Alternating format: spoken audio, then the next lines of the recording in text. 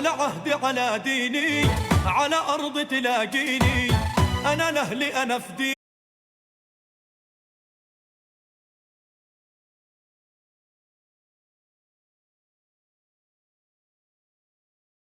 على أرض تلاقيني أنا لأهلي أنا فديهم والله أنا دمي فلسطيني فلسطيني فلسطيني أنا دمي فلسطيني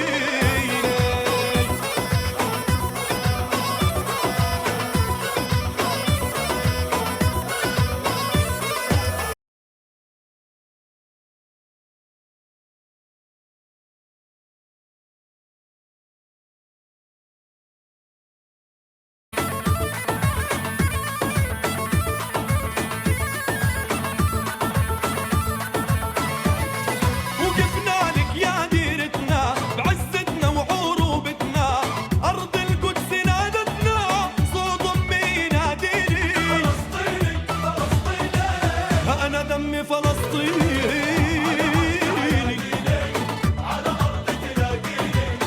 أنا لأهلي أنا فديهم أنا دمي فلسطيني فلسطيني فلسطيني أنا دمي فلسطيني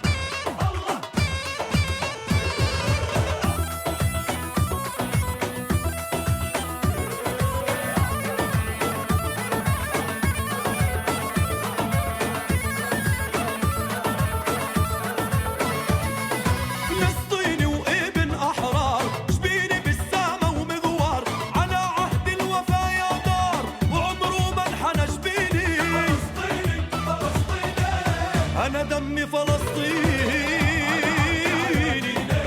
على أرض تلاقيني أنا لأهلي أنا فديهم أنا دمي فلسطيني فلسطيني فلسطيني أنا دمي فلسطيني.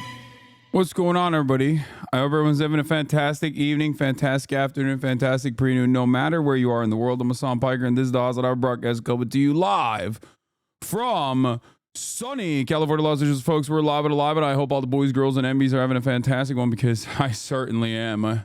It's a fucking fantastic day today. I certainly am having a fantastic one, and I hope you are as well. I'm Hasan Piker, coming to you live from sunny California, Los Angeles. Folks, we're live and alive, and I hope all the boys, girls, and MBs are having a fantastic one, just as I am, because today's a beautiful day. Today's a wonderful day. Today is a fantastic day, an incredible day, a day where there's like a modicum, there's a day of a modicum of dignity and you know, international rule based order, a day filled to the brim, chock full of fun and goodies, a day where a lot of your enemies and mine, enemies of mankind, enemies of humanity, get their comeuppance even for a little bit. And we're going to be talking about all of that. That was, of course, Muhammad Asaf's Dammi Falastini. Okay, we got Bolsonaro indicted. Oh my God. Oh my God. Oh my God. I should just, for the rest of the day, I should just only play crab music. You know what I mean? Oh, we should, oof. Like, I should just play the crab dance all day, every day. The International Criminal Court. Wow. Wow. By the way, I just realized this is the most Arab I've ever looked in my entire life. With the exception of the pearl necklace, like, this is the most, like, Turkish uncle, Arab uncle I've ever looked in my whole damn life, dude. This is crazy.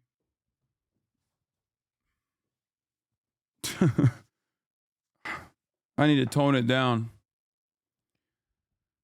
Anyway, ladies and gentlemen, good things come in threes, I guess. And there's a lot happening. Are you wearing cologne? Of course, I wear a shit ton of cologne. AKP seçim mitinginde sahneye çıkacak gibi duruyorsun. Aynen ha. Tam öyle bir halim var yani. How's Kai? Did she get space? She did not. Well, but yeah, before I get to the news and all the celebration and whatnot, this is the part of the broadcast where I tell you about my personal news. Is of course, it is Thursday, November 21st, 2024. I am a little late and I apologize for the delay, and there's a good reason for it. I had to do a bunch of phone calls and stuff, and I also had to take Kaya to the vet this morning. I took Kaya to the vet this morning because I wanted to get her spayed. I wanted to get her spayed before she actually goes on her period again, because holy fuck, I don't want to deal with her going on her period and then getting pseudo pregnant again like last time. So, new sponsor. Do we have a code? Paliroots sponsor? What? No. What? No. What is Paliroots? Anyway, I wanted to get her spayed, and I unfortunately couldn't, because vets are some of the biggest money hungry people out there. Like, no disrespect to all the vets and the vet techs and shit in the chat, but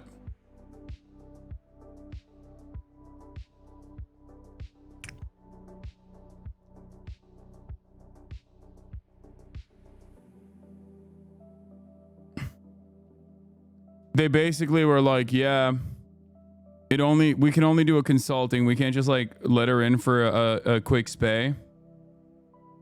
So like, okay, so they did blood work and stuff. She's sleeping right now. Well, you can probably see, hold on. You can see her little band-aid, her little bandage on the arm there. Anyway, but yeah, we did the consulting. And then they also wanted to go in there because she's a big dog. They were talking about how, like, oh, well, if we do this procedure when she's under, we would like to do potentially a gastropexy. Like, when she's under for the spay, we could do a gastropexy as well. A surgical procedure that attaches a dog's stomach to its abdominal wall or diaphragm to prevent gastric dilation and volvulus, GDV. I don't know what the fuck that is. And I was like, it's for her safety, not because of money. No, I know she's a big girl and that's probably important for her to do, but they were like, we won't be able to, but that's a larger procedure overall and not many places can do it. So we can't do this. We can't do this yet. You know, there's just, it was a lot. It's a lot happening. But I don't even have a good time for when she can get spayed. And I think she is going to end up getting freaking, she's going to end up going through her heat cycle again. I can tell that I have the father instincts, basically, where I can tell when my daughter is on her period or about to get on her heat cycle.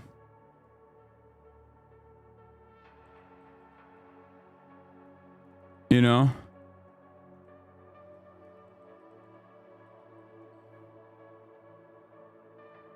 Like, she has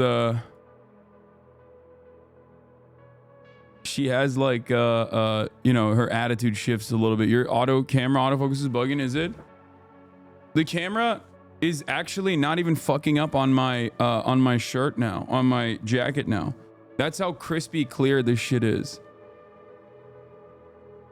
Where's your sash from? This is I got this at the DNC. One of the dudes who was like an uncommitted guy walked up to me and was like, I want to give this to you. Yeah.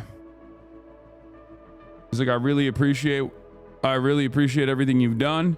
I really appreciate everything you've been saying. You know, keep fighting the good fight.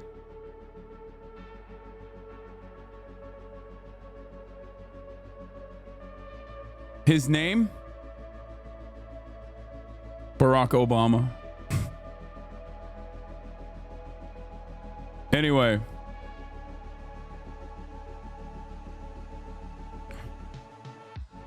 Yeah.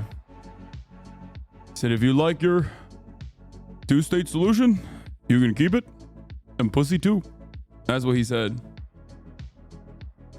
Yeah, I just and the recovery is gonna take a while for Kaya anyway, so considering that I'm going to fucking I'm going to England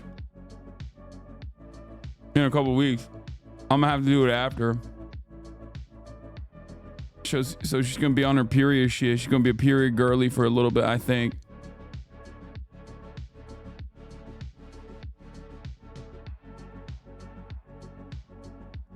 But yeah, Senate Dems are being pathetic little cowards. What else is new? The nonprofit killer is back. We'll talk about all of that. But yeah, personal news wise, ladies and gentlemen, boys, girls, MBs. Personal news, people are wondering what has happened since you ended the broadcast. And let me tell you, I shot the pod last night. Another banger episode in the works, another banger episode in the books. And I think that, you know, it's going to be a good one. It's going to be a good one. But other than that, what did I do? Nick leaked your parasocial text? No. Social wave on twitch.television. In our little circle, at least. But that's no way. Would you believe me if I told you? No, stop. That wasn't my intention. Would you believe me? No. It's actually getting so bad that Hasan texted me this morning. Mr. Nick, been watching you Bro! for years. You know what you're doing. He texted me this morning and said, I'm a fucking parasocialist now. Did you go on a date with Nora? Hasan. Stop, Nick. Why are you outing me, bro? That's crazy. And then I said, well, I guess it's not parasocial because we're boys. That's crazy. There is a difference between being a parasocial shipper and someone who just asks a text via text message, a private correspondence with their fucking boy, dude. God damn. That's crazy. I can't, dude. This motherfucker called me out. Yo! Yo! Dude, no way. No. That was I didn't ask that question. I didn't ask that question. I should have said off the record. This man, bro, chill. This man. Yo, first of all, let me just clear up something. let me just start by clearing up something, okay? When I ask him that question, okay, it's a little bit different than you guys shipping or you guys asking these sorts of questions, okay? Because I'm his friend, okay? That's called being a friend, okay? That's different. That's entirely different, okay? Like with Agent and Cinna, I was a parasocial shipper from afar. With nephew, with Jason, I'm a parasocial shipper from afar. Even though I love Jason, I know Jason, I don't know the other parties involved. You know what I mean? It's not the same. This is a very different thing. Okay, I just want you to know. Okay, stop. Bro, the bond has been severed. This is so bad. Yeah, the bro bond has been severed. This is Nick getting back to me. This is Nick cooking my ass because I got him prominent placement on Fox News. Fox News reached out to comment for Nick Pollum on his opinion on the Ansar Allah movement. Oh, that's so funny. That's so funny. All right. Everybody shut the fuck up. I did have such a fantastic time in Texas, though. Crumble cookies, hanging out with friends, just not a care in the fucking world. It was awesome. Nick's response to Fox News. Let me tell you why. Y'all think it's some fucking gotcha, okay? I was reading LSF yesterday, right? Because I got mentioned in this Fox News article, which I told you was going to happen anyways. And one of the dumbass commenters was feeling himself so much. They were talking about me. They're like, Nick, you reap what you sow. All it said in the article was no comment. What did I fucking sow, you fucking moron? Boom. Fucking get his ass. Hello? Get his ass. Also, that article is bullshit anyway. It doesn't fucking matter. And what's fantastic about it is that they treated him as like a serious entity in the situation. My favorite comment on LSF was people being like, Nick Pollum could have used this opportunity to talk about Pollumism. Nick Pollum could have used this opportunity to talk about Pollumism instead. Instead, what did he do? The coward. He goes on to say he doesn't give a shit about this. It means nothing to him. He's Hello? right. The article does nothing to me. No one cares. But he just felt like he was so fucking powerful. Ban the phrase.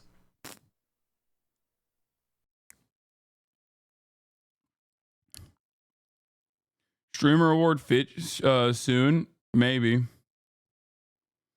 Okay. Good news. More good news, by the way, from Germany. Inveterate Holocaust denier Haverbeck dies at 96. Bro, how can you be German, 96 years old, and deny the Holocaust? What the fuck? Wait, you were there. Yeah, like, you probably participated in it. What are you talking about? It's gotta be. Is this like an Alzheimer's thing? Like, is that what it is? Where she just like only remembers a time from right before the Holocaust started and nothing else? She said, not my Adolf. Not mine Adolf. She's very well known. She went to jail a couple times for it. Dude, that is so funny. Okay, this is like a bit. Okay, God, that's hilarious, dude. This is the most unintentionally funny thing Germans have ever done. Having a 96-year-old Holocaust denier consistently going in and out of jail for routinely denying the Holocaust is hilarious. Bitch, you were there. Fuck you mean?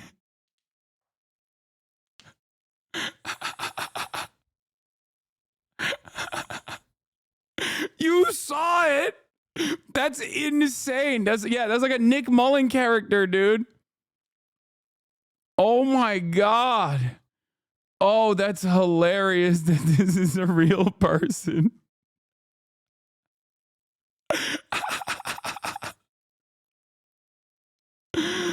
Oh, Jesus Christ, dude. She was also married to a former SS dude. Yeah, that's like half of Germany, dude. What are you talking about? If you're German over the age of like 80, yes, you either were a fucking Nazi or you were married to a fucking Nazi. Yes, every German's grandpappy to a certain degree was at least just kind of, you know, they're along for the ride.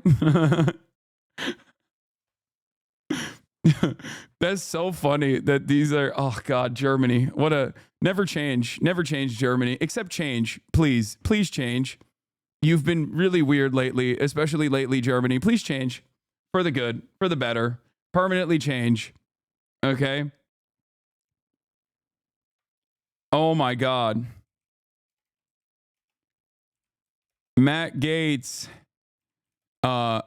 resigns from AG slot over Pedogate.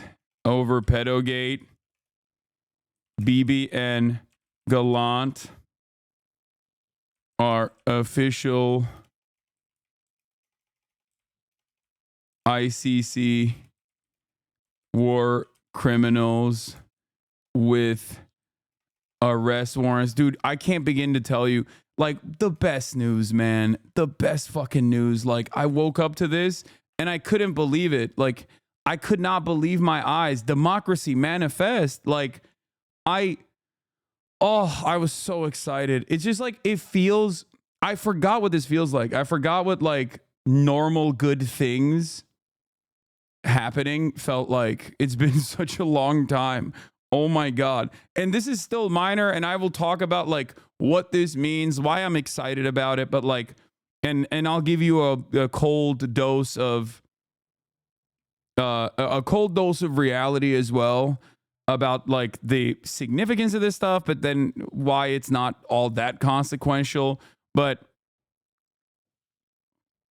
it is a it's still a fantastic day, and we should cherish it. Your hateful rhetoric is spreading. You can't be racist towards Italians. You can't be racist towards Italians. Okay, as if that's gonna stop me from giving it my best shot. I am such a... Oh, that's funny. Anyway, Matt Gaetz resigns from AG slot over Pedogate. BB and Gallant are official ICC war criminals with arrest warrants. Bolsonaro indicted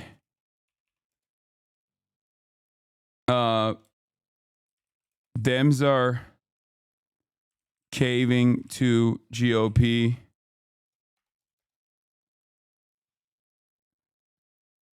Aaron Reed on Majority Report today was ominous as fuck.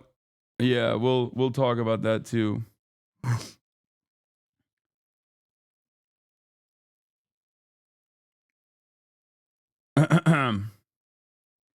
Trudeau on the warrant. Oh damn, he popped off on it. This lighting makes you look unwell, brother.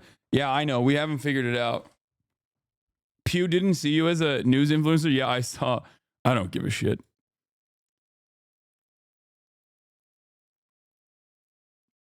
New Alveus edit from Emma. People are saying sex criminal tech tone, and I have no idea what the fuck happened there. But if you think that on a day like this, I am going to talk about that fucking ogre, you are mistaken. You are sorely mistaken. Okay? I know that, you know, we're on Twitch, and a lot of people on Twitch care about Twitch-related things, but real news are happening on the planet, and I'm sorry, I do not care about some content creator being the weird. I don't know what the fuck happened. There's like so much more happening in the world than whatever the fuck is going on with Tectone.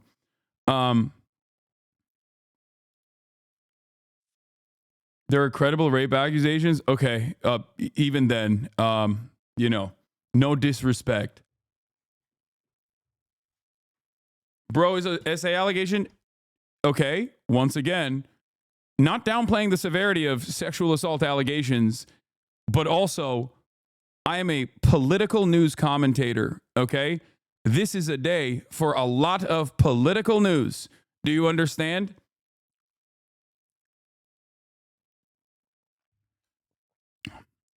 You reposted my baby brother's TikTok video about champagne socialism. That was fucking awesome. He was ecstatic. Yeah, I saw that. He did a great job with that video. Tom Cotton wants to invade The Hague. Let's go. Let's fucking go. Oh my God, America's downfall, dude. What is happening? Oh God, what are they going to do? They're going to do some crazy shit, bro. Matt Gaetz resigns from AG slot over Pedogate. BB and Gallant are official war criminals with arrest warrants. Congress is tweeting like anime villains over it. Bolsonaro indicted. Dems are caving the GOP. So much news. Get in now. Bad day for the Hasan is always wrong people, you know? Real bad day for all the people that consistently make a living off of talking about how stupid I am or how wrong I am or how, you know, it's just not. People that rely on the evilness of our institutions that oftentimes never really get harassed or criticized over being wrong, but year of vindication is still upon us. Yes, I will discuss HR 9495 today. Yes, I will. I know exactly what it is. I've covered it a million fucking times over. Calm down. We're going to talk about it, okay? Does anyone have a good blast off meme? Hasan is smug people having a good day though. I mean, it's yeah, I'm gonna fucking enjoy the brief modicum of decency that I am experiencing, okay?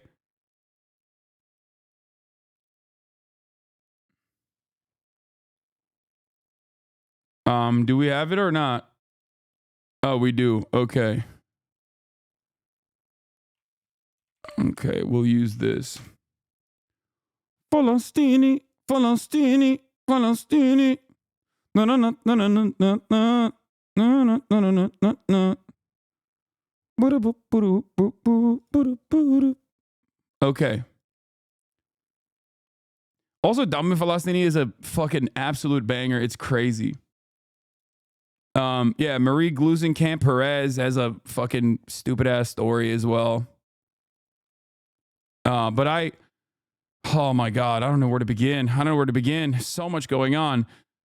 So much going on. Woo! I forgot what like even a little bit of happiness feels like. I straight up forgot because everything is always so bad, so awful all the time. And, you know, you got horrifying Trump cabinet picks. Israel is doing man-made horrors beyond human comprehension every single day in Gaza and in Lebanon as well, with seemingly no legal recourse whatsoever, and seemingly no end. No one fucking cares about it in the Western world, and that's what it feels like, at least. Or our politicians are like actively undermining the people that are speaking out against this sort of thing, and then all of a sudden you get these like news back to back to back. Okay. You get these fucking news back to back to back to back. And it's like, oh my God, let me be happy for a moment, you know, and you should too. You should too. You should experience a moment of joy and elation because this is a little bit of breathing room. You know, this is a little reminder. Okay. A brief moment of humanity being restored. A reminder that, like, you're not insane, okay? That, no, we are led by villains, okay? We are led by bad people. We are led by villains who are actively undermining their own humanity, who are actively making it seem like, you know, Israel's actions are not significant nor consequential, that no punishments will ever be dished out towards them. Today is the first step towards hope, okay? Satan Yahoo, baby. Packwatch, okay? I forgot. 3 Rosmian, thank you for the 100 gifted. Stop giving a shite. Thank you for the 20 gifted subs. It's definitely a good day for humanity, moving in the direction, albeit marginally. Okay? Albeit marginally, moving in the correct direction. Now, let's just get started on what we're gonna do. We're gonna do reactions in a second, but I think honestly, you know, one more time, I think. Ladies and gentlemen, boys, girls, and MBs from all around the world, as of today, the arrest warrant from the International Criminal Court for war criminals, Prime Minister of Israel, Benjamin Netanyahu, and war criminal Defense Minister of Israel, Yoav Gallant, have officially been filed. They are now officially war criminals who will not be able to go to any of the ICC countries under the Rome Statute without fear of being arrested, only to be put on trial at The Hague. That's right. For once, these institutions, these international institutions of justice, for once, have shown resilience, have shown a backbone, a moral backbone, and done the right thing. Do you understand? Lock him up! Lock him up! That's right. Benjamin Netanyahu and Yoav Gallant are now officially declared war criminals. And we're going to be looking at the State Department reactions in a brief moment.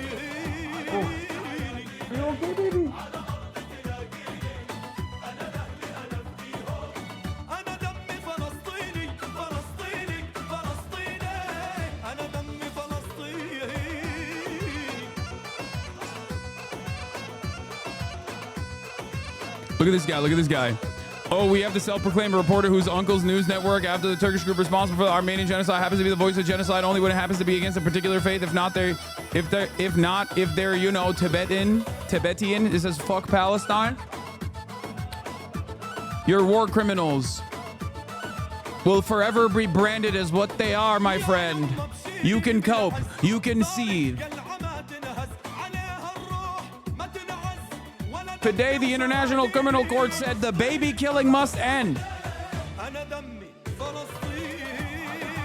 Cry harder, you fucking Nazi! Cry harder, you fucking Nazi piece of shit. Here, I got another one for you. Oh, suck my fucking Turkish cock, bitch.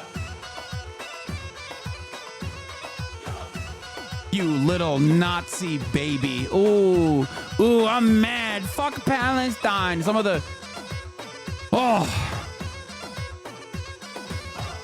most defenseless people out there on the fucking planet, completely written off by the rest of the supposed intellectuals of the Western world, and you're over here fucking flexing in the eve of any sort of fucking decency coming from any sort of European institution. I never thought I would ever see the day in my whole damn life.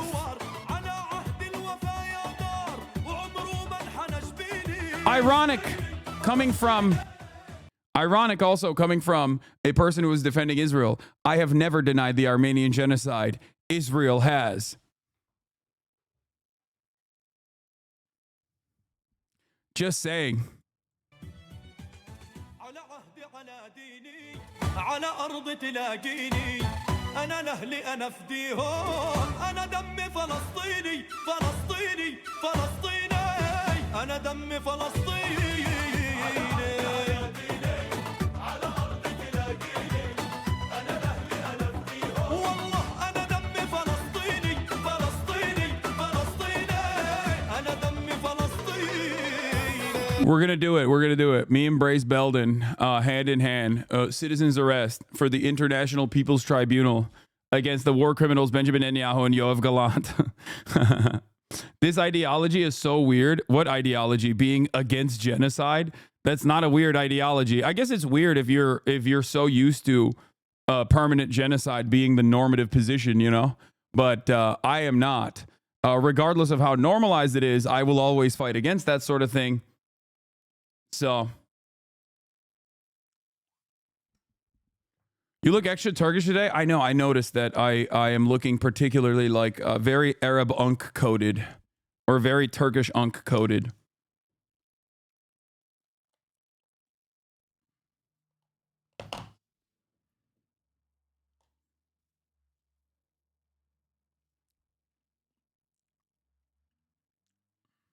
Anyway, I mean, this is my dad's jacket, so.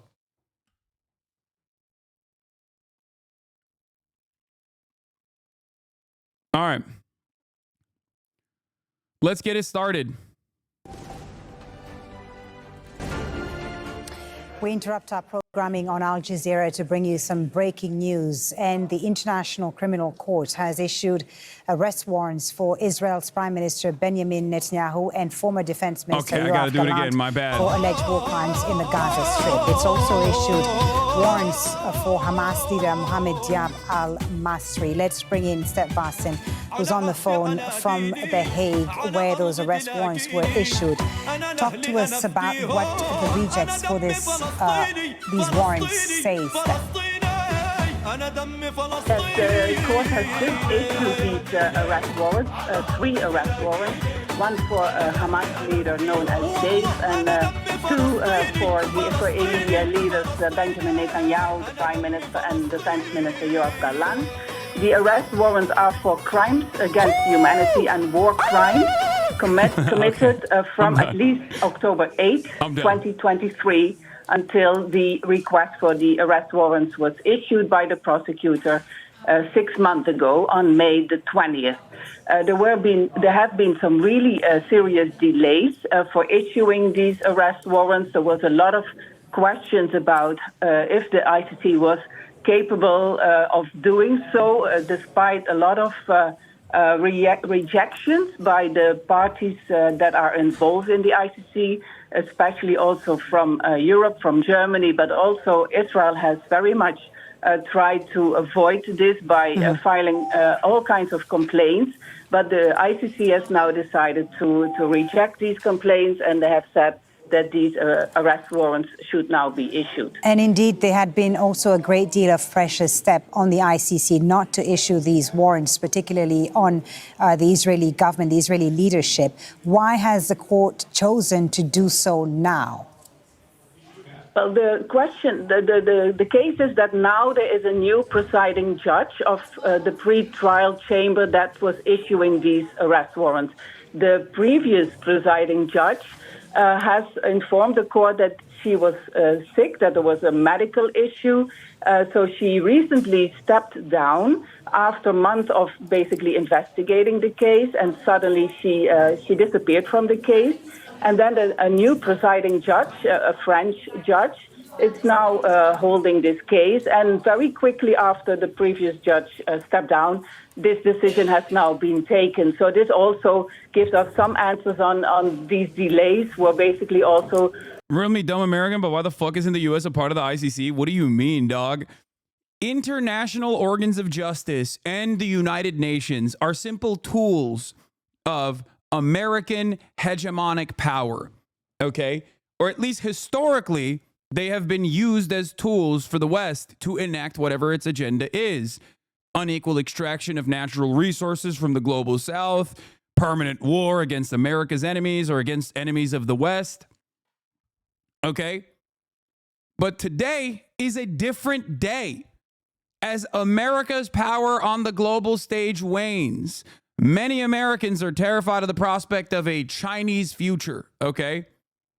But in the interim period, given Israel's unconscionable actions, given the Israeli government's inhumanity and consistent violence, unending violence, regardless of America's protection, America's attack dog gets at least one mark on its track record, on its otherwise stainless history. Okay? These institutions do not work against America or its allies. This is the first ever instance in my lifetime where I have seen this. Okay? This is fantastic. Okay? This is fucking fantastic. America can try to consistently defend Israel throughout this process, as they have and they will. But this directly puts them at odds with many reasonable, moral people in Europe that look towards this, okay? Not just in your lifetime. It's the first time since World War II it's been used against a Western nation. And, I mean, that's when it was created. Like, feeling this tweet right now? Yeah, firm believer in international rule-based order right now until Biden nukes The Hague.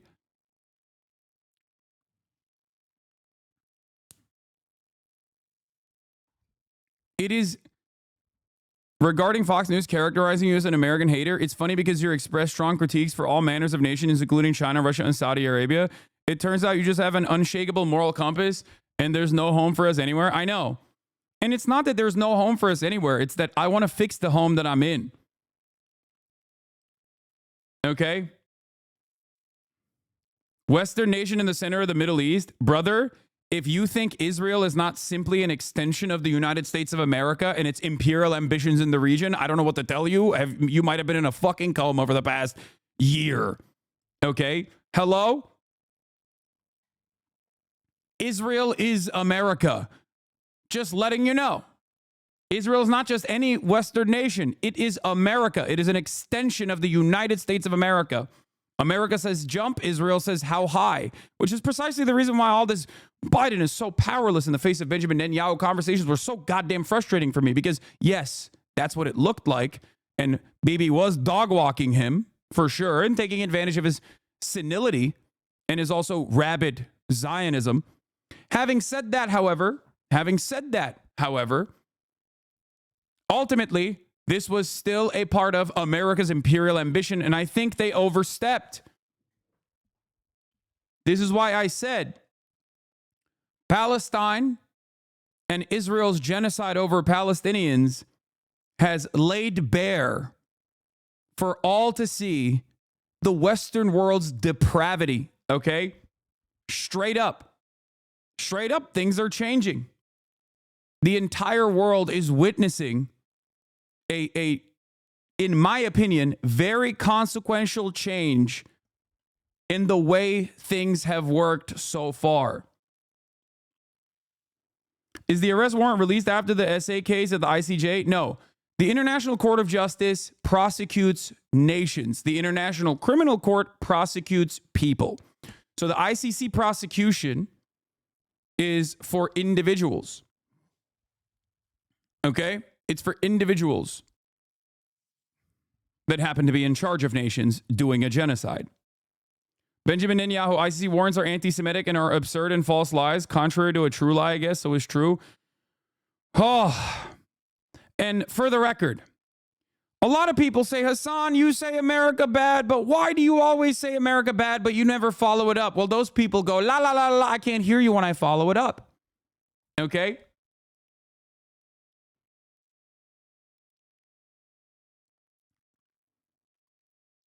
You must understand something very important right now. It is not an accident that every single fucking senator and every single congressperson in the United States of America, with the exception of like a handful, are currently tweeting like they're fucking Sephiroth. They're all out there tweeting like anime villains. They're baying for blood. They're seeing red. They're like, we have to nuke The Hague. Down to the wire, down to the likes of Thomas Cotton. The ICC is a kangaroo court and Kareem Khan is a deranged fanatic. Woe to him and anyone who tries to enforce these outlaw warrants. Let me give them all a friendly reminder. The American law on the ICC is known as the Hague Invasion Act for a reason. Think about it.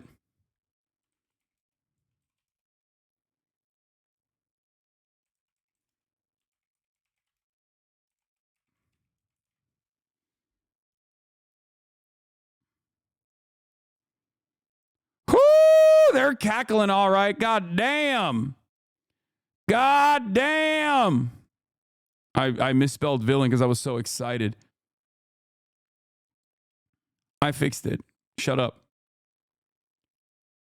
Holy fucking shit, just saying that out loud. Tom Cotton has literally talked about using the military on Black Lives Matter protesters, wrote about it on the New York Times. Tom Cotton has also talked about killing pro-Palestinian protesters and climate change protesters. Tom Cotton does not give a fuck. He is a straightforward Nazi. Tom Cotton, very famously, if you guys recall, was the guy who pulled up the Singaporean CEO of TikTok to be like, what kind of Chinese are you, boy?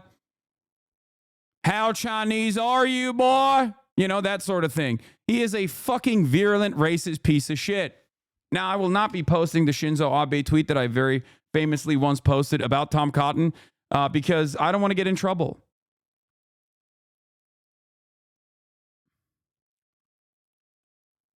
Of course,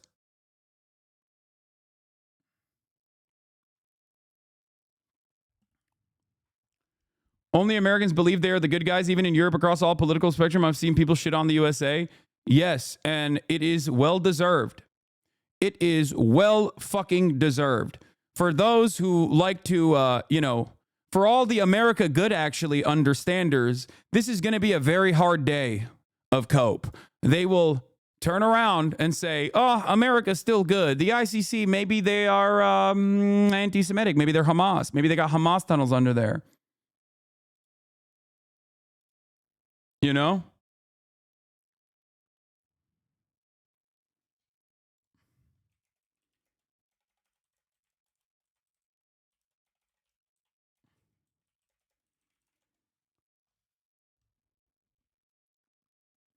Anyway. Whoo! The U.S. rejected the warrant. We knew that they were going to reject the warrant. They have been actively pressuring the ICC's warrant application to not go through until this very moment. So that is not surprising to me, nor is it shocking to me. America can say whatever the fuck it wants. They will cope and they will seethe. Okay? EU Secretary of State. Oh God, I'm so hard right now. I'm not even hard. I'm just elated. Okay.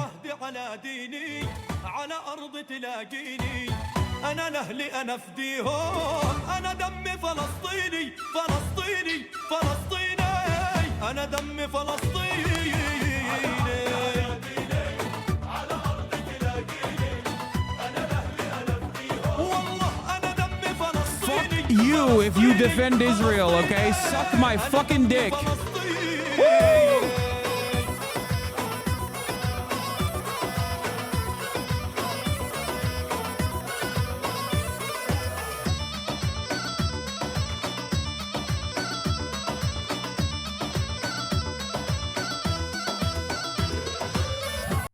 Oh my God. All right. Oh, so good. So fucking good. Oh, I feel so fucking good. We're playing propaganda again? Yes. This is a very famous pro-Palestinian song. So, of course, it's inherently going to be considered anti-Semitic because the existence of Palestine and the existence of Palestinians and any sort of mention of Palestine or Palestinians is inherently anti-Semitic according to those who choose to silence any sort of fucking criticism. So do they also disagree with the decision to issue warrants against Hamas leaders? No, that part also is like so inconsequential in the grand scheme of things because that part is expected. The unexpected part is that someone that is firmly within the American sphere of influence, but not necessarily just in the American sphere of influence, but also protected by the American government so thoroughly could ever be declared a war criminal. This is unique. This is new. This is a welcomed correction. Okay? Oh my God. Also, most of the fucking Palestinian leadership that they declared war criminals for October 7 have been assassinated by Israel regardless. So this was this is exactly what I thought as well. State Department press briefing canceled for today. Oh no. Oh no. Yeah, Ana Dammi Falastini means my blood is Palestinian, by the way. Please do not laugh at this. State departments only do this when they are in great distress. Okay, citizens arrest time, baby. Citizens arrest time, baby. Woo! Buying time because now with the new judge, apparently there was no more hesitation and he took this decision together with two other judges. Remind our viewers, Sepp, of what the Israeli government and his former defense minister, as well as the Hamas leader, who's also been issued an arrest warrant with, what exactly are they being accused of? Yeah, these are the crimes against humanity and war crimes. And what the prosecutor really laid out last May was that starving the population of Gaza was a very important point for him to ask for these arrest warrants, but also... Something I noticed in my EU country subreddit suddenly seemed to be much more pro-Palestine after this warrant. Typical shit just a week ago. It was people who are pro-Israel. Yeah, a lot of liberals do care about these institutions, okay? They have not had the same cynical framework that I have been operating with because I wasn't just cynical. I was just realistic about the way things work, right? So, of course, they do care about that sort of thing. So it'll be much, much, much harder for them, I think, to defend this shit. The fact that there have been murders, attacks, of course, from the Israeli army. But one of the things that really stood out was the fact that the Israeli authorities and the Israeli army have been starving the population of Gaza, and that's something that's a very specific war crime that also has already some experience at the ICC in previous cases. So I think the prosecutor hopes that there will be a lot of evidence that he can use for to prove this case. Okay. Steph, we know that Israel doesn't accept the jurisdiction of the ICC, doesn't recognize the jurisdiction of the ICC. So what will this mean for this case against the Israeli leadership, Netanyahu and former Defense Minister Gallant? This will mean that every country that is part of the ICC, and from the top of my head, these are now 40 countries, they have the obligation to arrest Netanyahu, Gallant, and Dave when they come across these individuals. So this will mean in practice that it's going to be very difficult for Netanyahu to travel and Gallant as well to travel abroad, because the countries that are members of the ICC, for example, Germany, the UK, a lot of European countries as well, but also countries across the globe, have the obligation to arrest them and hand them over to The Hague, to the court. Okay, Steph, for the moment, thank you very much. Ali, great to have you with us. First, has there been any reaction to this so far in Israel?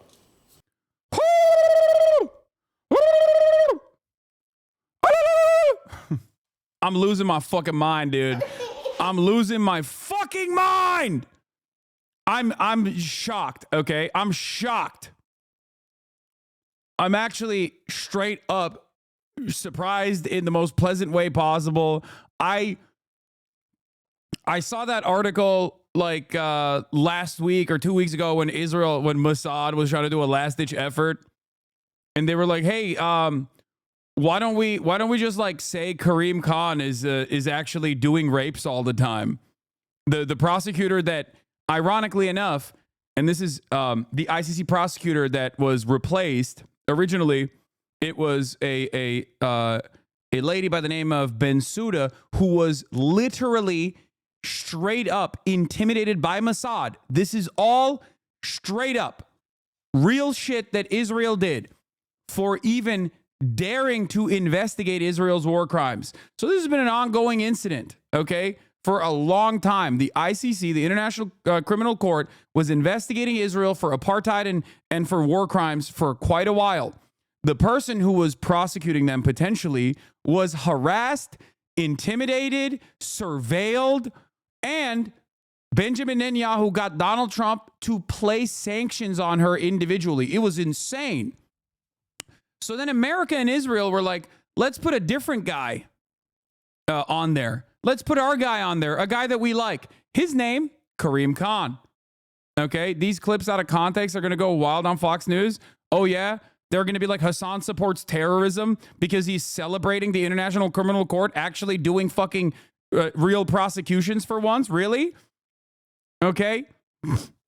Wow, that's crazy, man. I can't believe my fucking haters that say I want to do 9/11 over and over again are going to use this as an opportunity to fucking yell about me again. It does not matter. The truth does not change. This is what I tried to explain to people yesterday when we were reading the Fox News cancel piece, the hit piece.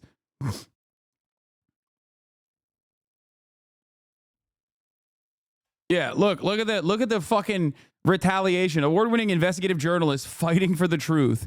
ICC judges, we know that in reality we don't have jurisdiction, but let's try and arrest the Jews anyway. The ICC's a anti-Semitic kangaroo court.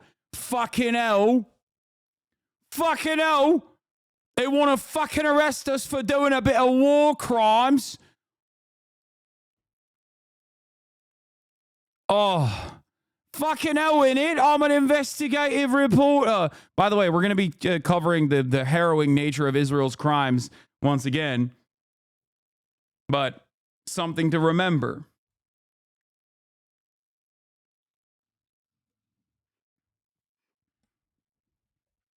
Israeli Prime Minister also called it a anti-Semitic. The anti-Semitic decision of the International Criminal Court is a modern Dreyfus trial and will end the same way. Israel utterly rejects the false and absurd charges of the International Criminal Court, a biased and discriminatory political body. No war is more just than the war Israel has been waging in Gaza since October 7th, 2023, when Hamas terrorist organization launched a murderous assault and perpetrated the largest massacre against the Jewish people since the Holocaust. The decision to issue an arrest warrant against the prime minister was made by a corrupt chief prosecutor who was trying to save himself from sexual harassment. See, this is what I mean. Bro, immediately, they were like, what can we do here? What can we do about Kareem Khan? Oh, he's a sexual assaulter, actually. And it was funny because, like, even Western media that normally would, jump to cover these sorts of things because they love this sort of shit, were like, yeah, while we want to take the allegations seriously, the timing of them were quite interesting, and it could be potentially a made up by Israel.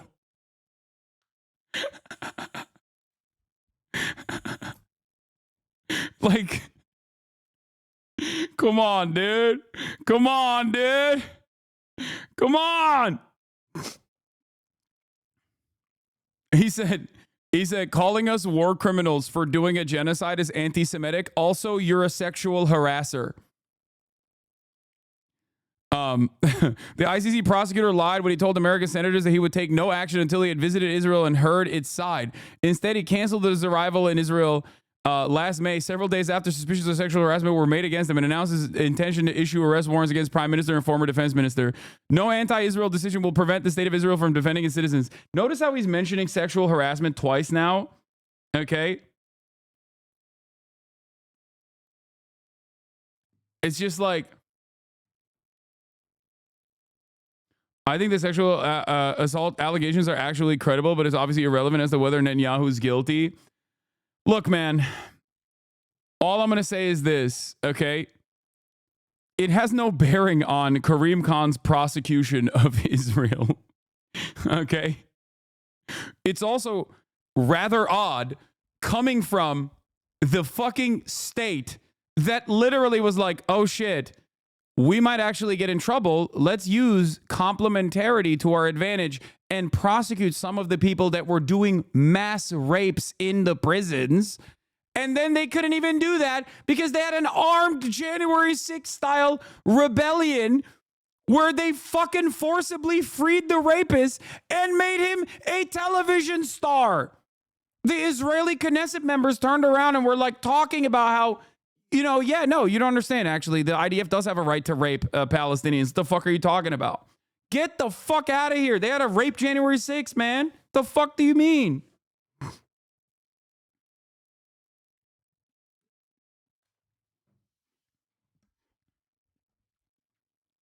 Some of you motherfuckers have no way of looking at a situation like this and immediately jump. And immediately jump to like whatever. Like it works. It works for a lot of you. Look, I've never read a Western report, a Western media report, okay, that immediately was like, there was sexual harassment allegations, but the timing of that is very suspicious, considering how much Israel has tried to intervene in the ICC. Like, I'm sorry. They could be credible. They could, okay? But if you think this has any bearing on this prosecution, you are fucking delusional and you're the biggest goddamn mark, the biggest sucker, the biggest rube of all time, okay? Ridiculous. Fucking ridiculous. Anyway, it's like the former prosecutor, they literally personally harassed the former prosecutor before Karim Khan. You understand that, right? Like they surveilled the former prosecutor before Karim Khan. They got America to place sanctions on the former prosecutor before Karim Khan.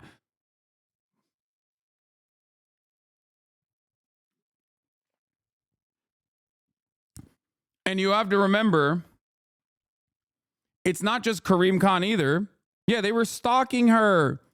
I covered it extensively. Israeli spy chief threatened ICC prosecutor over war crimes inquiry. They tapped her fucking phones to see exactly what she was actually going to create a case around so they could go back and like do some sort of prosecution to be like, yeah, what are you talking about? You can't interfere in our affairs. We're a democratic organization. We have democratic governance. We actually investigate our own war crimes, specifically the ones that, you know, we figured out by surveilling and tapping the phones of the former ICC prosecutor, Fatou Bensouda, to see exactly which war crimes she was actually focusing on so that we could actually use complementarity to our advantage as a deflection, as a shield. It's fucking insane, okay? The well is endless for depravity.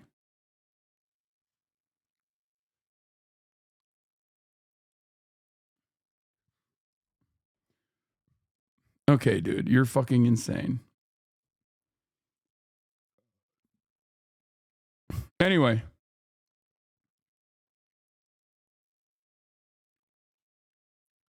So, just to help you understand a little bit about, like, you know, what is going on here. And there's a lot to talk about, but here, let's see what the ICC warrants mean. There hasn't been any reaction officially from Netanyahu's office. I have texted officials close to the Israeli Prime Minister, but there's been no reaction yet. But we know, or we can predict, how they will react, given that when the chief prosecutor for the International Criminal Court, Karim Khan, who's a British lawyer, first sought these arrest warrants, it was met with a lot of anger and, frankly, disbelief by senior members of the Israeli government and a lot of people in Israel as well. They were disgusted at the idea that the ICC could be investigating Israeli leaders for war crimes when it was Hamas that carried out the October the 7th attacks. But the initial request by the chief prosecutor of the ICC included, as well as Netanyahu and the former now defense minister Yoav Gallant, it included the two Hamas leaders, Yahya Sinwar and Ismail Haniyeh. Well, they're now both dead, killed by Israel, so they're no longer on the charge sheet, as it were. And Mohammed Daif, another senior member, commander of Hamas, an arrest warrant has been issued for him as well. Israel says that they had killed him, but Hamas have not confirmed it officially. So effectively 3 arrest warrants have been issued by the International Criminal Court, but the 2 most significant, for obvious reasons, are those against Benjamin Netanyahu and Yoav Gallant. The court, in their statement that they released, said that they have reasonable grounds to believe that those 2 men have been carrying out the war crime of starvation as a method of warfare and the crimes against humanity of murder, persecution, and other inhumane acts. Now, it's been quite a lengthy process to get to this point ever since the arrest warrants were first sought about 6 or 7 months ago. There have been a lot of legal challenges, in particular by the Israelis, against firstly the authority of the court to do this. The Israelis argue that the court doesn't have an authority to pursue claims related to Israel because they're not a signatory, or the Palestinian. But the court rejected that and said they do have jurisdiction over Palestinian territory. There's also been question marks over one of the judges on the panel and their suitability to take one of these decisions and whether or not they were suitably independent. But the court has rejected all that and has now issued these arrest warrants. So what does it mean? Well, practically, it would mean that Benjamin Netanyahu and Yoav Gallant couldn't travel to any state that is a signatory of the International Criminal Court. That's around 120 countries around the world, including many European countries, including the United Kingdom. And by rights, at least according to what those countries have signed up to, were Netanyahu to travel to any of those countries, he should be arrested by the police forces of those countries. And it'll be very interesting to see actually whether or what Keir Starmer and the Labour Party government's reaction is to this. Starmer, human rights lawyer by trade, shortly after Labour came to power, they actually removed an objection or a question mark that the British. What Gideon Levy take that scares me? Netanyahu, the ultimate victim in the eyes of many Israelis. Oh no, their fucking fascist leader that they only have increased in popularity as he's killed more babies is going to become more popular now in Israel. Yeah, I know. I don't give a fuck, okay? Fuck him. Now he can't go to Europe. Suck my dick. Now he can't go to Canada. Fuck you, Benjamin Netanyahu, okay? The only place he can travel to is going to be, the United States of America.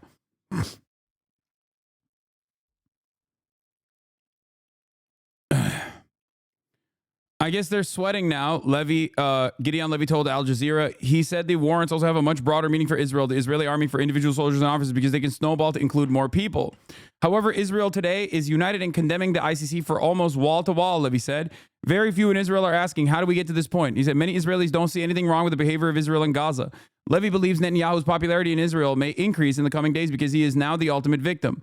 Now it's him against the whole world, and Israelis feel that he represents all of them. I mean, they did. His popularity only increased when he did shit like this, okay? So yeah. We didn't arrive at this conclusion yesterday. This didn't happen overnight. It was a long path with fascist acceleration happening in Israel day in and day out, especially amplified through Benjamin Netanyahu's reign over Israel in the past 30 fucking years.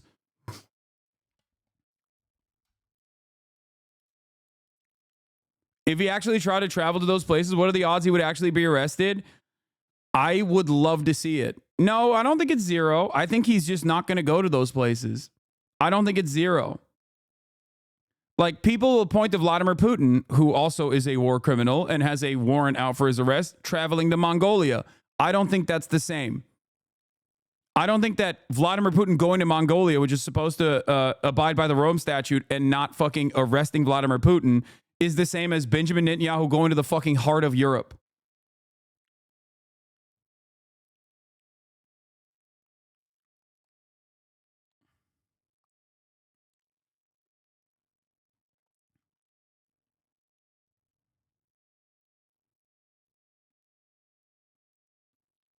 Mongolia is a little bit different than, I believe, South Africa, for example. Didn't Vladimir Putin not go to South Africa?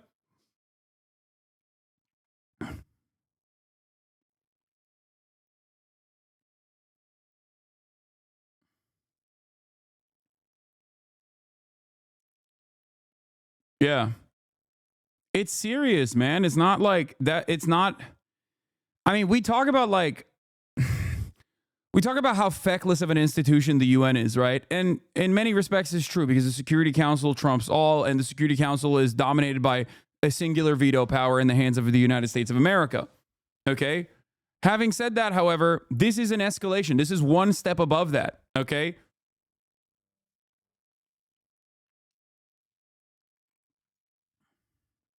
The ICC is a pretty, I mean, it's a pretty solid, well-respected institution.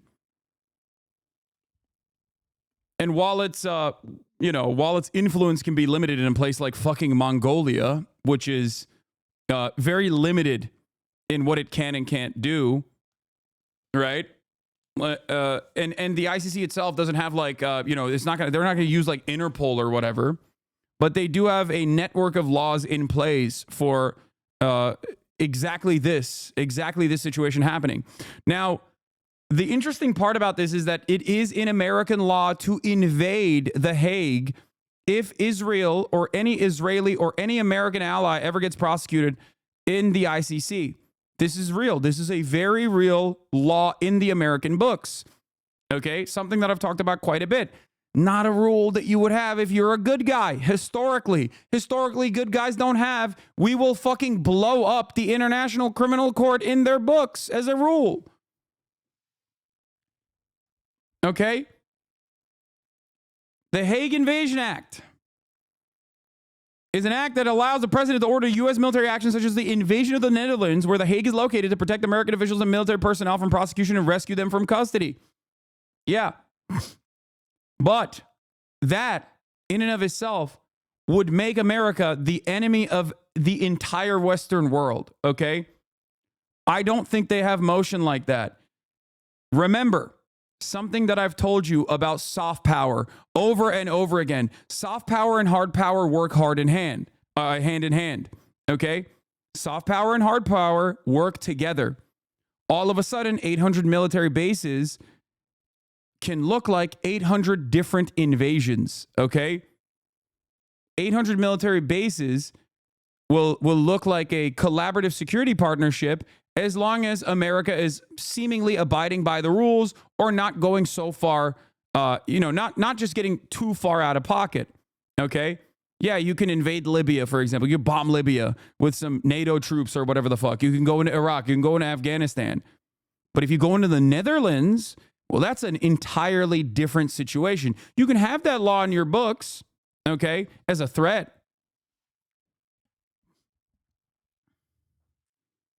Okay, you can have that law in your books as a threat.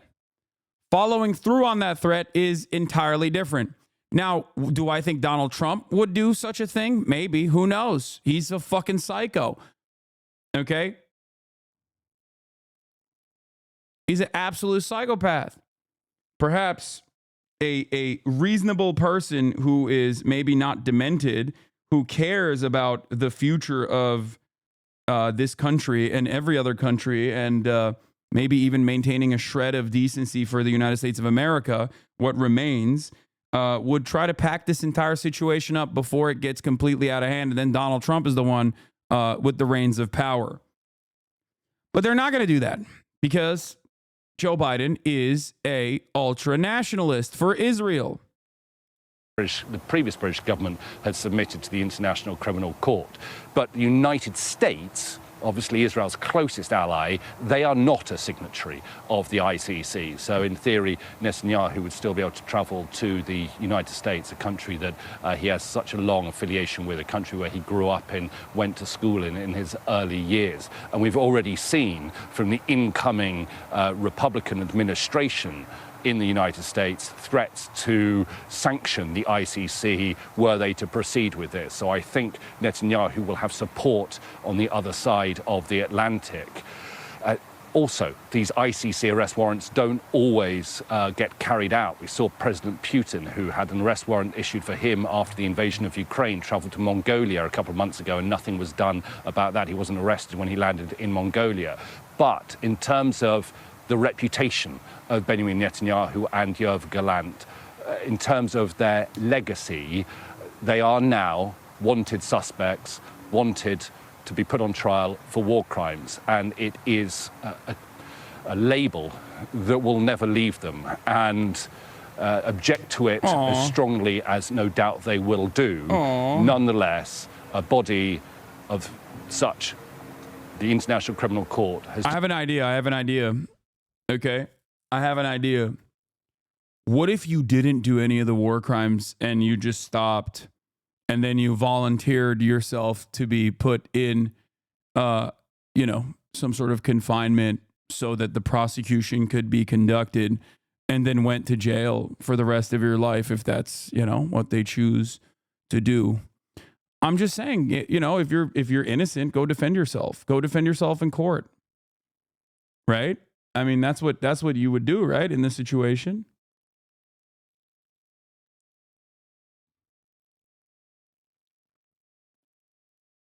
Decided, after many months of weighing up the evidence, that there is sufficient evidence to request arrest warrants against Israel's Prime Minister and former Defense Minister. And Ali, you say there's been no official reaction. This part is a little bit more tricky, but yes, Netanyahu would not be able to fly over Europe because they could potentially send jets, like fighter jets, to forcibly land his plane. Or if he has any sort of emergency landing due to mechanical or health reasons, he would, plausibly have to go to jail.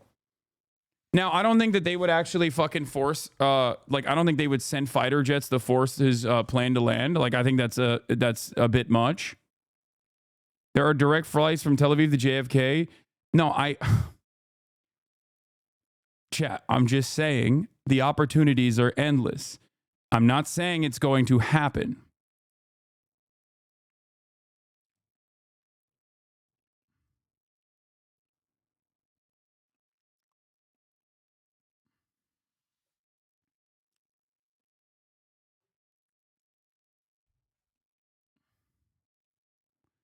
You should check the New York Times homepage right now. Oh, yeah, I'm sure they're not covering this story. It's probably not that important.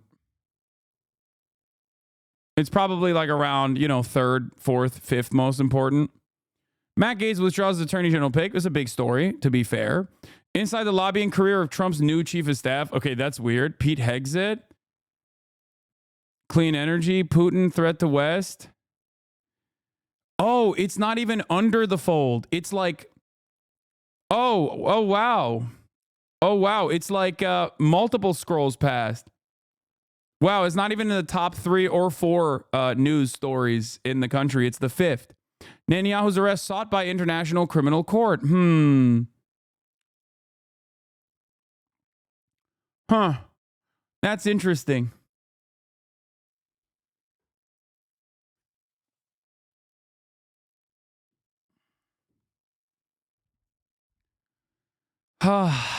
Arrest sought by court.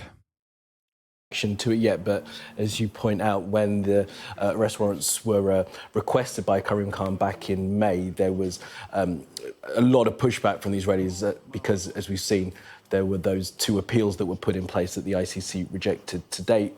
Now, it's a de facto travel ban for those countries that are part of the Rome Statute, part of the ICC. But I think the first requirement is on national courts to bring in that arrest warrant as well. And of course, Benjamin Netanyahu has his issue. Honestly, surprised your hit piece didn't end up higher. I know yours was in a different section. New York Times is not going to do a hit piece on me. They're not that depraved. Okay, that's like, leave that shit to the fucking Fox News and the New York Post of the world, okay? That's a little bit different.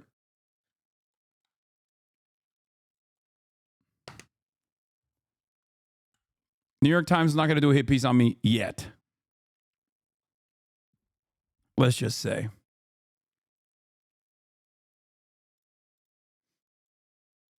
Boom. Easy money, baby. You come in here, you say some dumb shit, clap, get clap. One silly question I have for all the people that have just not been paying attention to anything that's going on in the world. I wonder if they will at any moment go, hey, maybe I should stop watching these fucking drama farmers who are either pro-Israel or noticeably absent from the conversation until there's an opportunity to shit on Hasan for being a critic of Israel. Probably not. What? Please ban me as well. I'll stop watching you then. No. You will not get banned until you say some bigoted shit. Issues with the Israeli courts at the moment. There are still those outstanding cases against him, and I'm not suggesting for a moment that an Israeli court would try and follow through on this arrest warrant from the ICC, but does this in any way build on some of the domestic pressure that Benjamin Netanyahu may be facing in that regard? You're right. I don't see a situation where the Israeli High Court, for example, will demand the arrest domestically of either Netanyahu or Gallant. But you never know what might happen in the future. And that will always play on Netanyahu. You never know what a court might do in 5 years hence, 10 years hence, for example. I think there are cases, I think there is precedent for courts in... I told you that AOC was absolutely the enemy and should be shunned from the left. Got a weak ban for it when she voted to make it illegal to not Sam Cham Israel Chai. I am vindicated. She voted to put you in jail, bro. What will it take for you to condemn her? Well, she didn't. She did not do that. She voted for I hate anti-Semitism messaging bill that was not even a bill. It was a resolution to urge to adopt the IHRA definition and codify it. she has in the past struck down and voted against IHRA codification bills, and she will continue to do so. I still do think that AOC's, like, even on a messaging bill like that, the fact that AOC voted yay on it is not, it's just ridiculous, I think. Having said that, however, if you think that she would vote to put forth a bill that would put me in jail, that vote would also put her in jail as well, which is why I thought it was very silly.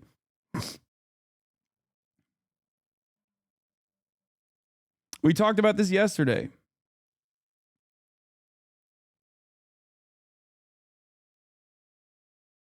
Like, my criticisms of AOC are, you know, I think fairly reasonable. Wait, she voted for the nonprofit killer? Fuck no. That's the point. She voted against the nonprofit killer. She voted against the former IHRA definition bill. Of course, she's not going to vote for the IHRA definition bill. This is a messaging bill. It's like oh, I don't like anti-Semitism is the way that they present it. And then there's urging to put the IHRA definition sneaking into that anti-Semitism bill. I still maintain the position that she should not have voted yay on it. Okay. She should not have. But this is not a what do you call it? This is not like a binding bill that will implement the IHRA definition. The resolution that urges for there to be a binding bill that actually adopts the IHRA definition. And I don't think she would vote for that. And she has literally voted against it in the past, as we looked at yesterday. This is not a defense of AOC. I am still against her voting on this bill.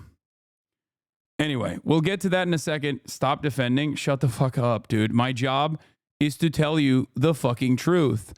I do not appreciate, nor do I think she did the right thing. Why the fuck are we talking about AOC as a moment of happiness? Shut the fuck up. My job is to explain to you things so you don't get fucking geared because you saw a bunch of wonderful people that I also like, okay, on Twitter, immediately go, AOC wants to throw you in jail for criticizing Israel, okay? I don't want you to be airheaded leftists that get duped by fucking memes. So I'm going to tell you what the truth is. Okay? This is not a defense of AOC. I don't think she did the right thing there at all. I think she did the wrong thing by voting yay on this message bill.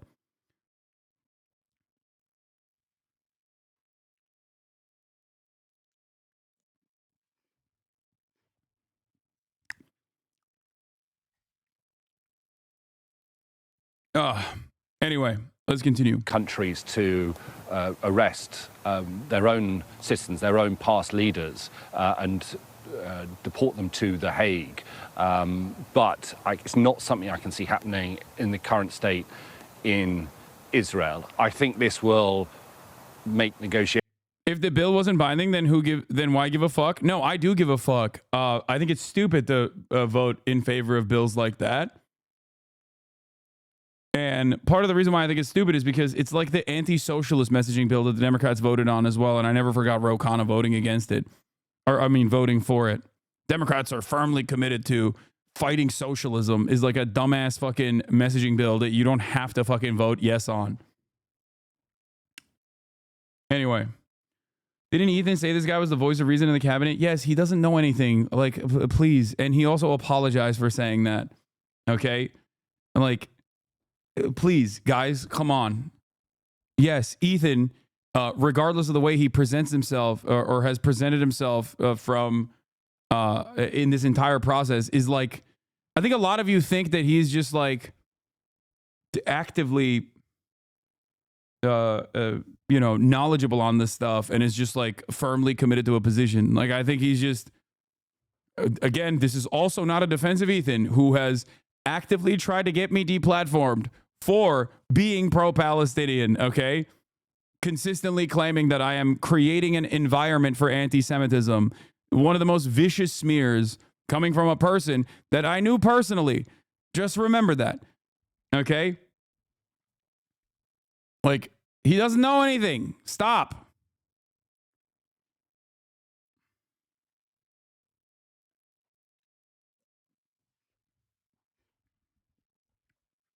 He didn't apologize, Hassan. He doubled down. I thought he did. I thought he was like, yeah, we didn't know. I thought he said his wife didn't know enough. Which, you know, you can be like, what the fuck do you mean? It's been a year. But I thought it was more so. I just don't want to even bring up Ethan, man. It's a fucking distraction. It's so dumb. Shut up. Oh, God. It's an even bigger distraction and stupid thing to talk about in this moment. Please, let's move on and let's eyes on the prize, lock in. Negotiations to bring about a ceasefire in Gaza potentially harder. I mean, they're difficult enough as it is at the moment. In terms of the timing of this, I think there probably are two factors. One is what is going on in northern Gaza at the moment, because Israel is being accused of carrying out anything between ethnic cleansing and genocide. I should point out the accusation of genocide is an accusation. It is not been formally labelled as such. That is a matter for another court, the ICJ, the International Court of Justice.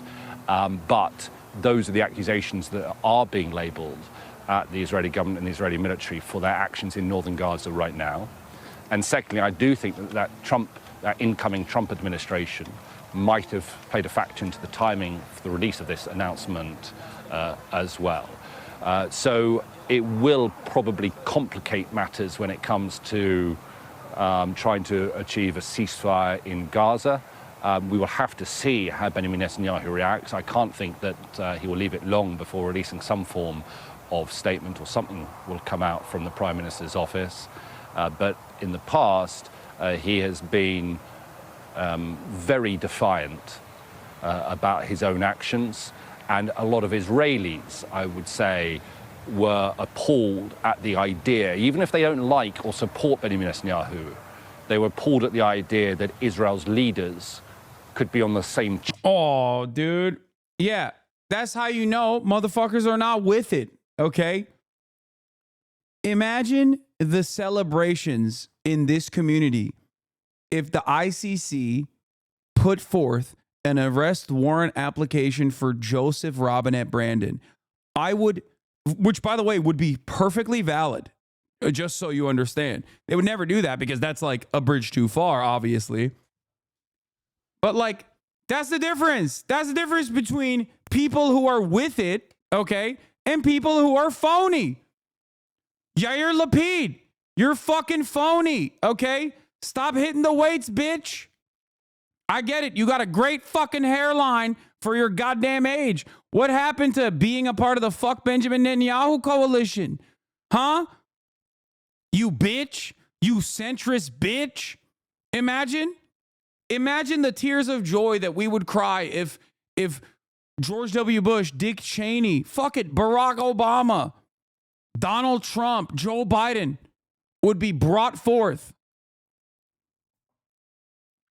in front of the ICC, Tony Blair. Oh, that's the difference.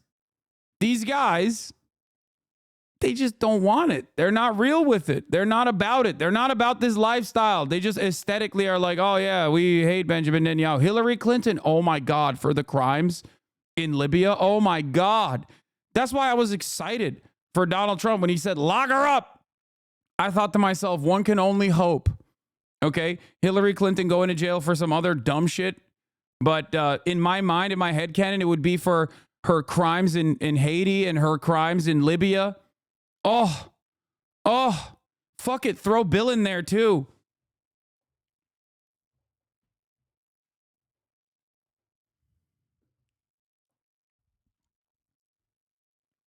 God damn.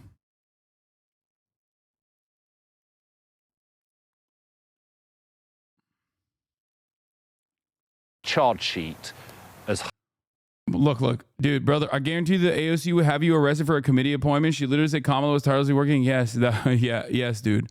You're right. AOC is the biggest enemy of the left. You got it. It's certainly not the hyperfixation of every fucking permanently online left is like criticizing AOC for silly shit that she says like this, okay, or cozying up and criticizing her bad political instincts for cozying up to the Biden administration is one thing.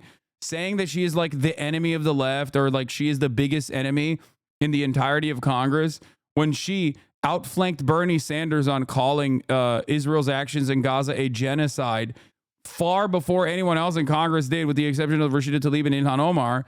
Please stop. Like, stop. I don't care, man. I don't. You're never gonna fucking penetrate the attitude that I have. Okay. I don't understand. Leftists get in their own fucking damn way every time, dude. They get in their own damn way all the fucking time. Like, this is supposed to be a moment of celebration, okay? And what are people doing online? They're like, fuck AOC. I don't care. Yes, she makes bad decisions, okay? Yes, and this voting for this message bill was one of them. But if you think this is the same shit people say about you, chat, understand this? Yeah, I just, it's just noise, please.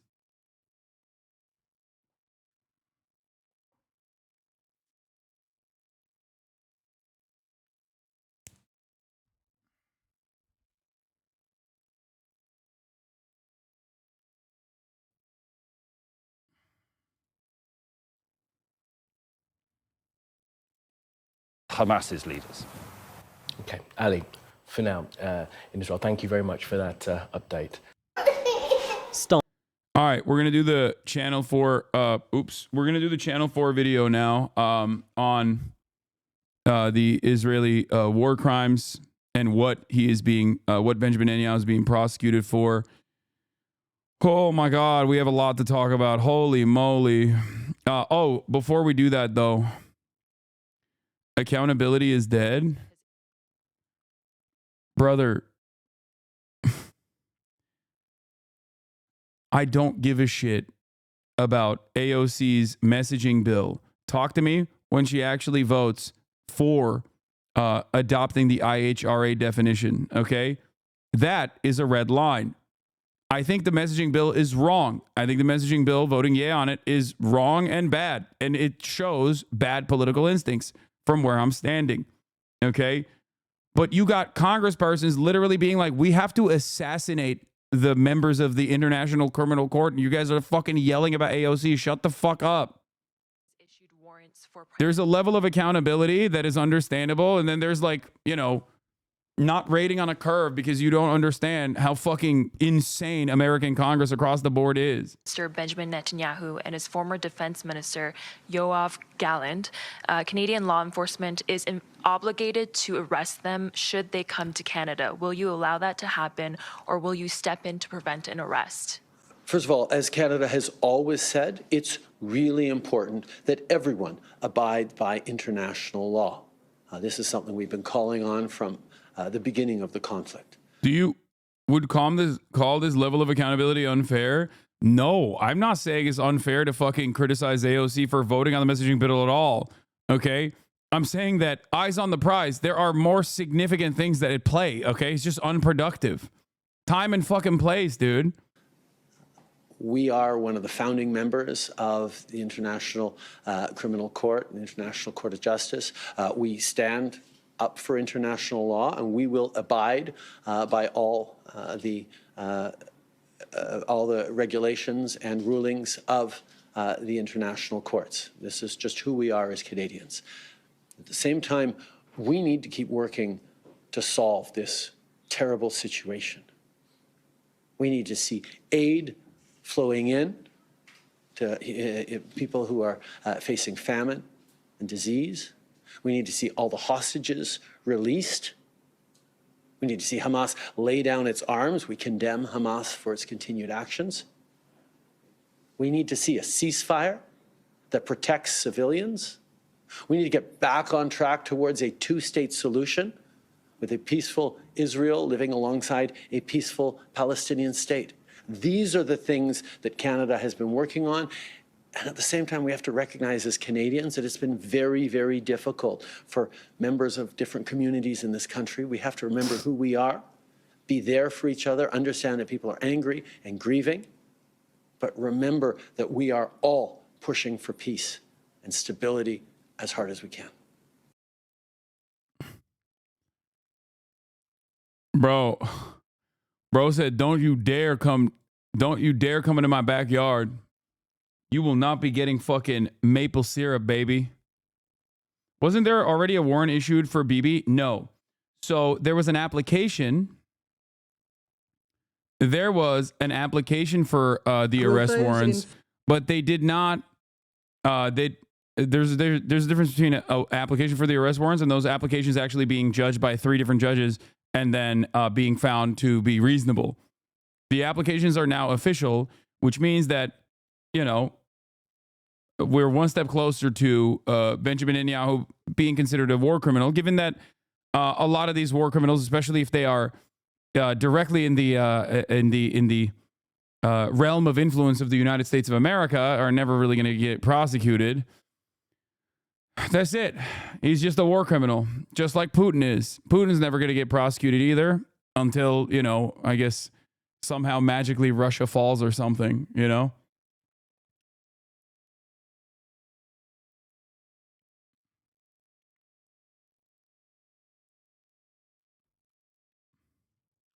We're going to talk about the White House's response as well in a second.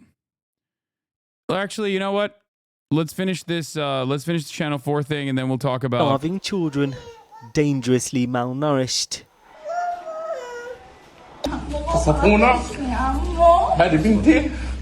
Amputations performed without anesthetic.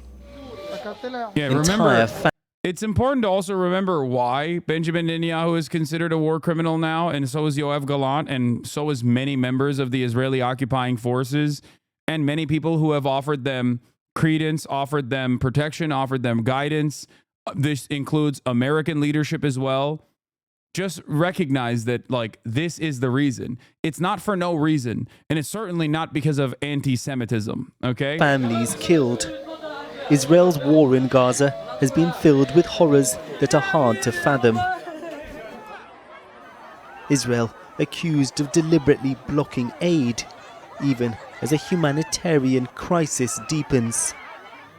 Today, it led to arrest warrants for Israeli Prime Minister Benjamin Netanyahu, as well as former Defense Minister Yoav Gallant, being issued by the International Criminal Court for their alleged role in the suffering. Judges ruled there are reasonable grounds to believe they are responsible for the war crime of starvation, as well as the crimes against humanity of murder, persecution and other inhumane acts, and of intentionally directing an attack against the civilian population. The court also issued a warrant for Hamas's military commander, Mohammed Deif, though he's believed to be dead, accusing him of crimes against humanity as part of a widespread and systematic attack against the civilian population of Israel on October the 7th. Another thing that we were talking about, by the way, I like that Vorlo just said, remember the standing ovation in Congress when he was speaking? Yeah, I do remember. And also so does the world and so does Channel 4. Because they're literally presenting it. Remember these fucking demons, okay? Remember what these fucking demons did. Never let them forget it, okay? I certainly have not forgotten, okay? But also, something that you guys, damn, bro, your Discord channel is a cesspool. What? My Discord channel? Fucking self-righteous assholes chat in the chat thinking they're better. Shut the fuck up. You're literally doing harm. What? What is happening, bro?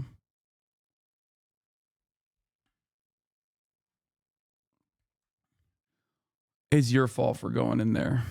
Okay? Let's continue.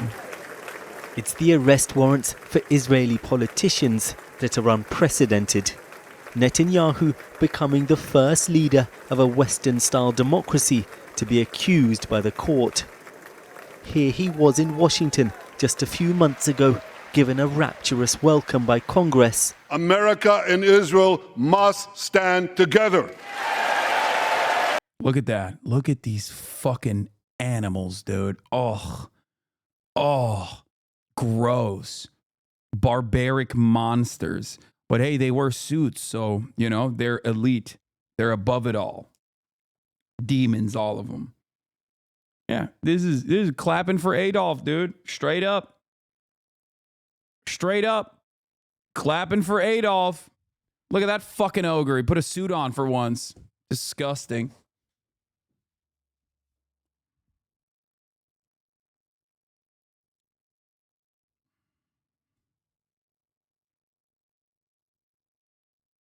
Pretty sure isn't it affiliated with the Discord? Hasanabi isn't affiliated with the Discord channel. If there was any sort of real justice in this world, every single person that gave a standing ovation and gave real cover to Benjamin Netanyahu, the war criminal, would also stand trial. Okay? Of course, that will not happen, but you know, that doesn't change the reality. It doesn't change the horror. It doesn't change the reality. It doesn't change their involvement.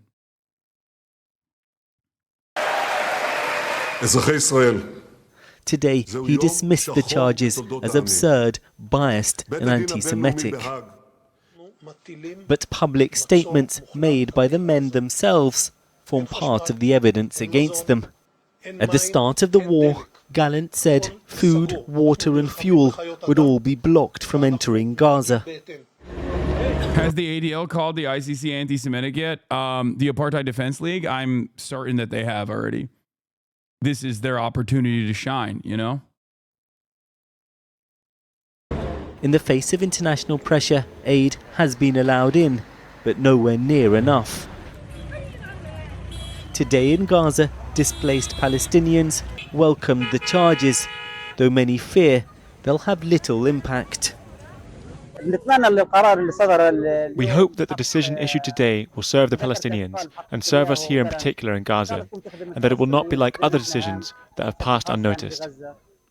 Will Netanyahu and Gallant ever face the judges at the ICC? Everyone knows it's unlikely. The court has no police force to arrest anyone. But trips like this to London before the war will now be much more difficult. Many of Israel's allies are members of the ICC and are now obliged to detain the men if they enter the country, though America is not and has rejected the warrants. In Israel, where focus remains on the hostages still held captive by Hamas, even staunch critics of Netanyahu spoke out in his defense. Oh, staunch critics of Netanyahu. Get the fuck out of here. Then you're not. Okay? You're not a staunch critic of Netanyahu. You're just not. If you're defending him in this moment, then you're not a critic of Netanyahu at all. You love him. You just, much like our liberals, want to have the fucking moral high ground. He does all of your wishes, but then you still get the chirp. Speaking of the ADL, 49 likes on this. Damn. The International Criminal Court's arrest warrant for Israeli Prime Minister Netanyahu and former Defense Minister Gallant is a shameful and wholly political action on the part of the court. The ICC's rationale is rooted in the unsubstantiated and specious claims which run counter to the realities of the ground in Gaza and send a disturbing message equating Israel's war of self-defense with Hamas's terrorism. The court has ignored its own principles and practices in service of a political ruling. The court's moral lapse only serves to further embolden extremists and incite violence against Jews in Israel. We urge global leaders to unequivocally reject the ICC's wrong and dangerous decision.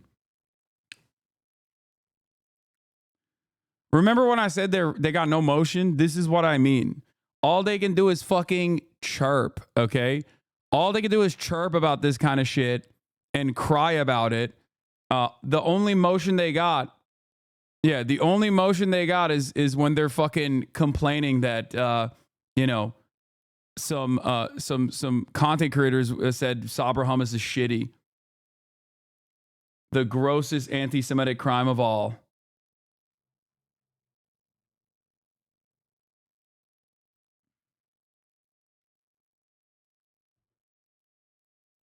Press Sec just spoke. We'll do it again. Hold on. We'll get to it. Don't worry.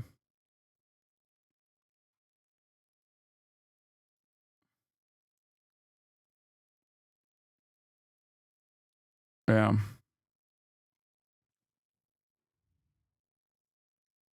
It means that we as Jews and the state of Israel has no right to defend themselves against all these attacks and evil things that are being done against us, and they are defending us. Would we provide the same cover for other American allies, or is this an only Israel thing? No, we would provide the same cover for America's allies. I mean, depending on if they're still within the framework of allegiance. Like, we've cast aside former fascists in the past, using them and then just like throwing them into the wind. But if some shit like this happened to Saudi Arabia, I think America would defend them. Not Saudi Arabia. No, I think America would defend Saudi Arabia. I think America would defend NATO nation Turkey as well.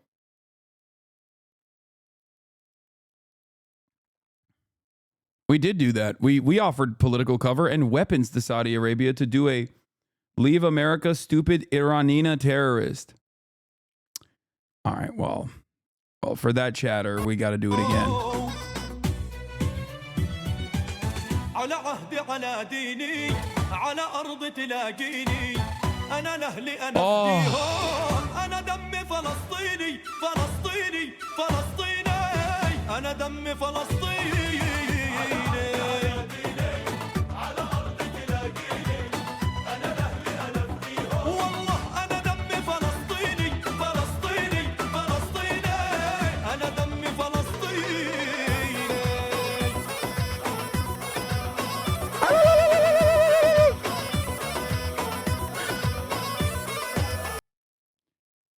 Anyway, is this on Apple Music, dead ass? I think it's on a bunch of different platforms on YouTube, but the distributors themselves pulled it off of Spotify, and Israel did do a pressure campaign. Not only did Israel steal the song and recreate it to make it pro-Israel because it's an absolute banger, but they also actively tried to get the song removed from all of the platforms, claiming it's anti-Semitic. It's not, by the way. It's fucking not. Okay. It was taken off of Spotify. I think Spotify revealed that it was actually the distributor that took it off, but then I believe it's back on. It's Mohammed Asaf is the name of the artist, and the song is called Dammi Falastini.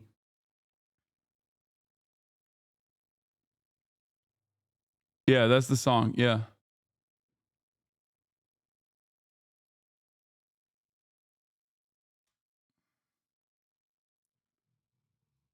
Against that. Even if support around Netanyahu is rallying now, some say the arrest warrant will damage him politically. I think there will be a shift from defending what they say the Prime Minister, what he represents as the most powerful position in Israel politics, into a little bit of soul searching about how Israel got to this point. Israel's assault on Gaza is continuing. In the north, tens of thousands of Palestinians have been forced to flee amidst fears they'll never be allowed to return. Overnight, dozens were killed in strikes across Gaza. Children again, by the way. Israel, by the way, while we were having this conversation, Israel has been murdering children at a rapid clip in North Gaza. Just so you understand, like, the situation is still dire and only getting worse, especially in North Gaza. Israel has already revealed its ambitions of permanently occupying it through military force. And they're building roads to the former Israeli settlements that existed in the Gaza Strip already. So that's the other side of the story, obviously, that, like, while this is a little bit, this is a moment of happiness, okay? just remind yourselves, what the wrongdoings of Israel look like, okay, and how severe they are. Here, the funerals of 3 children in the southern city of Khan Yunis. What impact, if any, will today's arrest they're still killing. They're still killing people in southern Gaza as well. Have on international efforts to finally reach a ceasefire? Well, earlier I spoke to Jeffrey Robertson, KC, a leading human rights lawyer who has been a UN war crimes judge. I began by asking how historic these arrest warrants are. Well, we've had Kenyan leaders issued with warrants. Remember Karim Khan famously saying that he had a conversation with an American congressperson who directly told him the ICC's jurisdiction is not for Western leaders. The ICC is there so you arrest African warlords and thugs like Putin. It's not. You're not supposed to get our guys. It was Lindsey Graham most likely. Turned up, they were given bail, and they fought the case through lawyers. It never got to trial. But so there are precedents, but never perhaps a leader that is so blindly backed by America, which is not a member of the court, but will bring pressure upon it. And we just hope that the judges are independent enough, and they've shown independence by issuing this arrest warrant today. What the Israelis will say, I'm sure, and they have to answer for themselves, obviously, is that the civilians who died in the Gaza Strip, and they would obviously dispute the numbers of civilians that have been killed, died either because they were used as human shields by Hamas or because they were, they got in the way. It was an unfortunate so-called collateral damage of the conflict, that dreadful term. But that they did not go out of their way to target these individuals. Well, the prosecutor will say damage is not collateral if it's directly aimed. And so that's the answer to that. What's the procedure now for the ICC? The procedure is that the case goes to the next stage, and Mr. Khan, or whoever it is, will seek an indictment. Mr. Netanyahu can, I think he'd be allowed to send lawyers to the court to oppose that, although it's not necessary. The important thing to remember is that the ICC does not have the power to try him in absentia, no matter how strong the evidence. So you need to actually arrest him in order to put him on trial, put him in the dock. They need to put him in the dock. Now, is that going to be likely? First of all, Netanyahu himself may stay away. The downside for that is there are 124 countries signed up to the ICC, so he won't be able to travel very far. But enforcement is voluntary, isn't it? So a country could choose not to arrest Prime Minister Netanyahu without warrant. They'd have to leave the ICC. South Africa tried this with the head of Sudan, who was indicted, and the court ruled that it couldn't. So this is one of its obligations. So what's the sanction? The sanction is to expel that country from the ICC? Yes, which most countries don't want to be expelled. They will. Is America leaving the ICC? America's never been a part of it. Will do what was done with Putin in that other conference last year. Why did it take the ICC this long, brother or sister or MB? The former ICC prosecutor that actually launched a case against Israel for apartheid and other war crimes literally was endlessly harassed by Mossad and actively surveilled. Her phones were tapped, and Benjamin Netanyahu went to the United States of America and got Donald Trump to issue direct sanctions on her. Okay? And in the process of Karim Khan opening up that or continuing along with the investigation of the former ICC prosecutor Bensouda, okay, they literally never stopped threatening him. Okay, they have been threatening him nonstop. They probably threatened the judges too. So, like I said, the well of depravity is deep. Okay, it's not. you can't get away with, criticizing Israel, especially from an international organ of justice. Okay, you can't do that. That's not allowed. Not allowed.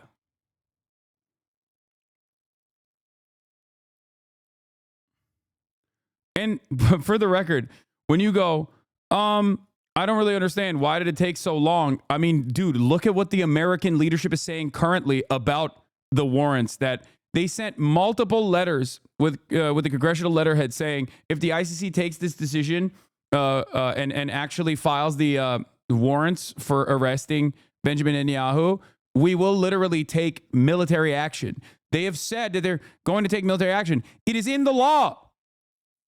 It is in the law. It is in the books. We have a law called the Hague Invasion Act, known colloquially as the Hague Invasion Act. Okay? Since, I believe, 2002, if I'm not mistaken, where if any American ally or any American service member is ever prosecuted by the ICC, America will invade the Hague. They will invade the Netherlands. Okay? It is a overt declaration of war. Now, you might be wondering, like, well, 2002, that's a weird time to write a law like that and put it in the books. I wonder why. There is a law that we passed in Congress that dictates that if an American citizen, if any kind of American service member, active duty, or vice versa, is ever brought up to the International Criminal Court, if they are extradited to the International Criminal Court, the U.S. Hague Invasion Act will kick in. You heard that right. We will invade the Hague. This is another one of there's a couple things that I talk about that like basically break people's brains. This is another one of them. When I talk about 32 states making it illegal to criticize Israel and still retain a job, everyone's like, what? That seems insane. Another one is obviously the massive amounts of money that the Defense Department cannot account for in the trillions. Okay? That also always breaks people's brains. And this is the last one. Whenever people say, America bad Hasan, exactly how? I tell them, we have a law in the books after our war on terror started, post 9/11, that because we knew we were going to do an unimaginable metric ton of fucking war crimes, if the ICC ever decided to, do its job and play its role and actively try and prosecute any war criminals that are of American descent or working at the behest of the United States of America, that we will fucking invade them. Okay? That's not good guy shit. That's bad guy shit. That is not good guy shit. Okay? I'm sorry.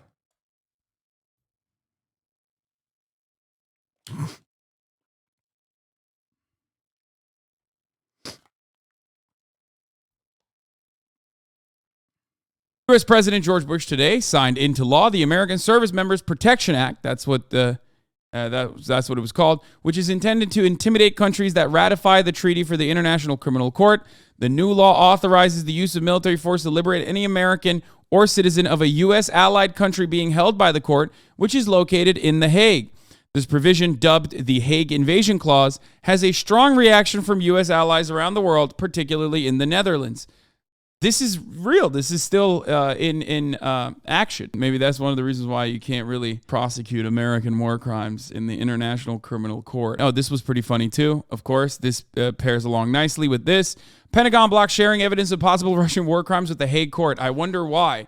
Perhaps because it would set a bad precedent. And then lastly, International Criminal Court officials sanctioned by the United States. This was back in the 2nd of September 2020, the U.S. court has imposed sanctions on senior officials in the International Criminal Court, including Chief Prosecutor Fatou Bensouda. Secretary of State Mike Pompeo accused the court of illegitimate attempts to subject Americans to his jurisdiction. How wonderful that this related. Iraq amputee, I can hug my son with my feet. Related to this, okay? All of this is somehow related to one another, I suspect. I haven't even read the article, but, wonder how that happened. to that guy. But yeah, the U.S. has criticized the court since its foundation and is one of a dozen states which have not signed up. Balkis Jarrah, a senior counsel of the non-governmental organization Human Rights Watch, condemned the sanctions as a shameful new low for U.S. commitments to justice for victims of the worst crimes. Once again, the Geneva Suggestion, not the Geneva Convention, or any matter of international law is merely just a weapon against America's foreign adversaries. That's it.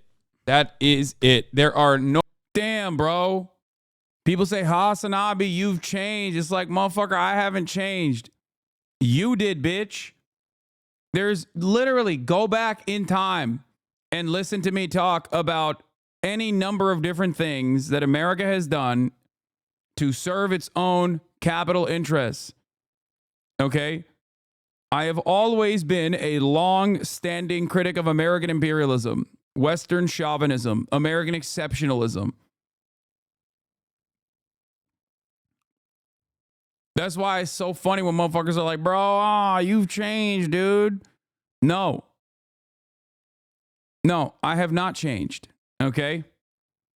You watched a couple fucking drama pervert videos, and because you were hopped up on American exceptionalist fumes to begin with, and that's an understandable starting position for you, and you refused to interrogate how you arrived at these positions, and possibly out of fear that, a Chinese century of dominance would be terrifying, okay, you decided to lean into American exceptionalism and Western chauvinism and American imperialism being a force for good.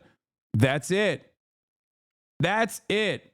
Yes, there's ambulances at Mar-a-Lago. I don't know what's going on, but this has been a fucking glorious day so far. I'm going to lose my goddamn mind if some other glorious shits are happening. Per pool, 2 ambulances and several vans that appear full of Secret Service have left Mar-a-Lago in the last few minutes. Yeah, the only thing that changed from back then is I'm no longer wearing Teddy Fresh shit. No rules for America. Only rules for who America has declared their enemies. Oh.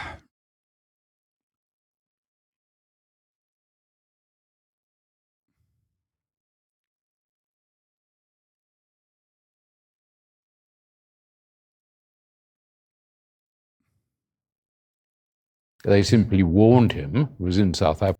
I don't think people understand. People who are excited at the prospect of like Donald Trump, getting crippled by a heart attack or dying or some shit, don't realize that means it's President J.D. Vance, which is horrific. Okay? I mean, Trump is also horrific. President J.D. Vance will be equally horrific, if not worse, because that means now you have a competent fascist that is directly aligned. Like Peter Thiel owns the country now. Do you understand? It's basically President Peter Thiel.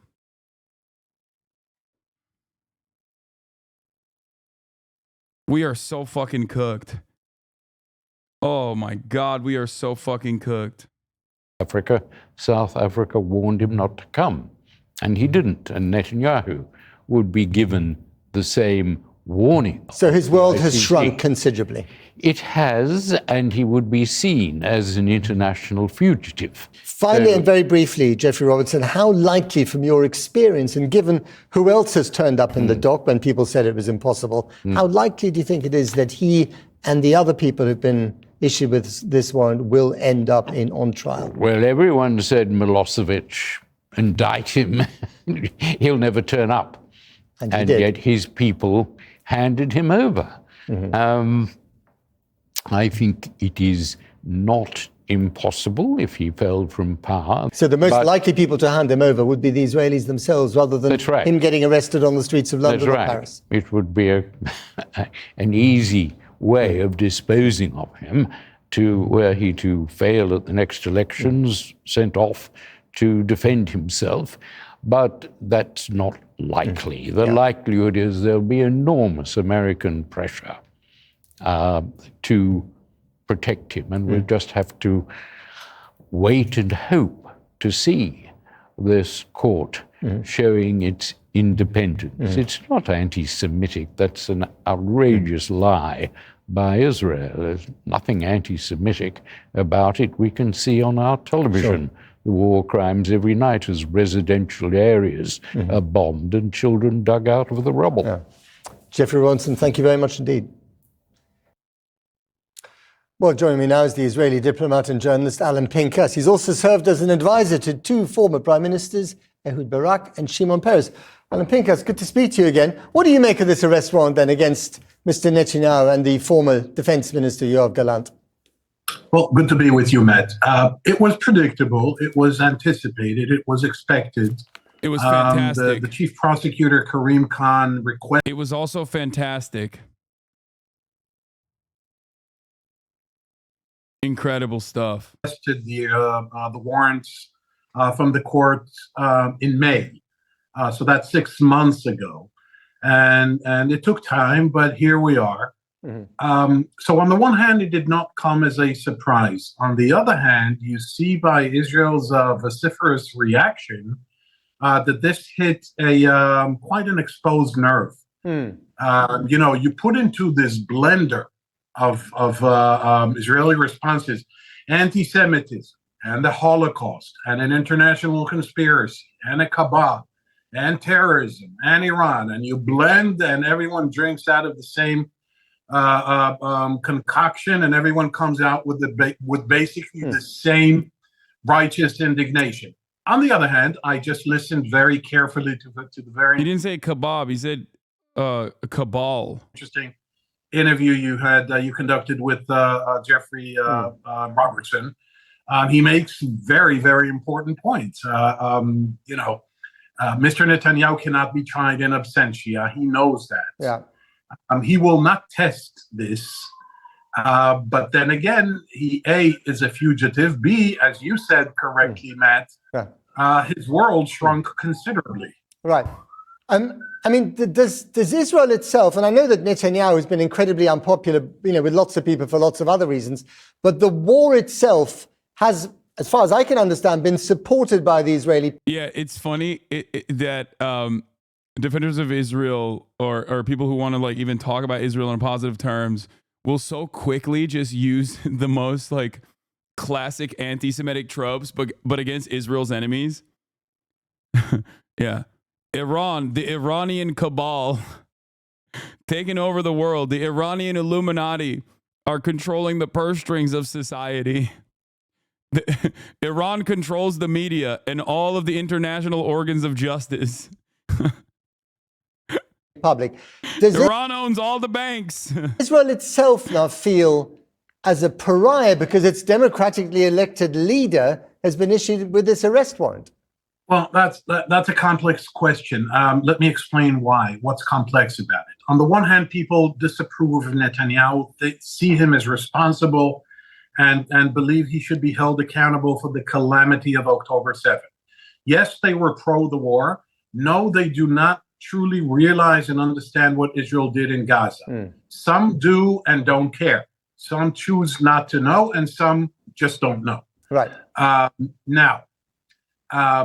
You have to understand the Israeli mindset, because there's a symbolic dimension to this and a practical dimension. The practical, I think, was covered way better than I can possibly do by Jeffrey Roberts in terms of the legality or the legal issues. But there's a symbolism here. Here's an Israel that believes it's on the moral high ground, that believes it has the most moral military in the world, that believes it is defending itself. Right. That you have to understand, the military, the Israeli military, is not some professional army. It's everyone. Okay. It's a people's. But do you? So people feel bad. Right. But do you personally agree with the government in Tel Aviv that has said this is an anti-Semitic act? This arrest warrant is anti-Semitic. No, I do not. I mean, that is clearly what they're trying to do here. Well, they're doing two things, Matt. First of all, Mr. Netanyahu, who suffers from a long time Louis XIV syndrome, identifying the state with himself and himself with the state, turns this into everyone's problem. We are being attacked by anti-Semites. we are the victims of a global conspiracy centered in The Hague, blah, blah, et cetera, et cetera. Right.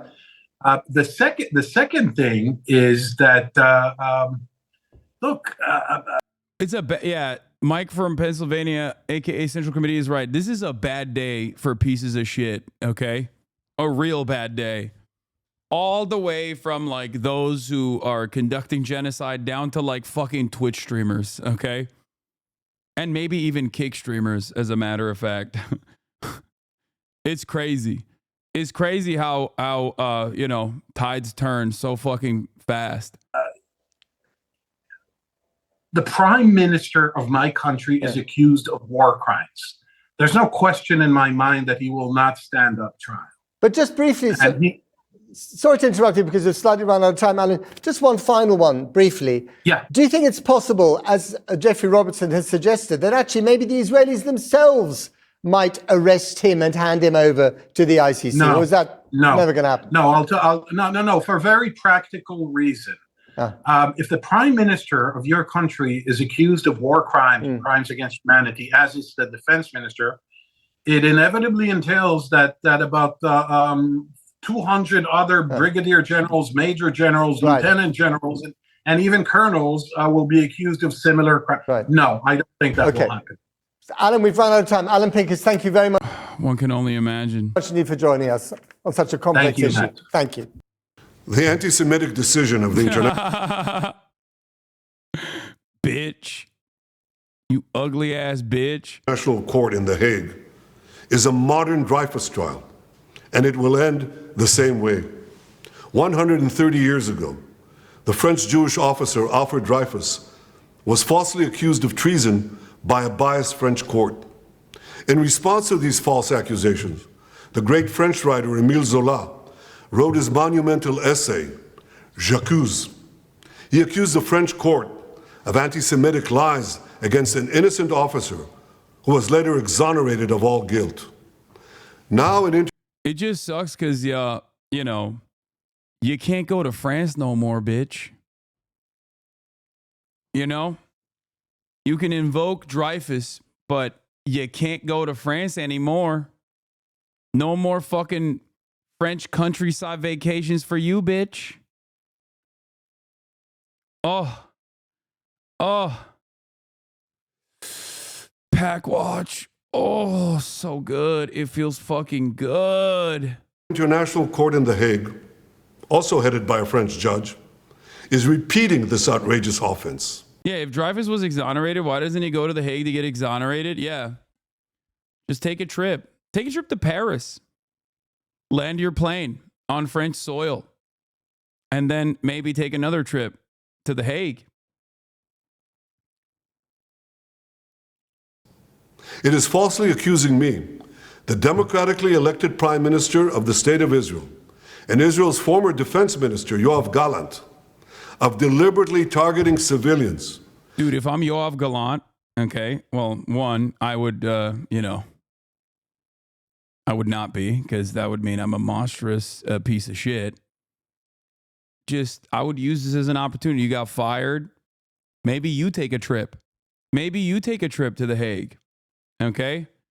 And then maybe, in order to get a lighter sentence, you say, listen, my bad about all the war crimes I did, all the children that I, murdered. I'll take 700 years in prison, but in return, as opposed to, 1,000 years in prison, and in return, I'll give you everything you want about Benjamin Netanyahu. Okay? Just saying. Could be cool.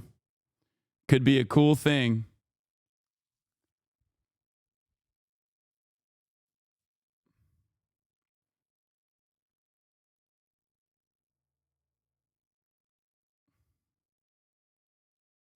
What is this?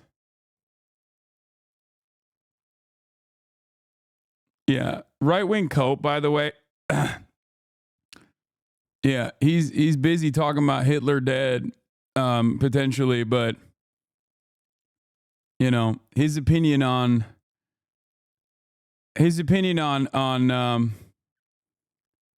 Israel leaves much to be desired.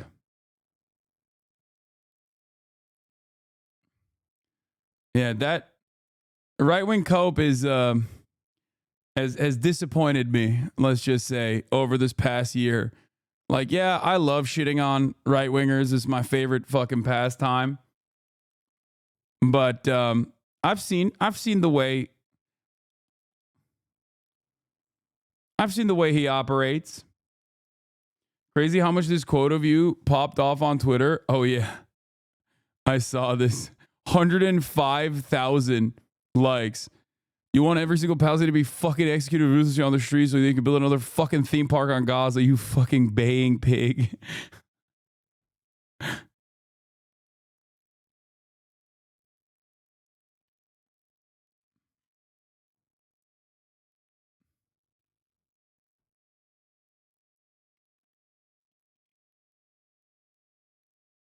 20 to 25 cars, 2 ambulances, and a helicopter hovering above, entering Mar-a-Lago a few minutes before the vans and ambulances were spotted leaving. Oh my God. Yeah, right-wing co-op is a bit of a lib.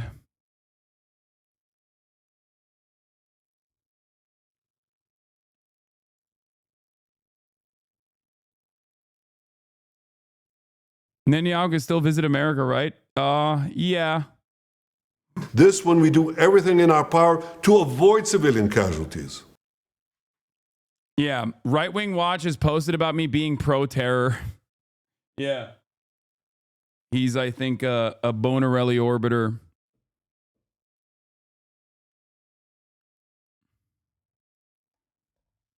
So, the Right Wing Watch is kind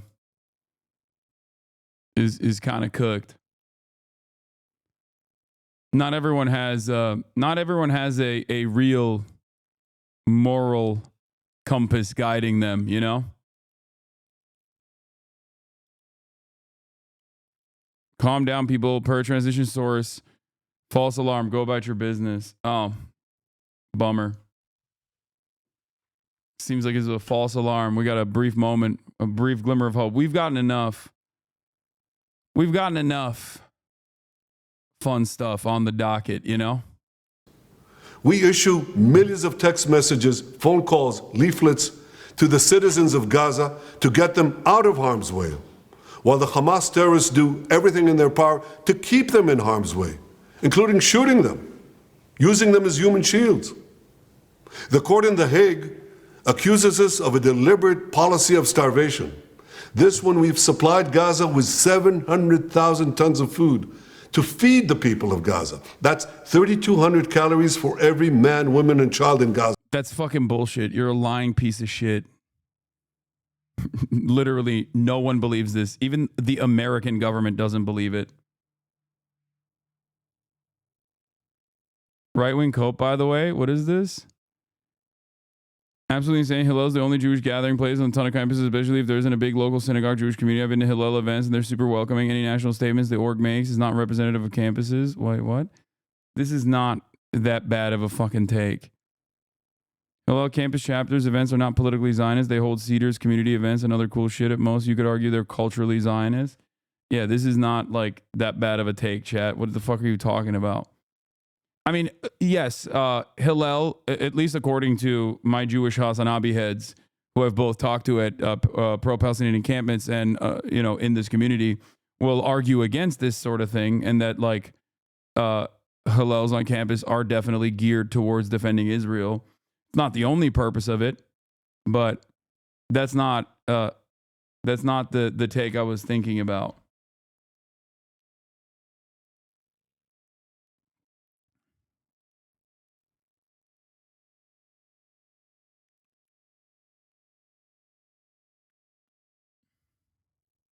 Anyway.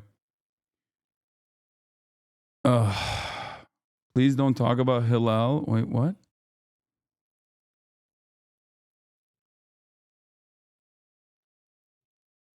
%90 of chatters in here are solely interested in cancellations and drama. It's getting old. I agree. I can't believe I'm agreeing with Hidegio Offliner right now.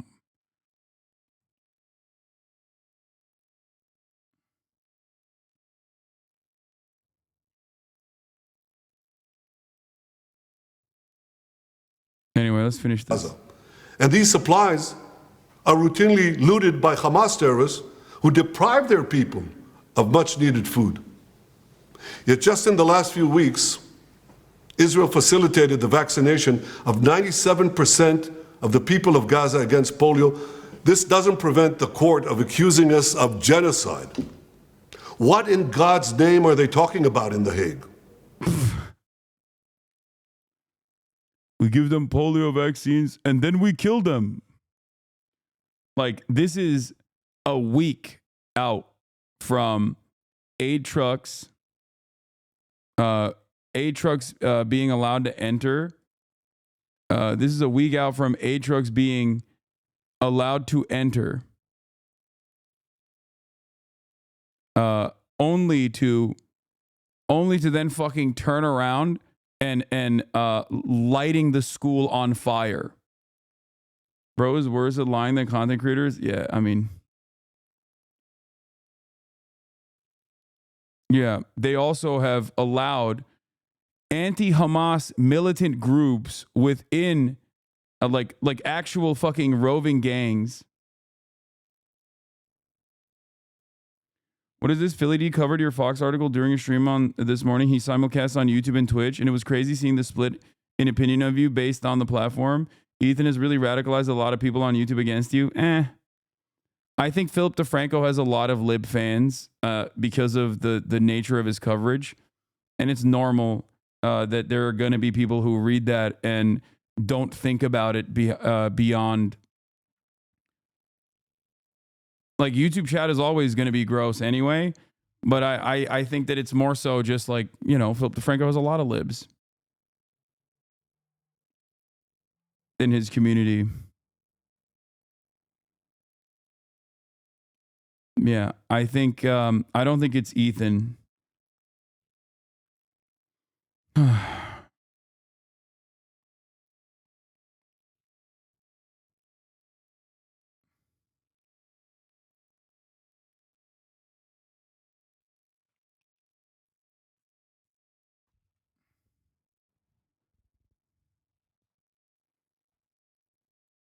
What is a lib to you? You throw this around often. A liberal is someone who is pro-capitalism, someone who at least like is conciliatory to the demands being made by people who are progressive, but only as long as it is inoffensive, and will regularly trade away rights for marginalized people at the behest of maintaining a veneer of civility.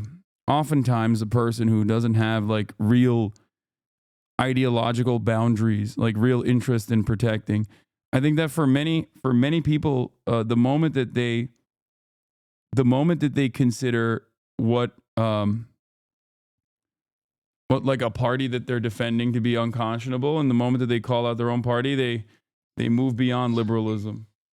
Doors open. There are many more liberals out there than there are leftists. But I think that inside of the heart of a liberal, there is either a dormant fascist, and that's not the majority at all, or a dormant leftist. A liberal is a leftist that has not been awakened yet in many circumstances.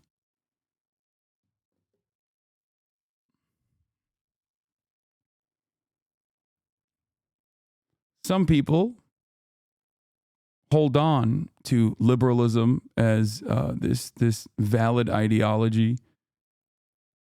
They trick themselves into believing that it has like some sort of intellectual or some sort of like moral compass, but in many instances, it's just simply defending hegemony.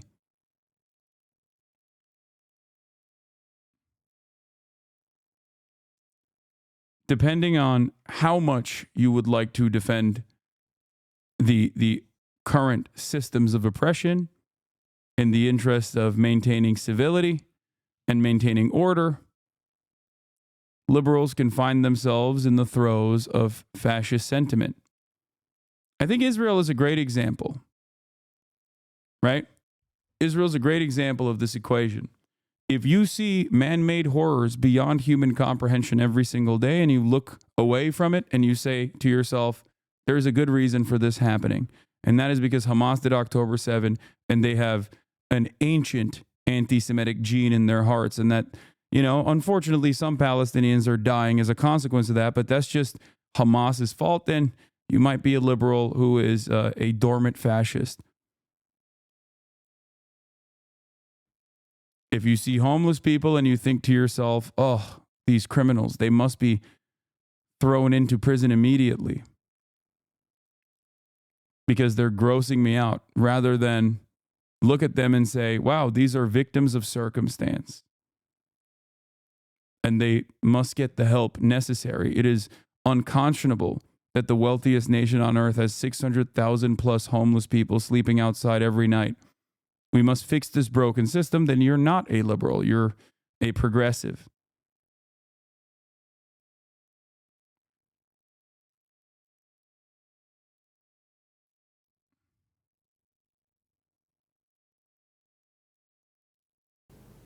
The truth is simple. No war is more just than the war that Israel has been waging in Gaza after Hamas attacked us unprovoked, launching the worst massacre against the Jewish people since the Holocaust. The decision to issue an arrest warrant against me, the democratically elected Prime Minister of the State of Israel, and our former Defense Minister, was made by a rogue prosecutor who's trying to extricate himself from sexual harassment charges, and by biased judges who are motivated by anti-Semitic sentiments against the one and only Jewish state. These judges did nothing. They did nothing against the real war crimes committed against the millions who've been murdered or uprooted by the dictatorships in Iran, Syria, and Yemen. Instead, they falsely accused the one democracy in the Middle East, Israel, thereby imperiling the right of all democracies to defend themselves against murderous terrorists and tyrants. Nor did the court do anything against the Hamas terrorists who raped our women, beheaded our men, burned babies alive in front of their parents, and kidnapped hundreds of men, women, and children to the underground dungeons of Gaza. They're still holding 101 hostages, citizens of many lands, including the United States. Come to think of it, the court did issue one arrest warrant against Hamas. Now hear this. They issued an arrest warrant against the... No, they issued multiple arrest warrants against Hamas. You just killed those guys. So the one remaining alive Hamas person also got issued an arrest warrant. Originally, the application for the arrest, it included more Hamas members. Problem is, you killed them. Corpse of the Hamas arch-terrorist Muhammad Dev. His corpse. What an absurdity. No biased anti-Israel decision in The Hague will prevent the state of Israel from defending its citizens. And I want to thank our many friends around the world, especially those in the United States, who've condemned this outrage and who have said that this decision will have severe consequences for the ICC and those who cooperate with its decision. Oh my God, Israel will not recognize the validity of this decision. We will continue to do everything we must do to defend our citizens and defend our state against Iran's axis of terror, Iran and its terrorist proxies, which include Hamas, Hezbollah, the Houthis, and others. Our enemies are your enemies, and our victory will be your victory, the victory of civilization over barbarism and tyranny. The International Criminal Court has just issued... Nazi bitch, suck my dick.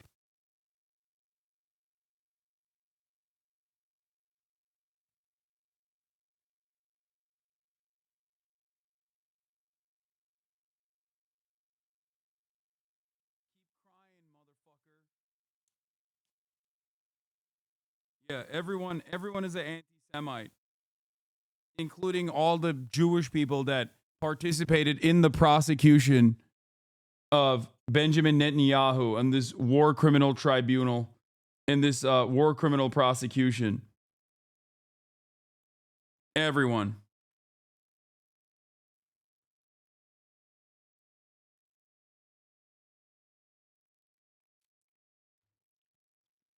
including the Pope. The Pope is Hamas. It's just crazy. It's just crazy that, man, it's crazy that every single person that's always against Israel is just Hamas. It's wild. What a track record, dude. What a crazy track record. Wait, what do you mean Mike is low as fuck? Issued arrest warrants for Israeli Prime Minister Benjamin Netanyahu and former Israeli Defense Minister Yoav Gallant, accusing them of war crimes in Gaza, and also for a top Hamas commander, also known as Mohammed Deif, who is believed to be dead. The court says it found reasonable grounds to believe the prime minister bears criminal responsibility for war crimes, including starvation as a method of warfare. And it rejected Israel's challenge of the court's jurisdiction over the matter. CNN's Nick Robertson joins us now from Jerusalem. Nick, what more can you tell us? Well, this is a very, very significant escalation. It was first announced by Karim Khan, the ICC chief prosecutor, back in May, that he was going to seek to request arrest warrants for Benjamin Netanyahu and Yoav Gallant, who was the defense minister at the time, as well as 3 other senior Hamas officials, including Mohammed Deif, Ismail Haniyeh, Yahya Sinwar, the other. Those 3 are all dead.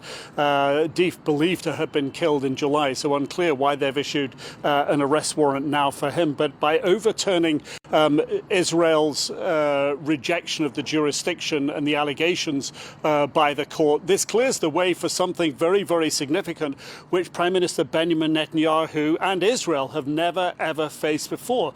These are very, very serious charges and allegations. Yeah, it's called consequences for your actions.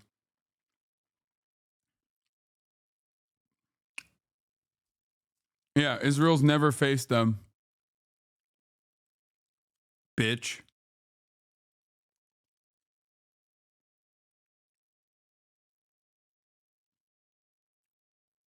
As you read them out there, that the court believes they have grounds to believe that he bears criminal responsibility for war crimes, as you said, including starvation as a method of warfare, and of crimes against humanity, of murder, persecution, and of other crimes. These are very, very serious allegations. These are not the sorts of allegations that the Prime Minister has faced before. When the ICC first made these statements back in May, the Prime Minister's office said that they were absurd, that they were false, and that they were a distortion of reality. It is something that back then the Prime Minister took very, very seriously. Has been in meetings today with the US mediator Amos Hochstein, talking about the possibility of a ceasefire with Hezbollah in Lebanon to the north. But this is absolutely now going to come front and center of the Prime Minister's attention here. So this is very significant, Nick, but then what potentially could be next? Is this an issue of, depending on where Netanyahu were to travel, he could be apprehended, or is he asked to voluntarily cooperate? Yeah, this is, it's uncharted territory for the Prime Minister. Certainly, we understand the legal implications for all the countries that support the ICC. These are countries that have signed what's known as the Rome Statute. 124 countries have signed up to the Rome Statute. That includes most European countries. There are other leaders, current and former, like Bashir of Sudan, who has essentially been on the lam from the ICC for several years since they issued an arrest warrant for him. An arrest warrant issued just in the past year or so for President Vladimir Putin of Russia, who continues to run his country and fight the war in Ukraine. But we have seen, in the case of Vladimir Putin, that there are countries that he has avoided visiting. Thank you for saying that. Holy shit.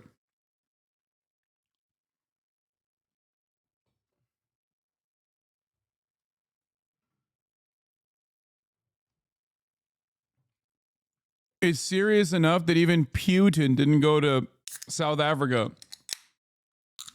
It's a serious enough threat.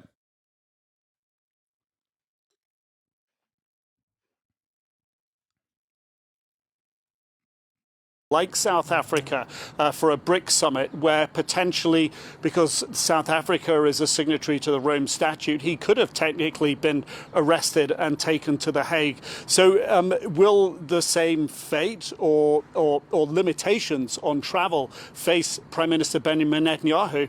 It appears absolutely so. If he would have set foot today in the Netherlands or in the UK or in France, all signatories of the Rome Statute, he would be, or those countries at least would be obligated to arrest him and turn him over to the ICC. All right, and now we want to give you an update on this breaking news. The Israeli Prime Minister's office has just responded to the International Criminal Court's arrest warrants. Benjamin Netanyahu's office calls the warrants for him and Defense Minister Yoav Gallant absurd. The statement says Israel utterly rejects the absurd and false actions and accusations against it by the International Criminal Court, which is a politically biased and discriminatory body.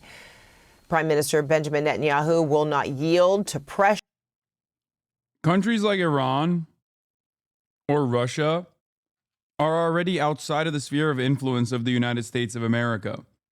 So it's not like they get, they've already designed their world around avoiding America's sphere of influence. Israel is not the same. Do you understand?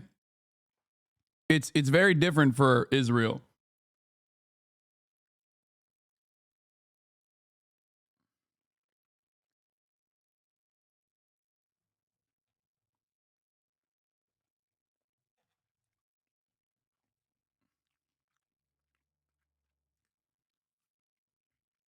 Pressure, will not back down, and will not retreat until all the goals of the war set by Israel at the start of the campaign are achieved, end quote. Now, we are following developments out of northern Gaza, where one medical official says Israel launched deadly strikes overnight on the city of Beit Lahia. A director of the Kamal Adwan Hospital says 65 bodies have been pulled from the rubble. He says doctors and medical staff are digging with their bare hands because there are no rescue teams and no ambulances to provide assistance. And he expects the death toll to rise. He's making a desperate request to international organizations to bring in much-needed medical supplies. Meanwhile, the US has vetoed a UN Security Council resolution that called for an immediate and unconditional ceasefire in Gaza. Will those in favour of the draft resolution contained in document S/2024-835 please raise their hand?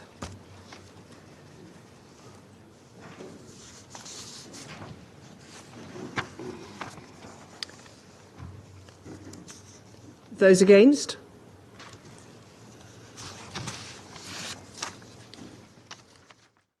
Well, only the US voted against the resolution on Wednesday. Ambassador Robert Wood said the US has made clear it could not support a ceasefire that failed to secure the release of hostages still being held by Hamas. Palestinian officials condemned the veto, saying the move only emboldens Israel to continue its crimes against innocent civilians. CNN's Paula Hancock's following. I mean, that is the reason why they vetoed it.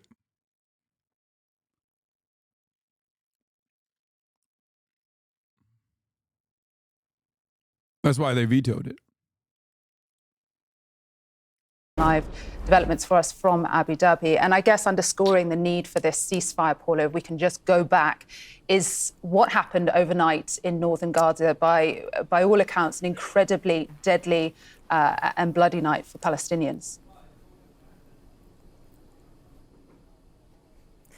Yeah, Christina, this latest strike, which has claimed many lives, happened in Beit Lahia. This is in the northern part of Gaza. It's an area which has been, for those who have been living there, say it has been under siege for about 6 weeks now, since the Israeli military decided that they needed to carry out further military operations there because they believed that Hamas was regrouping in the area. So we have seen... The people on the ground say they're being murdered, but also Israel has to be there and murder them.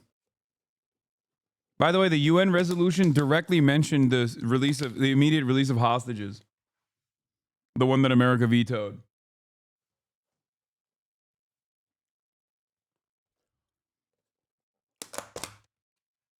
They don't have a leg to stand on.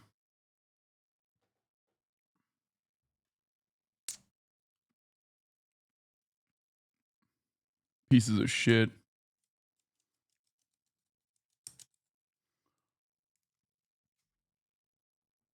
Some very deadly strikes. We have seen some. But in all seriousness, how much weight does the ICC carry? Chad, I've said this every day. Every step you take in the right direction, no matter how tiny it may seem, is moving history forward, okay? These sorts of things are incredibly meaningful. Will it change the trajectory overnight? Will it change the genocide tomorrow? No.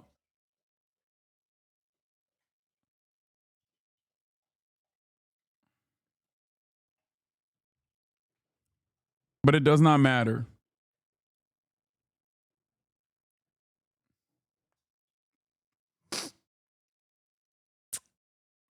What you are watching is history unfolding. This is like historically incredibly relevant and very new events.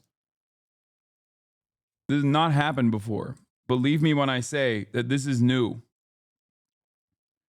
There's never been a moment where America's ally, like someone that America has defended so staunchly, has ever been in the crosshairs of international organs of justice. If you think it's insignificant, you're falling prey to what people want you to think, like what naysayers want you to feel like. This is a massively consequential decision. Does it mean that like overnight Benjamin Netanyahu gets arrested and goes to jail? No, of course not.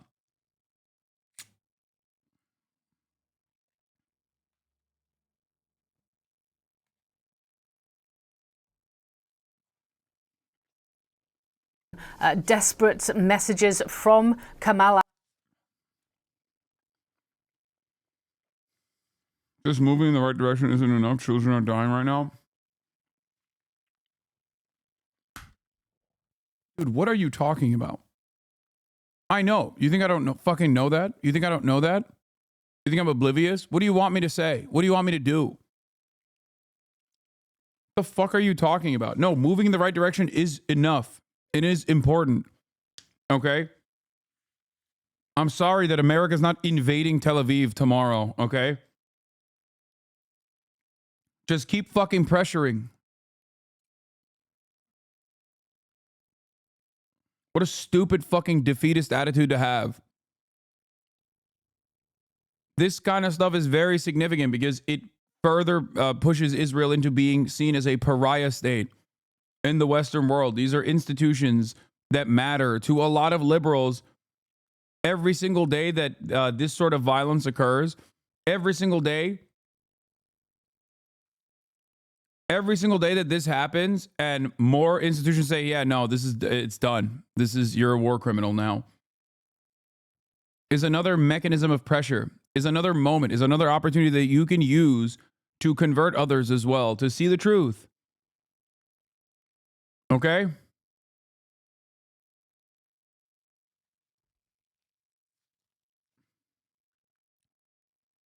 Adwan Hospital, for example, saying that they don't have what they need to be able to save lives. And this is what we're hearing again. A lot of you are new. Like, a lot of you are fucking new. All right?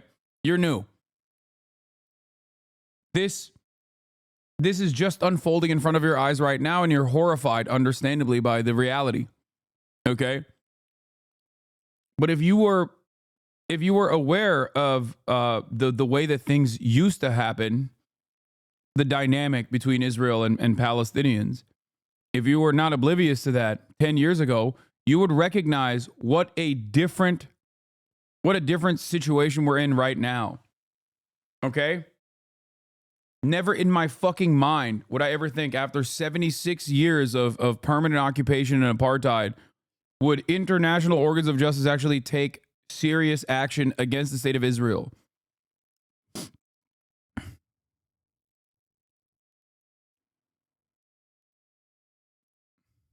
airstrike hit a building near that hospital. The director of the hospital says some 200 people were sheltering there. He believes or has been told at the time of the airstrike, and at least 65 people have been killed at this point. Now, he says that those are bodies that are brought into the hospital. They are also receiving injured, but he says that that death toll is more than likely to rise. They don't have heavy equipment in this area. The Gaza Civil Defense is unable to operate in this area, and he says that doctors and medical staff are using their bare hands to try and find further casualties within the rubble itself. Now, we have asked the IDF about this strike specifically, but what they have said about previous strikes in this area is that this is where Hamas is operating, and they have been calling for civilians to evacuate the area. We heard from the IDF, they believe last week they believed that in the previous weeks they had killed some 1,000 Hamas militants and detained 1,000 more. For those on the ground, though, it is a desperate situation. The director of Kamal Adwan Hospital telling us that there isn't a single ambulance in northern Gaza, and that at this point all they can do and all they have been able to do is offer first aid. They don't have the surgeons, the medical supplies to be able to offer any more. And certainly those injuries, he says, that are coming in need far more than first aid. Christina? Yeah, it is truly a desperate situation. Paula Hancock's there live from Abu Dhabi. Thank you. The world should not go. Hey, Mr. We deserve 9/11. Did you know Osama bin Laden's mom was a Palestinian forcibly relocated to Syria? Or that his BFF mentor's family had to relocate during the Six-Day War? Or he was a psychopath and horrible to women, but a lot of context was never provided to American people? What? I don't give a fuck.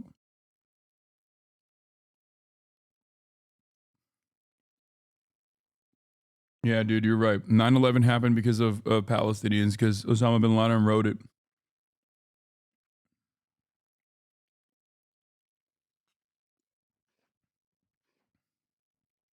So accustomed to the death of Palestinians,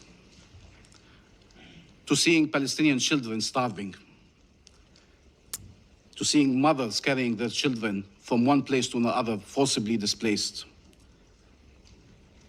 They should not get accustomed to seeing journalists killed and humanitarians killed, to see Palestinians detained, abducted, carried on trucks to go be tortured, sexually abused, and raped. The fact we are Palestinians does not make that less shocking or less outrageous. Maybe for some we have the wrong nationality, the wrong faith, the wrong skin color. But we are humans, and we should be treated as such. Is there a UN charter for Israel that is different from the charter you all have? Tell us. Is there an international law for them, an international law for us? Do they have the right to kill, and the only right we have is to die? What the hell does Israel need to do more for this council to act under Chapter 7? What more can they do for this council to act under Chapter 7? Or will this council be the last place on earth that cannot recognize a threat to peace when they see it? When it is so glaring, so undeniable? You are witnessing the attempt to annihilate a nation, destroy a nation. It is not even hidden, it is in plain sight. And yet the very tools designed to respond to these situations are not being used. So which one is it? Are Palestinian lives not worth saving? Or does Israel have a license to kill? I truly do not understand, and you're saying we cannot be for an unconditional ceasefire. What that means in effect now is that we are for a war. Oh yeah, you want to see the Hamas militants in air quotes that they're arresting? By the way, images like this happen in Gaza every night, by the way. Photos are circulating on social media alongside reports that the Israeli army is rounding up and blindfolding Palestinian doctors, nurses, and patients outside of the hospital in northern Gaza. Some of those detained are seen with catheter bags, nasogastric tubes, IV drips, and crutches.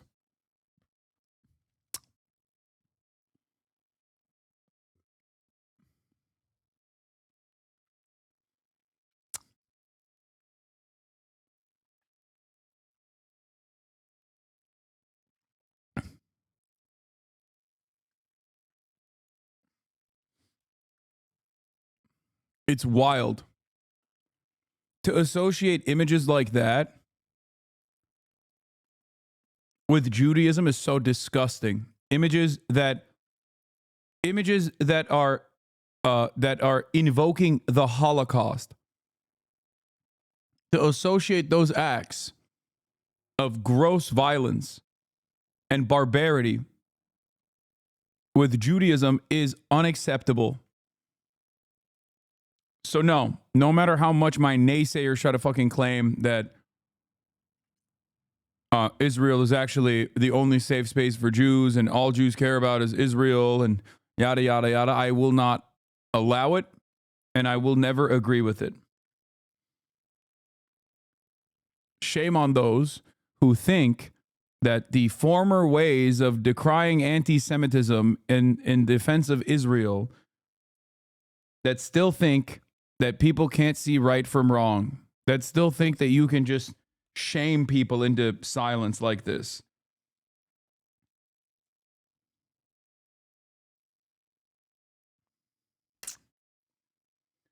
This is how supporters are justifying these images. This is what defeat looks like. Massive Hamas surrender in northern Gaza last night.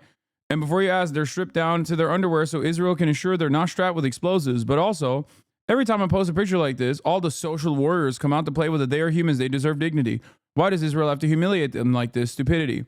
So let me tell you something we learn from Jewish scripture. He who is compassionate to the evil will end up being evil to the compassionate. Like this guy is literally, I mean, Nazis are salivating, okay? This is what I mean. Like trying to associate these inhumane acts that are akin to the fucking Holocaust, images that we saw for the Holocaust, with Judaism is a wonderful gift to every fucking neo-Nazi in the Western world. Okay?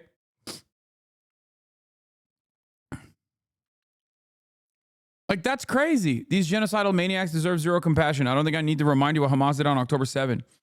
Fix your moral compass. 30K likes. Yeah. Oh, yes. And there are people of all ages here because there are people of all ages in Hamas. They've recruited women, children, old men, and everyone else who wants to kill Jews. Yeah, these guys were doctors and patients, by the way. These are people that they stripped, humiliated, packed up, specifically to send to the concentration camp where some of them will be raped to death, okay?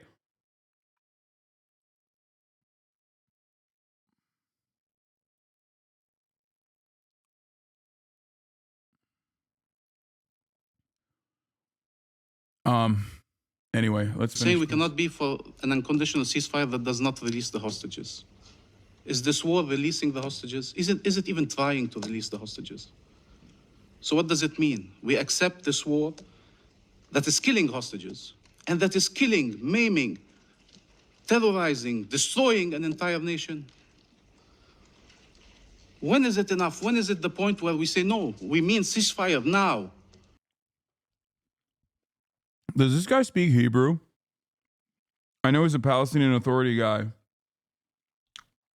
but it's really interesting how he says his R's. It's not.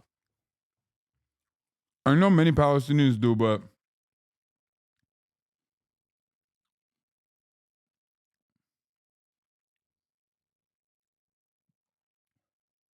his accent sounds more Israeli than Arab.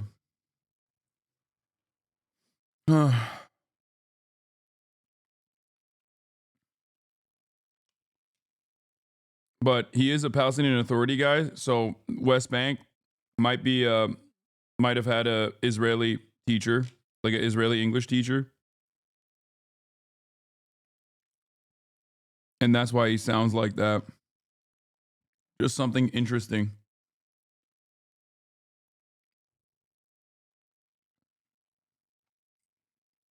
Now, we will not allow you to not listen to us, to ignore us, to insult us. Like, he has an Arabic accent, but then when he says his R's, it sounds like Hebrew. To play games with us. This resolution is trying to restore life, to save lives. It's not a dangerous message. The draft resolution is not a dangerous message. This veto is a dangerous message to Israel that it can continue executing its plans. The very plans you oppose. What does it mean? that release of the hostages should be unconditional. This is what the Council has said repeatedly now for a year. Release of hostages should be unconditional. But stopping killing Palestinians is conditional. There are acceptable conditions to stop the mass killing of Palestinians.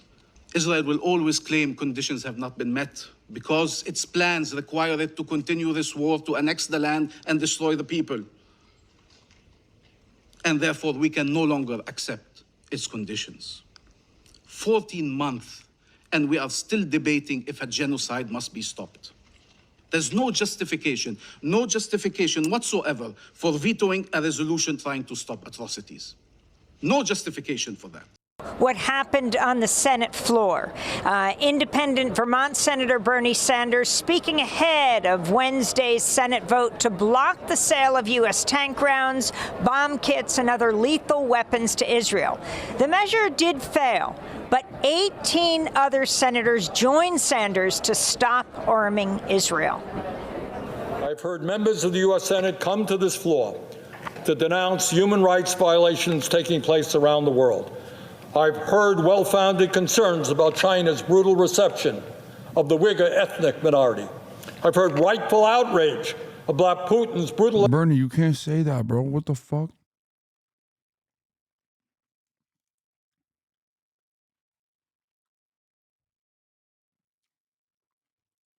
That's crazy. Bernie said there's hella fucking white guys with ankle shorts in Xinjiang wearing like fitted caps, riding high on the brim. Ohio gas station Andes.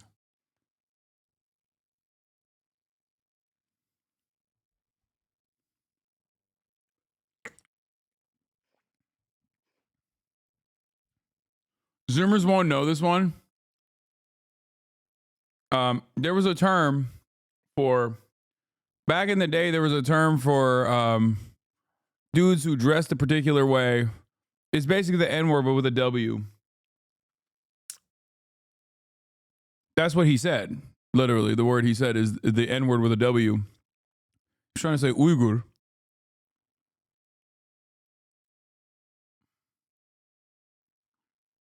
Insane clown posse fans. Attacks against Ukraine and bombing of civilian installations. I've heard genuine... He's courting the attention of dudes who still use synthetic weed, yeah. ...concern about Iran's outrageous crackdown on peaceful protesters. I've heard repeated condemnations of Saudi Arabia's terrible treatment of women and political dissidents. And on it goes. A lot of folks come to the floor to talk about human rights and what's going on throughout the world. But what I want to say to all those folks, nobody is going to take anything you say with a grain of seriousness. You cannot condemn human rights around the world and then turn a blind eye to what the United States government is now funding in Israel. People will laugh in your face. They will say to you, you're concerned about China, you're concerned about Russia, you're concerned about Iran. Well, why are you funding the starvation of children in Gaza right now? So that's Senator Bernie Sanders. While this move did fail, it was the largest grouping of senators to vote against arming Israel. Akbar Shahed Ahmed, if you can talk about the significance of this and the latest piece you did on what happened in the White House and how they were threatening these senators. Your exclusive White House says Democrats who oppose weapons to Israel are aiding Hamas. Absolutely, Amy. And I'll just start by noting that what Ambassador Bamia and Senator Sanders said that really speaks to the salience of this issue, right, and why it's not going away, something that the Biden administration has failed to grapple with. In their thinking, they think, well, people will get over this like they've gotten over foreign policy slights and missteps by the U.S. before. I think this is a fundamentally different issue. And what the Biden administration tried to do to kind of not just tackle and continue support for Israel, but to reject scrutiny and kind of threaten senators was really striking yesterday.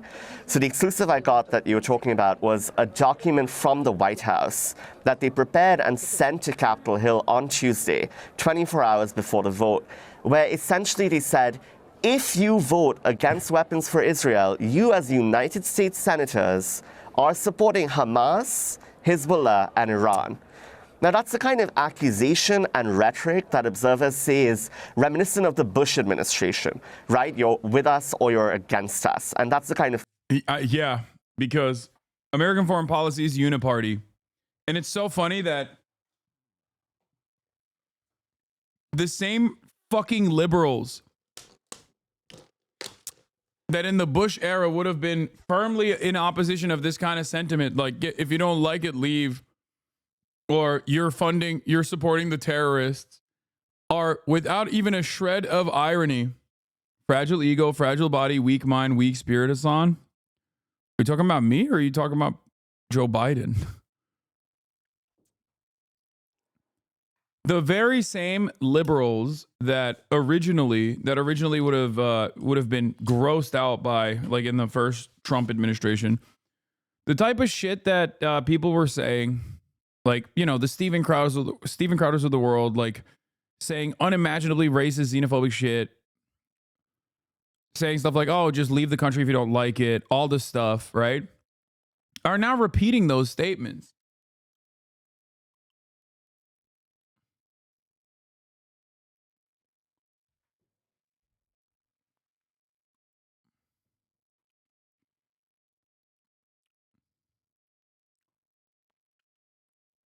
Like, it's shocking. What is this?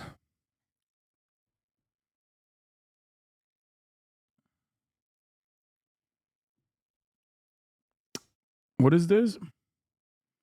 Wonderfully stated. It's crazy how Hassan's community takes themselves so seriously, Lamau. They live in an echo chamber of fervent superiority that everyone else can see is cringe and actually psychotic. They're gatekeeping and genocide right now. That is what they're doing. Wait, what?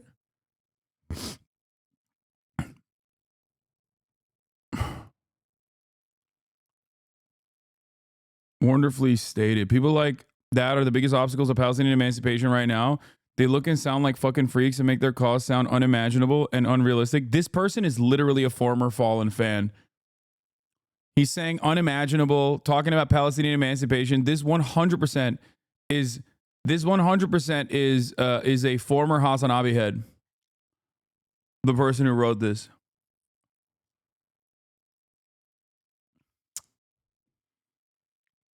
I welcome every single person that speaks out against the atrocities that Israel commits on a daily fucking basis. I, however, don't think that it is valid to routinely go after one of the largest communities that combats anti-Semitism and Islamophobia with the same fucking severity while maintaining an anti-Zionist position. This is not gatekeeping. This is simply people who are being far too fucking gracious. People who are being far too gracious to those who have no grace left to give to any other person. He literally posted on the D-Reddit. This comment was posted by another Destiny fan. This is a former Hasan fan who's a Destiny fan now. Or maybe Destiny fans have been watching me so much that they literally fucking sound like me now.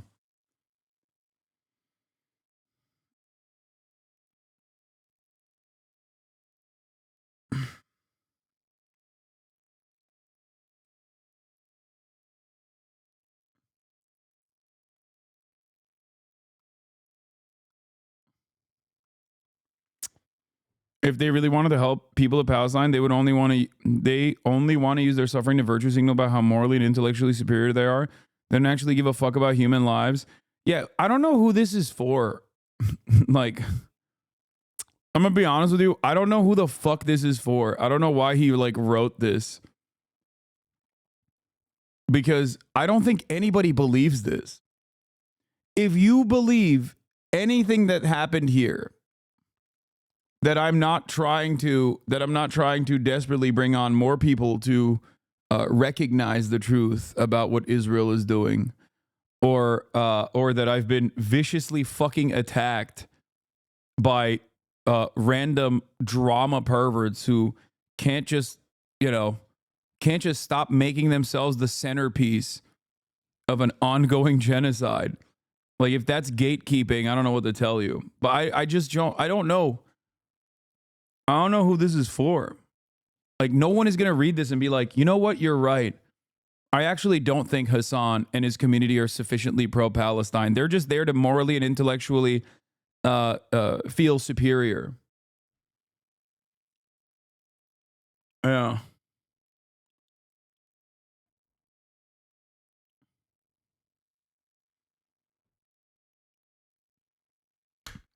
I saw a comment on HD subreddit today saying Boy's commentary on Israel is measured, whereas you sound like a terrorist. I love the Aussies, but that's so blatantly Islamophobic. You can say many things about Alexa's commentary, but measured is not a word I'd use, and I love him for it. He's also very much openly racial or radical than most YouTube leftists. Yeah. Saying that my commentary on Palestine is infinitely more radical than Boy is so funny. Because Alexa is a million times more radical than me. He's Australian. Okay? Aussies don't have the same fucking limiters on, okay? And of course, I love them. I love them to death.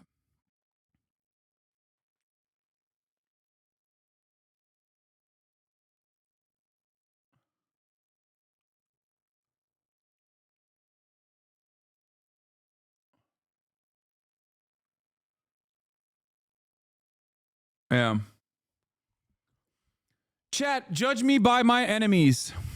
If you cannot make up your mind on the virtues of the things I speak of, judge me by who looks to me and says, you're a bad person.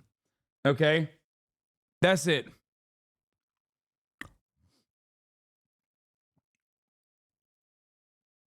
This is an attempt to get you to collab. It's an attempt to say you should collab with Nazis so they can say you're a Nazi too, lol. Wait, what? I will never collaborate with Nazis. The fuck?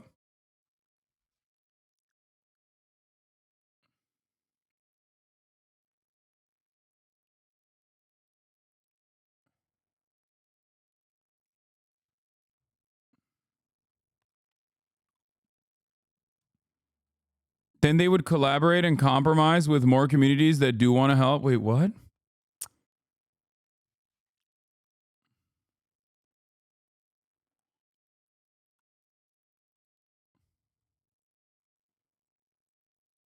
I do. I don't think this person has ever watched a single fucking moment from my broadcast.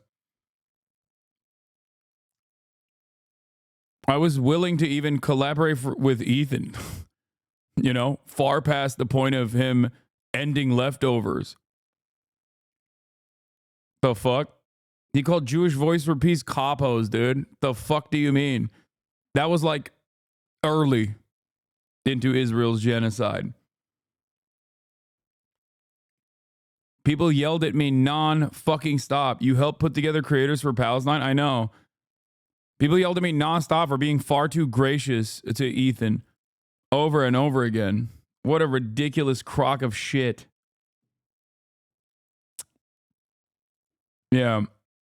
Collaborate and compromise with more communities like the Try Guys, Smosh, like the Campus Encampments, like the Uncommitted Movement, like having Rashida Tlaib and Ta-Nehisi Coates and Motaz Aziza on stream. Like, I've had literal fucking genocide survivors on stream.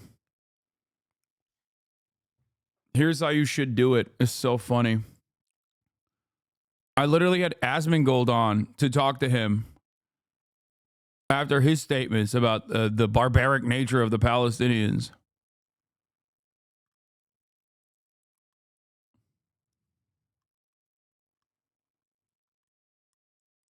Yeah, I saw this. AB, I think this guy is, he's on Ethan Klein's show. I think he's Arab, I believe, and he can't win. No, because you're either fighting against your host guy because you believe it, or you're fighting against it, but you get called like an Uncle Tom or... No, so the problem is he even, after an Ethan Klein show, what I saw is he went and he did his own stream and he booted it up. And he was like, literally... Why are you stalking Ethan's producers, man? What kind of freak shit is that Really just watching Hamas DDGers, yeah, propaganda, right? And his audience still turned. It wasn't.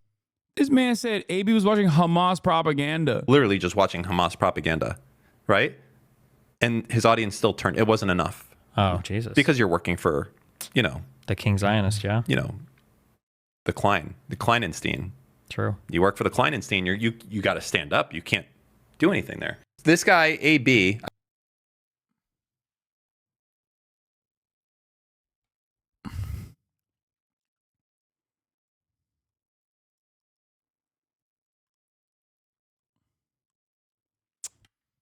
I just don't think that Ethan is aware that his like, or maybe he doesn't care that his community is like entirely brigaded. His subreddit is filled to the brim with people who might be tuning in as long as he's like giving those guys what they want, which is blood, right?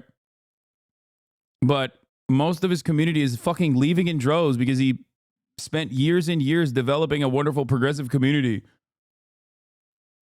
only to cast them aside so you could get fucking allegiances from like the weirdo neo-Nazi brigade, like all the fucking drama perverts, Keemstar orbiters who literally collaborate with Nazis, and some of them are straightforward Nazis.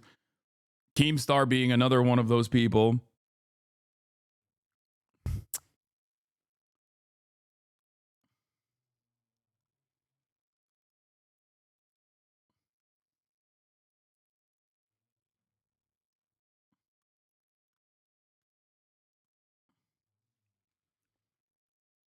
I don't know. I don't know how he just doesn't understand. Anyway. Thinking with which the Biden administration continues to approach critics. There's no way he lost 480 subscribers, 80,000 subscribers since last year. That's insane. What?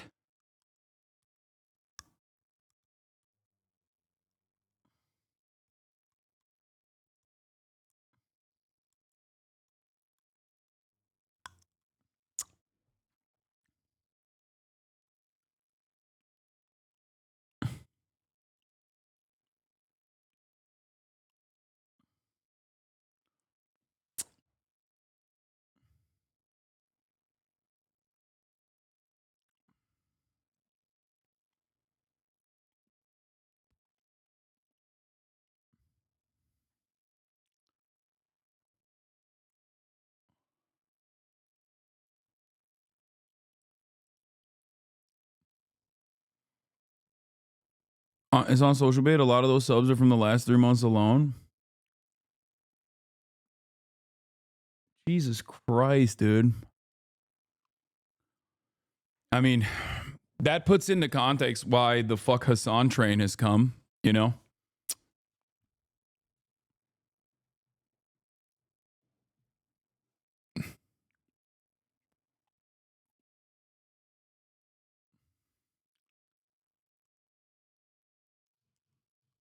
Would you be open to talking to him again if there was someone moderating it like Sam Cedar? Yes. But I don't think he would like that. I don't think he would want that. I asked him to talk to Sam Cedar privately, and he said it was anti-Semitic. So.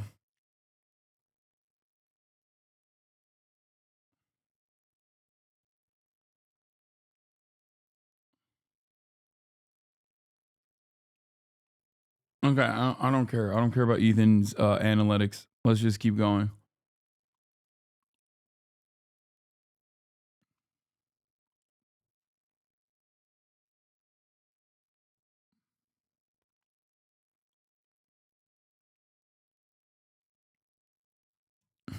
Let's keep going. All right. Gaetz has officially withdrawn from Attorney General. But before we do Matt Gaetz, I do want to talk about the way that people have responded. The way that people have responded on the American side to this story. Here's what the White House press secretary had to say about the ICC and its jurisdiction over Israel. I wanted to ask you also about the ICC's issuing arrest warrants for several top officials, including Netanyahu, over Israel's conduct in this war. I know that the U.S. rejected this decision. Does the administration see this ruling as a threat to Israel's ability to defend itself, and also? They coming for you, Hasan. Beware. Why do people say stuff like this in my chat?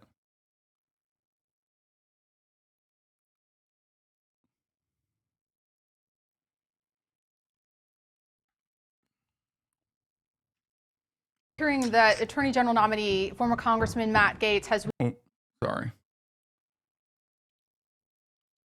Republican Senator Lindsey Graham is calling for the Senate to sanction the ICC after this decision. Is that a measure that the White House would support? Yeah, so a couple things. Let me just say, because this is the first time I've had an opportunity to speak to this at the podium, so let me just say more broadly that we fundamentally reject the court's decision to issue arrest warrants for senior Israel officials.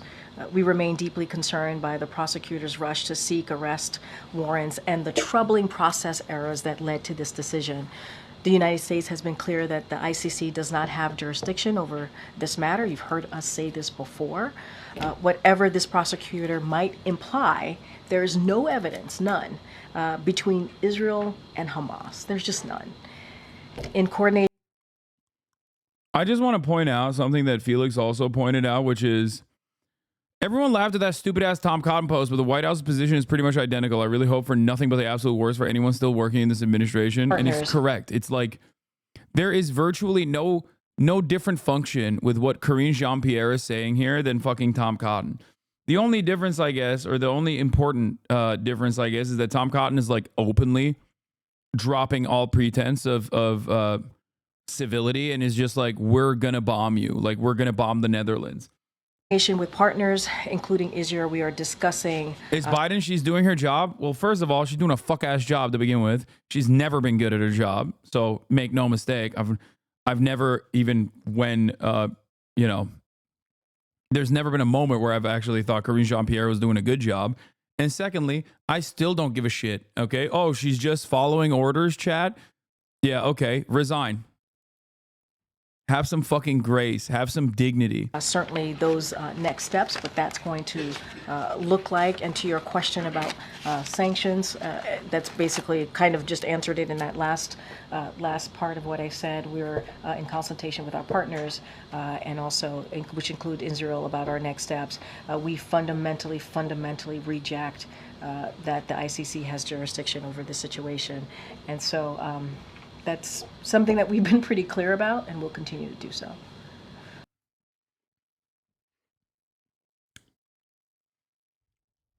Calling a black woman a DEI pig is wild.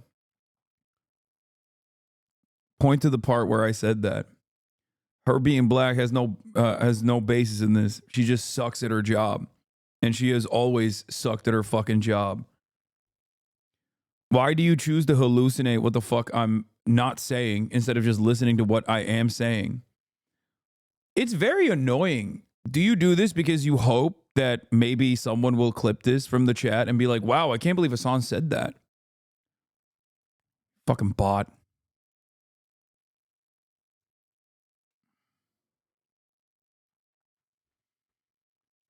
Ninety percent of my haters just fucking imagine what I'm saying and then just get mad at their own imagination. It's like, hey, sorry, man. I just hallucinated you saying something and it was pretty fucked up. The thing I hallucinated you saying.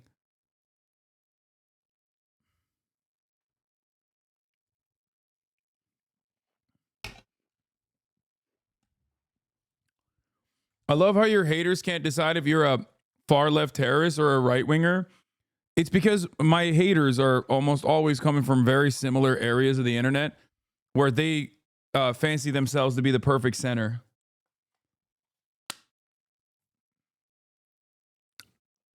With the ultimate goal of trying to get me fucking canceled. So, Monday it'll be I'm a horrific racist, and then Tuesday it'll be I'm too much of a fucking woke leftist liberal.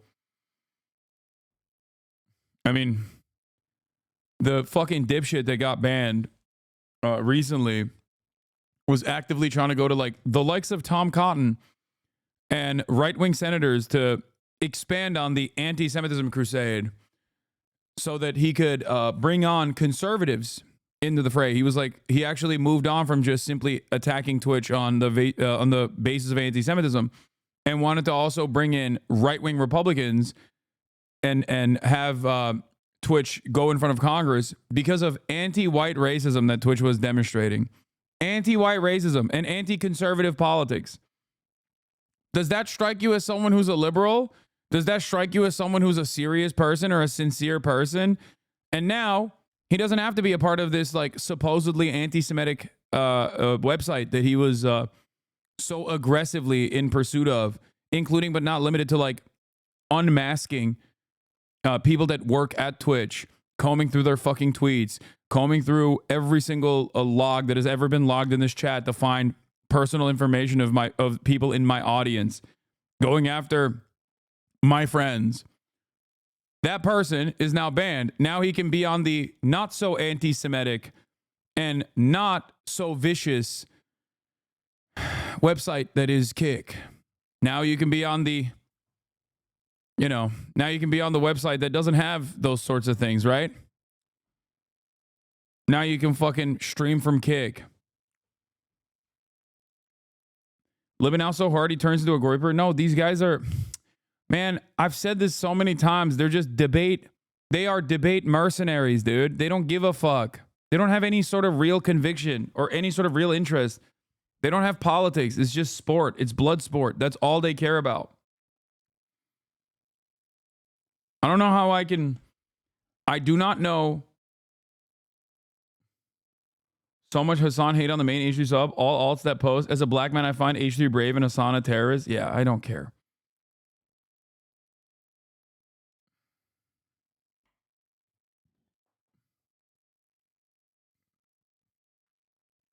Hasan, that Dan freak is trying to take credit for you not playing ads anymore, Lamau. He doesn't know your contract expired many weeks ago. Yeah, that's also very funny because like I have very openly talked about how I hated fucking running ads to begin with. And while I still retain the position and the right to potentially run ads in the future, like I was not interested in running ads post my contract, which I think is very funny. Yeah, right. Yes, I know. You will never understand someone with real convictions. And that's precisely the reason why you always will project. You will always think I'm cynically advocating for the things I'm advocating for. Your favorite content creator will never say no to $1 million deal to advertise on this broadcast on election day. Your favorite content creator will never do that. Your favorite content creator shit on NFTs openly and then took the bag from an NFT company. But you don't care because he's a deity in your eyes. You're in a cult. Okay?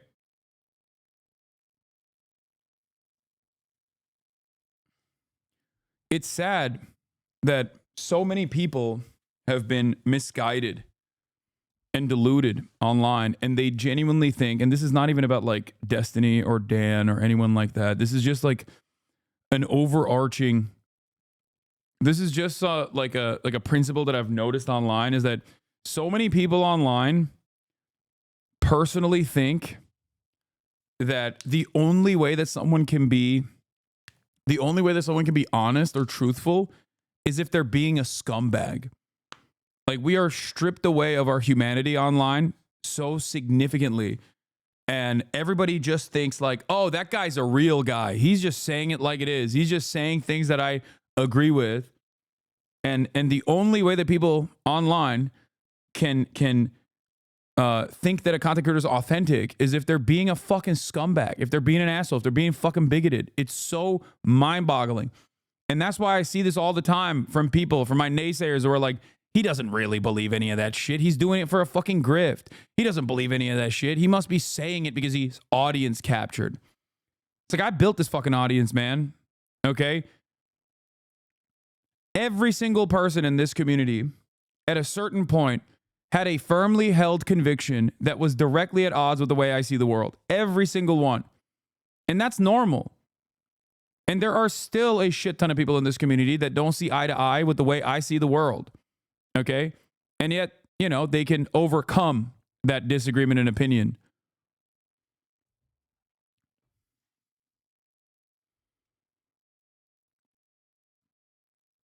I would not be as successful as I am right now if I wasn't fucking ruthlessly and brutally honest and stubborn to a fucking fault.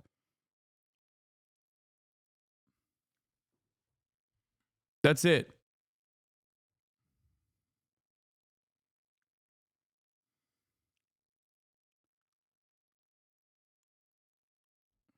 My job here, my primary function here is to try to walk people away from the cliff of radicalization, right-wing radicalization. And I think I do a very good job at that. And I think that's precisely the reason why many people are fearful and they're angry and resentful. One, because they refuse to listen to the words and instead try to find some other cynical purpose behind these words to say, oh, you must be grifting. Okay, there must be some alternative reason as to why you're saying these things. No one could possibly think these things. You're rich. Okay, I said the same shit when I was poor. What do you want? Me to change my entire worldview now that I've seen financial success? What the fuck? Wouldn't that be dishonesty? That's what I don't understand is this demand, this endless demand of dishonesty from my naysayers. They're like, please be dishonest. The biggest validation your haters give you is the level of tongue twisting they have to do to make you out as a scumbag. I know. The question I have for a lot of people is this. Would you ever grift to the left? Does it seem like a good audience to captivate if you were to grift? Or would you go to the right?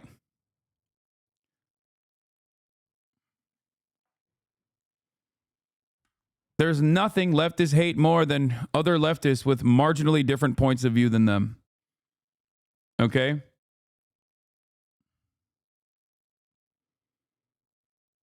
If I'm such a bad person, then why, oh why, do you have to constantly massage the truth with clips out of context? Why do you feel the need? Why can't you let my commentary stand on its own? Are you afraid that people will see the truth?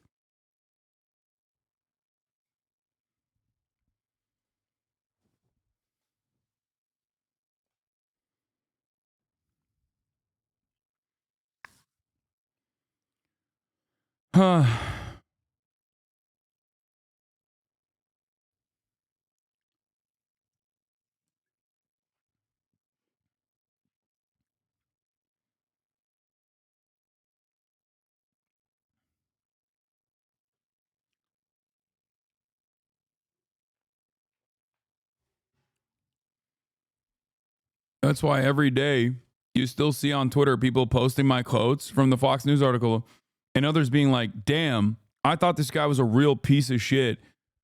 I'm actually going to tune in now. It's like, dog, I've been saying these things for years. It's not new. That is precisely the reason why you can always go back in time and look to my commentary. Okay? And recognize that I've been saying the same shit for years. You must not have been paying attention. Okay?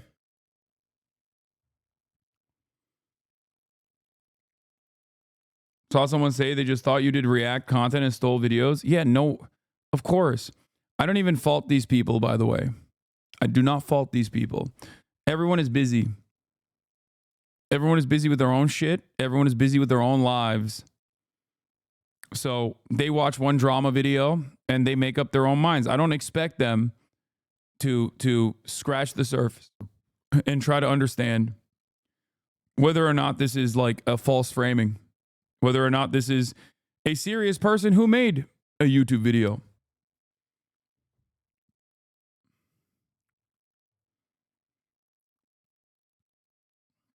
Are there examples of topics that you've changed your viewpoint from past commentary? I mean, I was open about my journey through being transphobic and no longer being transphobic and an advocate for trans people. Same with like making misogynistic jokes, things like that. Definitely a lot more bro-y.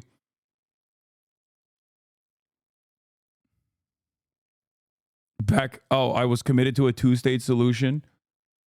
I was wrong. That's another one. I said Russia would never invade. You know what's really funny? I said Russia would never invade Ukraine. And I immediately apologized. And I said, look, I was wrong. I was so fucking wrong. I thought Putin wasn't this stupid. And he was, right? And the funniest part about that is, like, my recognition of my wrong prediction has been brought forth endlessly for the past fucking 1,000 days. You said Texas would turn blue? No, I didn't. No, dude. See, this is wrong. I never said Texas would turn blue. I said Texas is so unlikely to turn blue that I would do a tasteful nude photo shoot if it were to happen.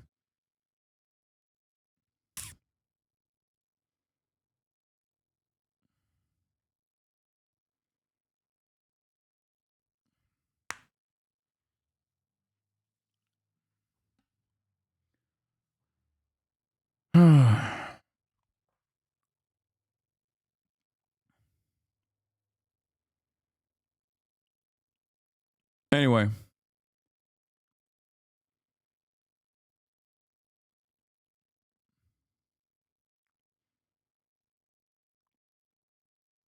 You said LeBron is the GOAT? Okay, that's true. Now you're posterizing my dubs. But anyway. Let's get back to it.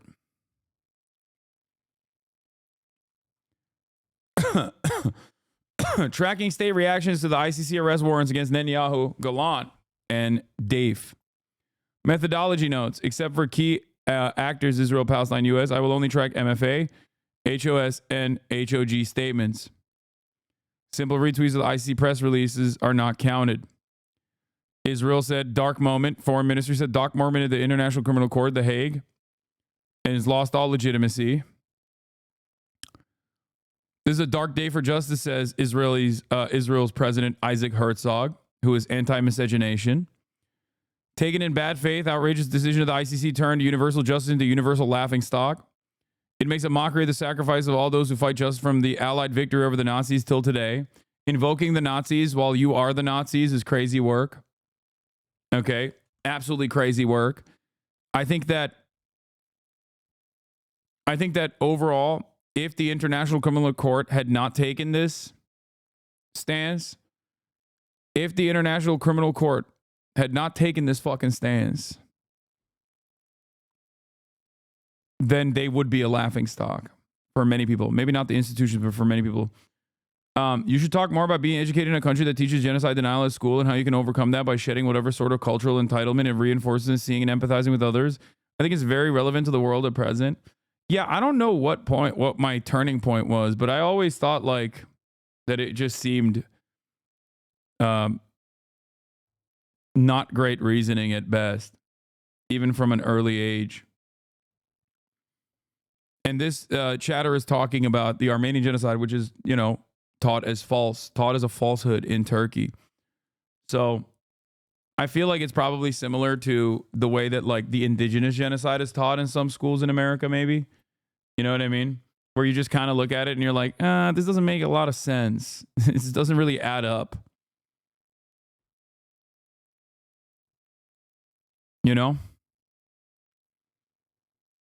But I won't say that if I could do it, then so could you to everyone living in Israel. You know what I mean? Were your parents left this? Fuck no.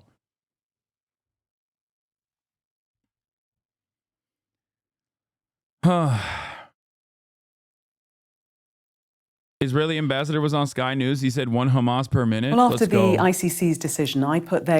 Let's go. Well, after the ICC's decision, I put their claims of war crimes to Israel's ambassador to the UN, Danny Danon. When you look at the past resolutions of the ICC, For the first time in history, you have a resolution against a democracy. You know, in the past, the I love these guys. used to apply those decisions against murderers, against regimes where there was no democracy, no judiciary systems. But Israel is a strong democracy. We have our own institution, and the fact that they chose to side with the terrorists, that's shameful. And it's proved that they use double standards. So when you use double standards against Israel, you show that you are biased. And that's why we call the countries not to collaborate with this shameful resolution.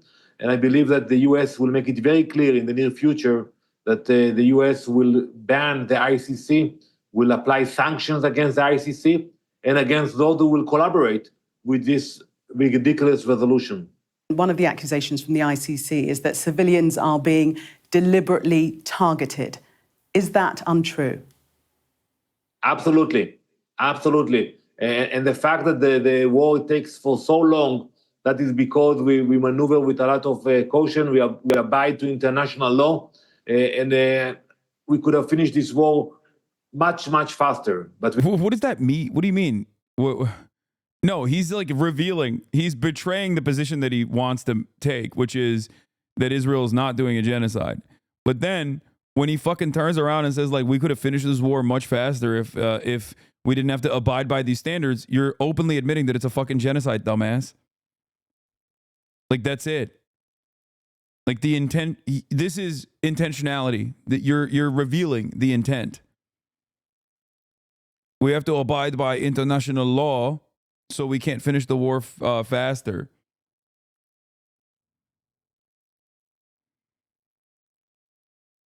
This is the quilt, yes.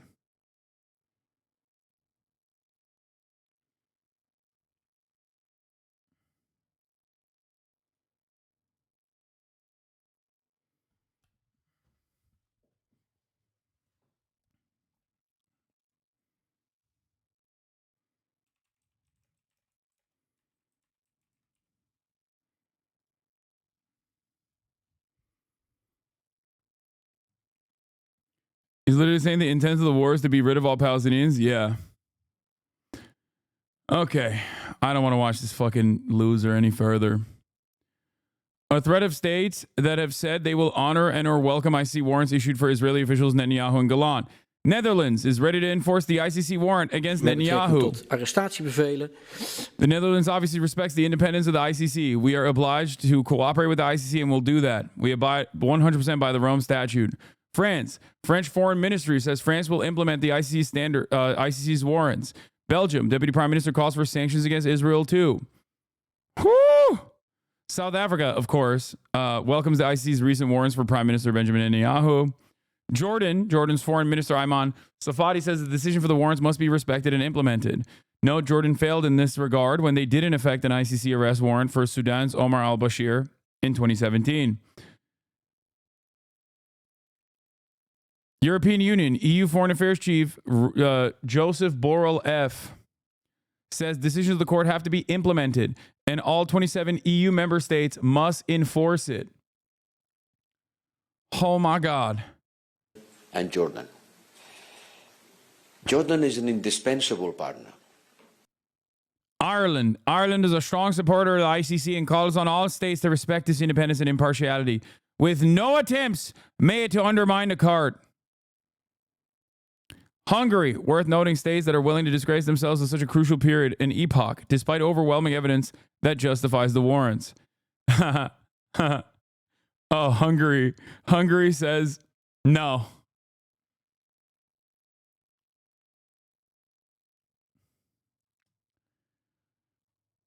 Palestine, we welcome the announcement by the foreign minister. Israel, of course, is very much against it. Dark moment for the International Criminal Court. All right. Yeah. But Viktor Orban. Excuse me, chat. People who say Viktor Orban is not significant, that's his favorite. That's Donald Trump's favorite. Viktor Orban loves me. The tragedy in Gaza has to stop. And now I will be very sober in my comment. It is not a political decision. is a decision of a court of justice, of an international court of justice. And the decision of the court has to be respected and implemented. So I take note of the decision of the International Criminal Court to issue arrest warrants from Prime Minister Netanyahu, the former Minister of Defense, Mr. Gallant, and the Hamas leaders, Dave. This decision... It's pretty sick that liberal institution lovers can't fucking stop themselves from abiding by rules. You know what I mean? It is pretty funny. It's a binding decision. And all states parties of the court, which include all members of the European Union, are binding to implement this court decision.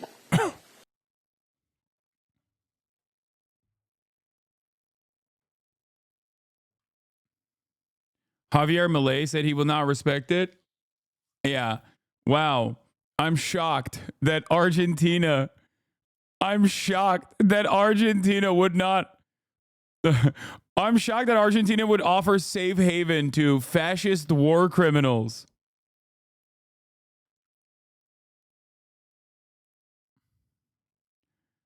Wow.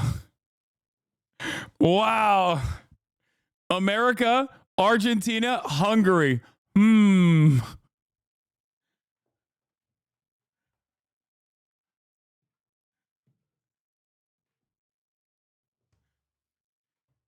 This is literally the post-World War II nightmare rotation, dude.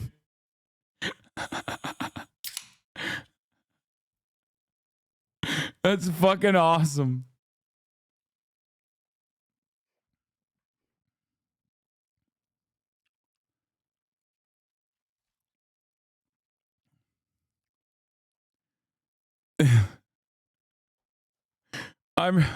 Guys, color me surprised that Argentina said, excuse me, we have a long history.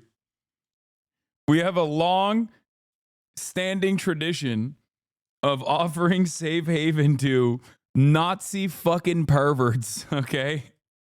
And it does not matter. This will not change.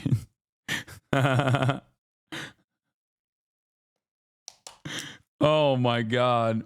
Never asked an Argentinian German grandpa what he was doing between 1933 and 1945. Nope.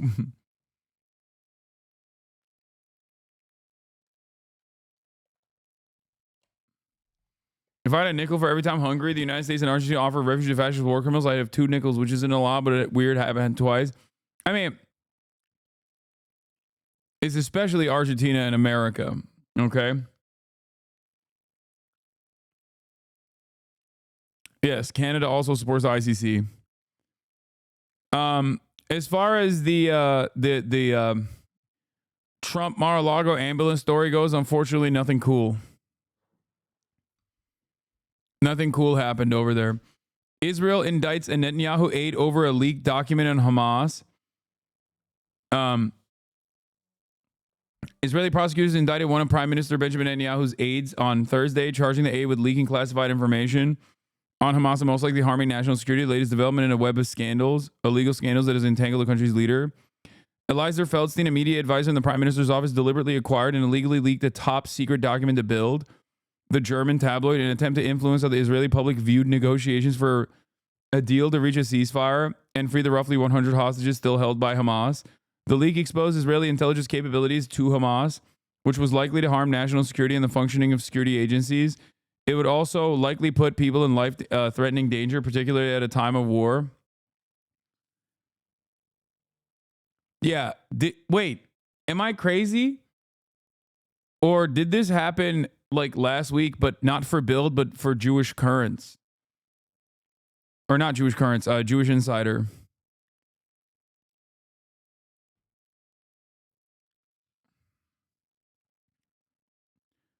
I've besmirched the good reputation of my colleague Noah Colwyn's former established Jewish Chronicle, not Jewish Insider.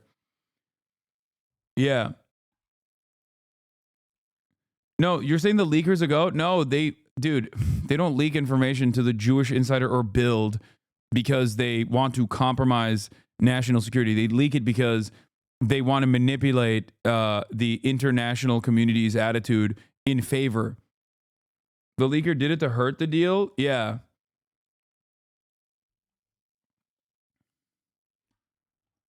Yeah. You think Benjamin Netanyahu's aides are going to fucking leak national security secrets in an effort to like hurt Benjamin Netanyahu? Fuck no.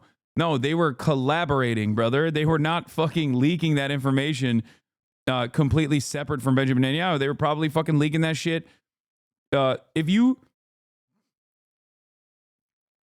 you see like a Jewish Insider or an article from like Jewish Chronicle or an article from Bild or an article from New York Post, these are not reputable papers. These are papers that are firmly engaged in doing Hasbara and many other, pick and choose right-wing opinions, right? Like these are right-wing newspapers in general. But they also serve that purpose of like getting certain information to the Western audience. Getting certain information to Western audiences that might spoil a deal. Why are you pretending to be brown? What do you mean? Brother, I'm a white man. I don't know what the fuck you're talking about, but anyway.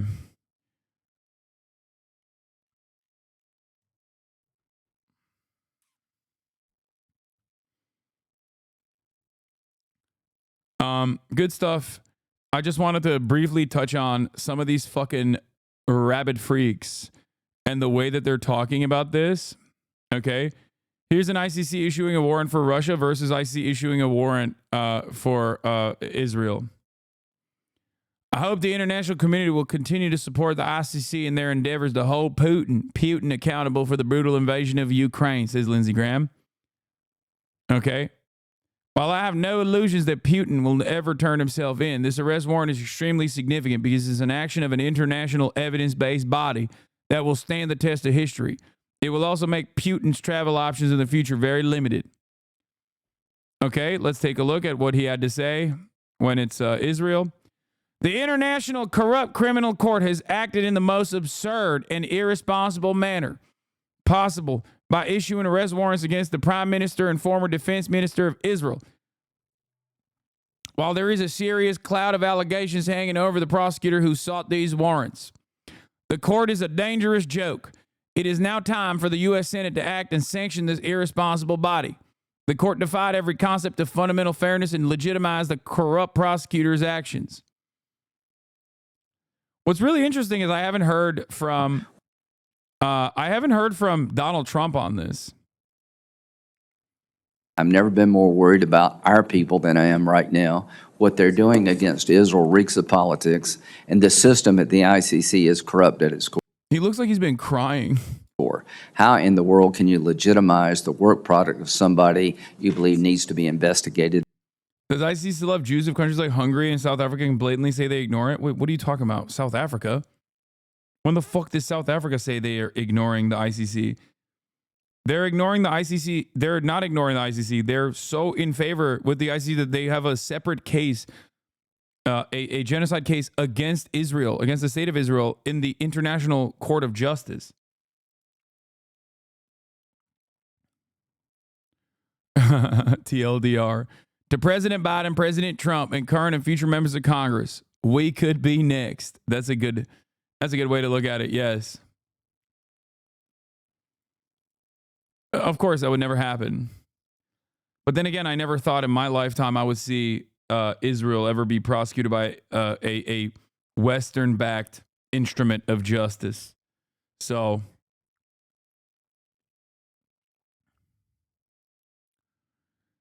Israel's not a member of the ICC, nor is the United States. Israel has a very robust legal system, and so does the United States. If we do not fight back against ICC's attacks on Israel, it is as if we are conceding that they have jurisdiction over the United States. Oh my God. Dude. anti-Semitic stock is rising at an alarming rate, okay? Like, my man literally... Dude, what? Dude, why? Why do you guys do this? Do you have no interest? Do you have no... Do you not see the writing on the wall? I just don't get it.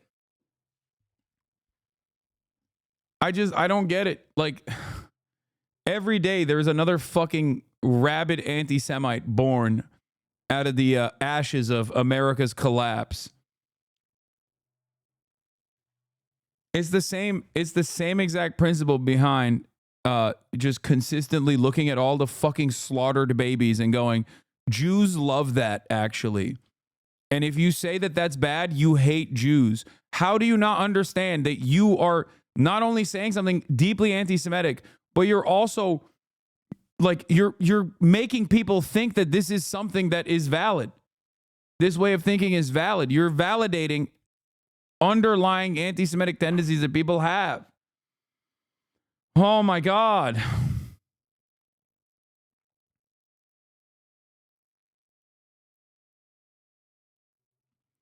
We cannot let the world believe for a moment that this is a legitimate exercise of jurisdiction by the court against Israel, because to do so means we could be next.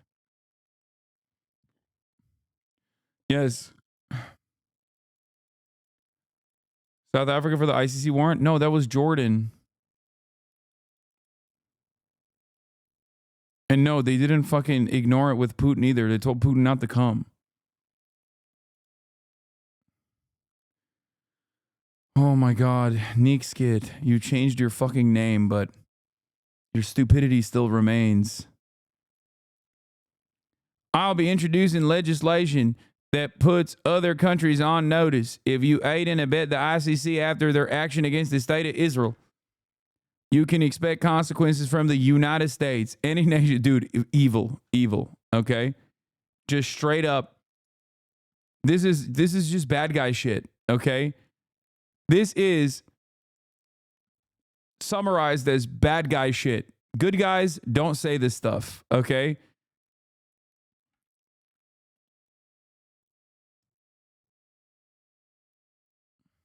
Oh, South Africa did avoid the warrant with Sudan. They did so by withdrawing from the Rome Statute for like 6 months in 2016. My bad. My bad, the Neek skit. I apologize. I'll give you this one. I thought you were mistaken, Jordan, for South Africa. Look, I'm charitable. I'm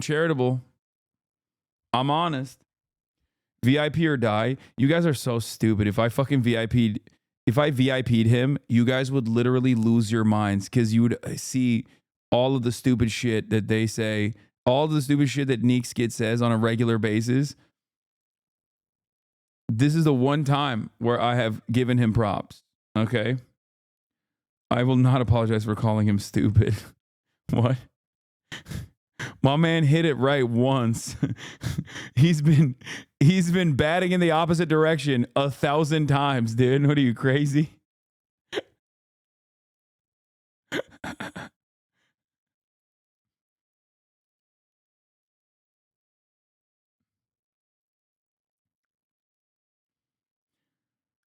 He's clearly trolling. Why don't you ban him? Because I will not ban people just for fucking being silly, okay? Or for trolling. We can even make the person a character in the community, okay? Even if they're fucking annoying. I will ban you if you annoy me to a certain degree that it's like, I can't. You're constantly like seeking my attention over and over again. Or I'll ban you if you are being hateful and bigoted. That's it. He's silly and most likely trolling, but not in a way where it's like severely disruptive. Okay?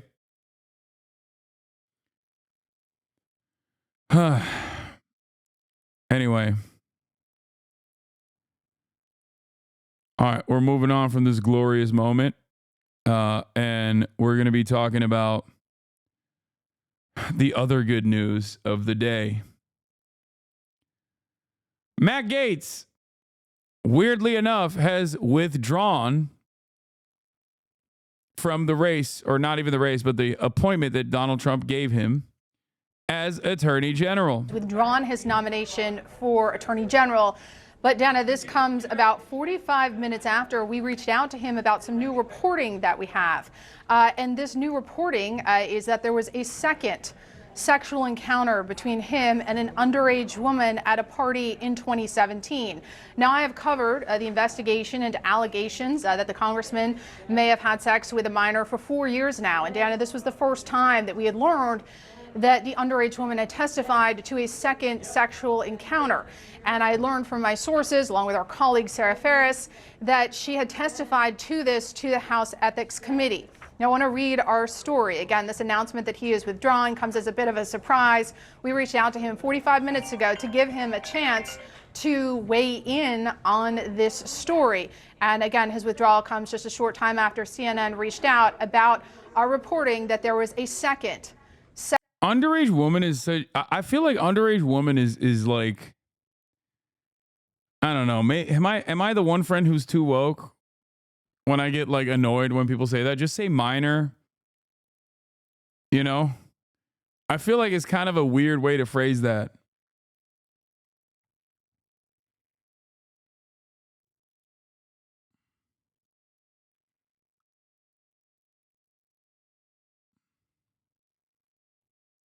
It's like, why are you saying underage woman? Just say minor.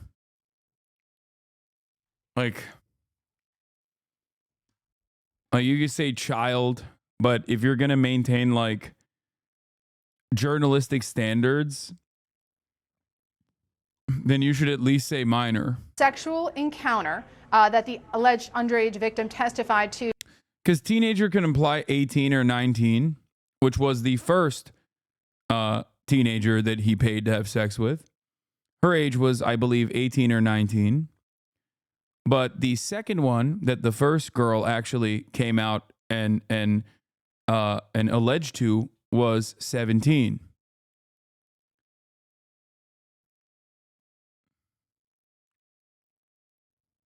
To the House Ethics Committee. Now, let me read you our reporting, Dana. The alleged underage victim has testified that both of these sexual encounters, the one that we always knew about and this new one, occurred at the same party in Florida in 2017. And Dan, I am told that she gave consistent testimony in both the ethics investigation and a civil lawsuit in Florida. Now, I want to note that the Justice Department investigated these allegations that Gaetz had sex with a minor and did not charge him. He has always denied wrongdoing, and we reached out to him 45 minutes ago to get a reaction to this. He did not offer us a statement. Instead, we're seeing that he is now withdrawing. Now, I want to note that what's notable about this testimony is that the underage woman testified that the second sexual encounter also involved another adult woman. Now, the adult woman has denied that there was a threesome. Gaetz has always denied that he had sex with a minor. But of course, this new reporting was coming as President-elect Trump was trying to shore up support on Capitol Hill to get Gaetz confirmed. I think this is also important, this new reporting, because it reminds people that there are things about this investigation that are still not public. But again, we reached out 45 minutes ago to Gaetz's team to tell them that we were going to go public with this story. We told them it would go public around 12:30, and before he got a statement, he announced that he is withdrawing from his Attorney General nomination. Wow. Wow, we were waiting for that reporting, Paula. We were on pins and needles here, quietly. I had it all typed up, yeah. Quietly in the studio, waiting for you to come with that reporting, and this is certainly. Will be really funny when Trump pardons him just in case. I don't think you can do a preemptive pardon. Huge, huge news that Matt Gaetz, we had just been talking. So they're saying there is a 17-year-old girl, 17-year-old woman who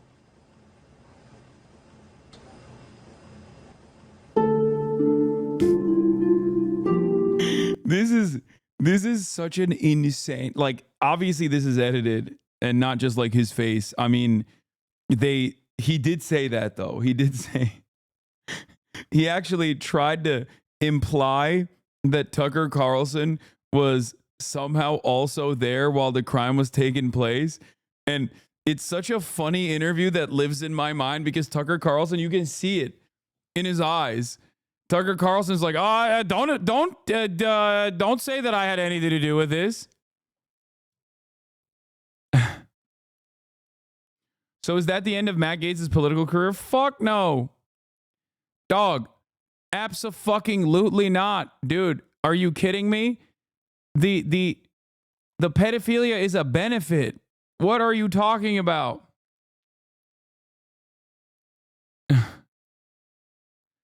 Gaetz says you met her at a dinner and Tucker stops and says, I have no recollection of that. What's going on?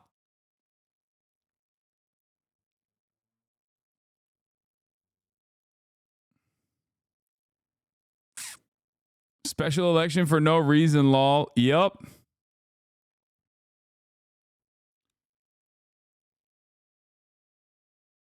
Oh, this was also funny. I saw this. For all my Republican colleagues in the House and Senate, if we are going to release ethics reports and rip apart our own that Trump has appointed, then put it all out there for the American people to see. Okay? All the ethics reports and claims, including the one I filed, all your sexual harassment and assault claims that were secretly settled, paying off victims with taxpayer money, the entire Jeffrey Epstein files, tapes, recordings, witness interviews, but not just those, there is more. Epstein wasn't/isn't the only asset. If we're going to dance, let's all dance in the sunlight. I'll make sure we do. So this is the only time where I have ever found myself agreeing 100% with Marjorie Taylor Greene, which is shocking, I know, but in the interest of bipartisanship, and civility, I must say, I agree with this fucking Titan.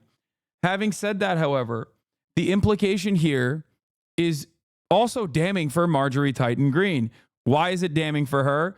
Because she's now admitting that, like, she knows of a litany of sexual misconduct cases that her colleagues have engaged with. It's like, bitch, release it then. What do you mean? Bipartisanship, you're a Republican? Yes.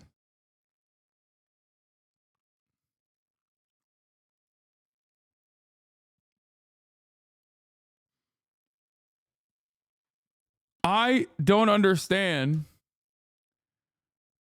why she just so voluntarily revealed that, like, there's actually a lot more rapists in Congress than you would think. This is the type of shit that I don't understand. It's like, if you have this kind of information and you threaten to reveal it, but you don't actually reveal it, then I guess you just don't care. Like, what? What does this mean? It makes no sense.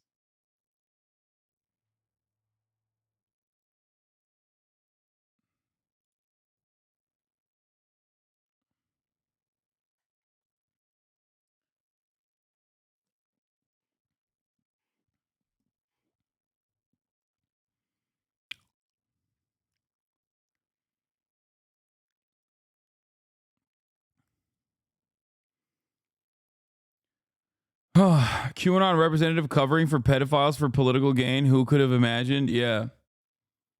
Saying this, by the way, in the interest of defending one other pedophile is also nasty work.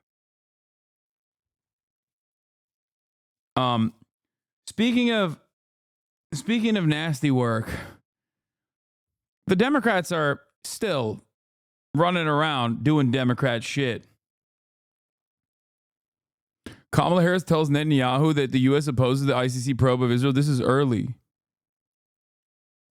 U.S. Vice President and Israeli leaders say court in The Hague has no jurisdiction over the issue as prosecutor pledges impartial probe. This is from 2021, chat.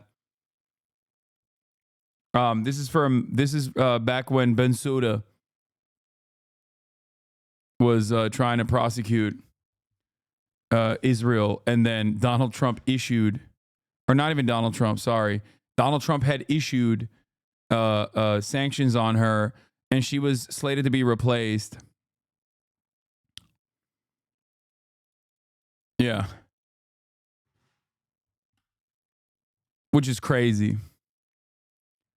Anyway, it don't really matter because while I don't think Matt Gaetz' political career is over, Kamala Harris is certainly over. If the Democratic Party elevates Kamala Harris to another thing, to another position, I'm so done. Oh God, they're going to do it. They're going to try to like make her run for California governor or some shit, or maybe make her run again. They're going to make Kamala Harris run again.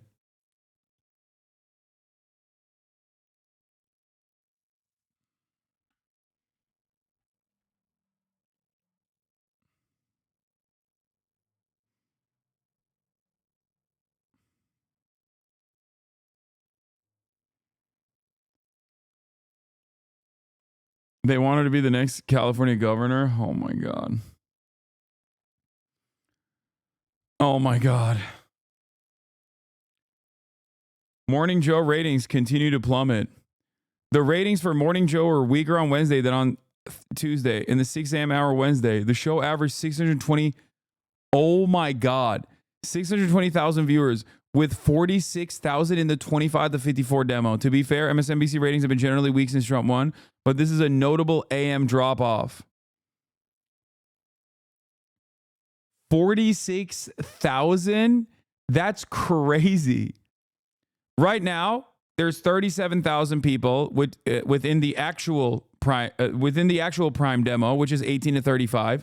25 to 54 is the new metric. Back when I was working in the ad world, in the ad space, the actual target demo was 18 to 35, and it still is. But because cable news has gotten so fucking old that they literally changed the metrics, and even then they're losing on those metrics. The 25 to 54 demo, and they're still getting cooked in that demo. Okay, now one thing for you to understand, like that's Nielsen, right? These are Nielsen television metrics, television ratings.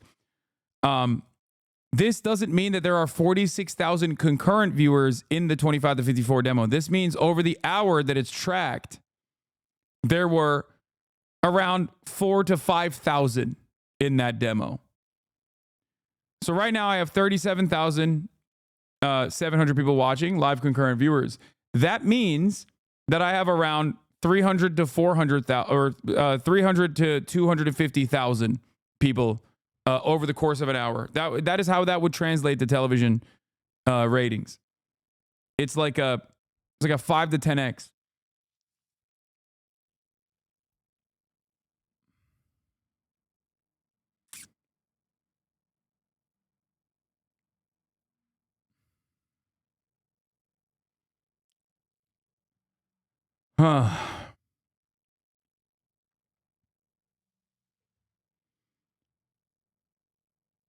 They are fucked.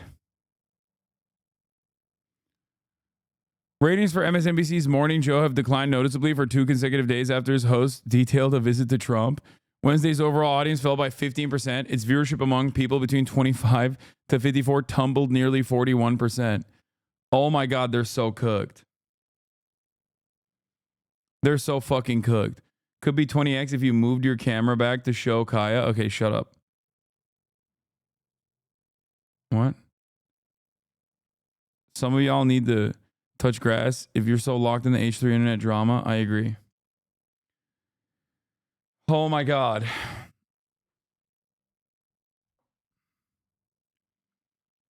These guys are just like the Democratic Party. They just keep pivoting to the right, hoping that the audience comes back, but no one comes back. And they just only look at that and go, we should pivot to the right further. I find that really odd, especially when it's like television ratings are not like the Democratic Party. Okay. I understand why the Democratic Party operates that way, because they're beholden to their corporate masters. But why the fuck? Why the fuck would you do that if you're a TV show and your job is to get more viewers?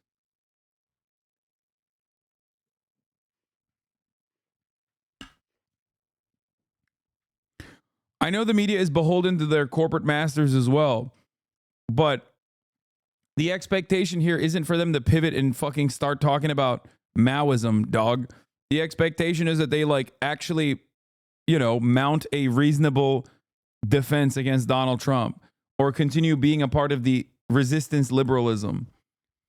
And it's quite interesting that they have not done that, and they're not doing that. And it's something that I called out pretty early on. If you remember, I said, I don't think we're going to see a resurgence of 2016 era liberal resistance. Okay?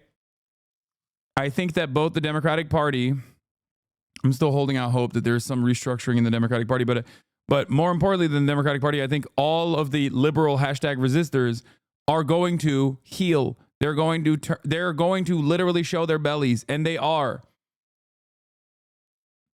Wow, Brianna, I'm surprised a spineless worm like you could even feel being crushed under the boots of those you supported.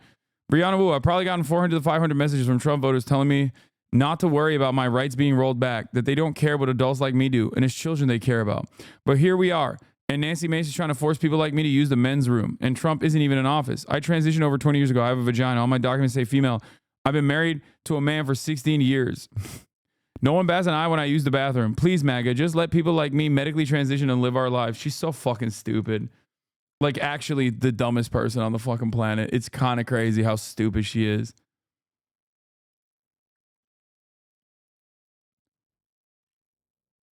Brianna Wu is trans? Yeah, I think she like openly revealed that she's trans recently.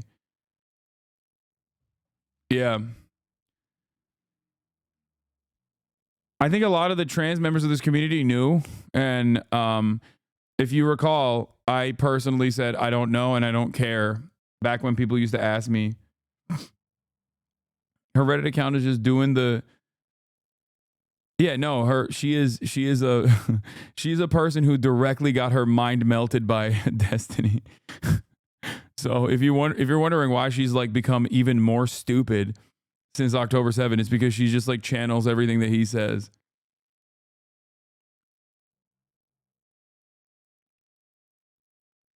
Anyway, I swear she's been out and about trans since the Gamergate days. No, back then she would. I think back then.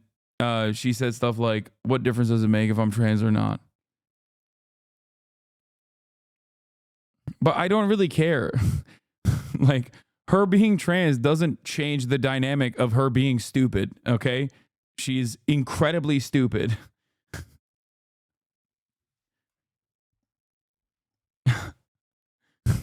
Make no mistake. I will defend trans rights, including Brianna Wu's trans rights. But I will never defend Brianna Wu. If that makes sense.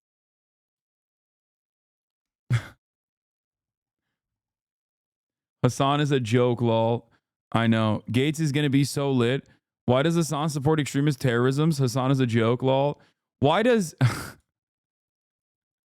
are there so many people who come in here and channel what like Ethan, Destiny, and fucking Dan are saying? But then they also openly admit that they're Republican. Why are there so many Republicans in these fucking fandoms? I thought these guys were all liberals, dude.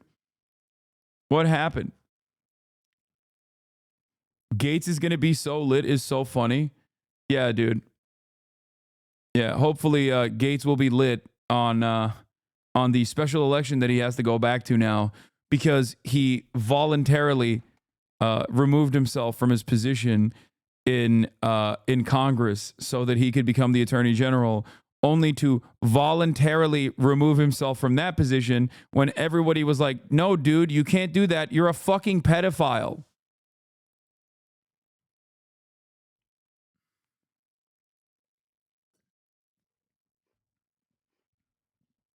It's so funny. This guy is like, yeah, Gaetz is going to be Attorney General. It's like, no, you need to be caught up. The reason why we're talking about Gaetz to begin with, if you saw the title, is because he withdrew. He fucking withdrew, and he's already been replaced. Donald Trump replaced him already, you fucking idiot. Pam Bondi is the new Attorney General. Pam was a prosecutor for nearly 20 years, where she was very tough on violent criminals and made the streets of safe for Florida families. Let's see what fucking Let's see what kind of sexual harassment and assaults that she's engaged in, you know?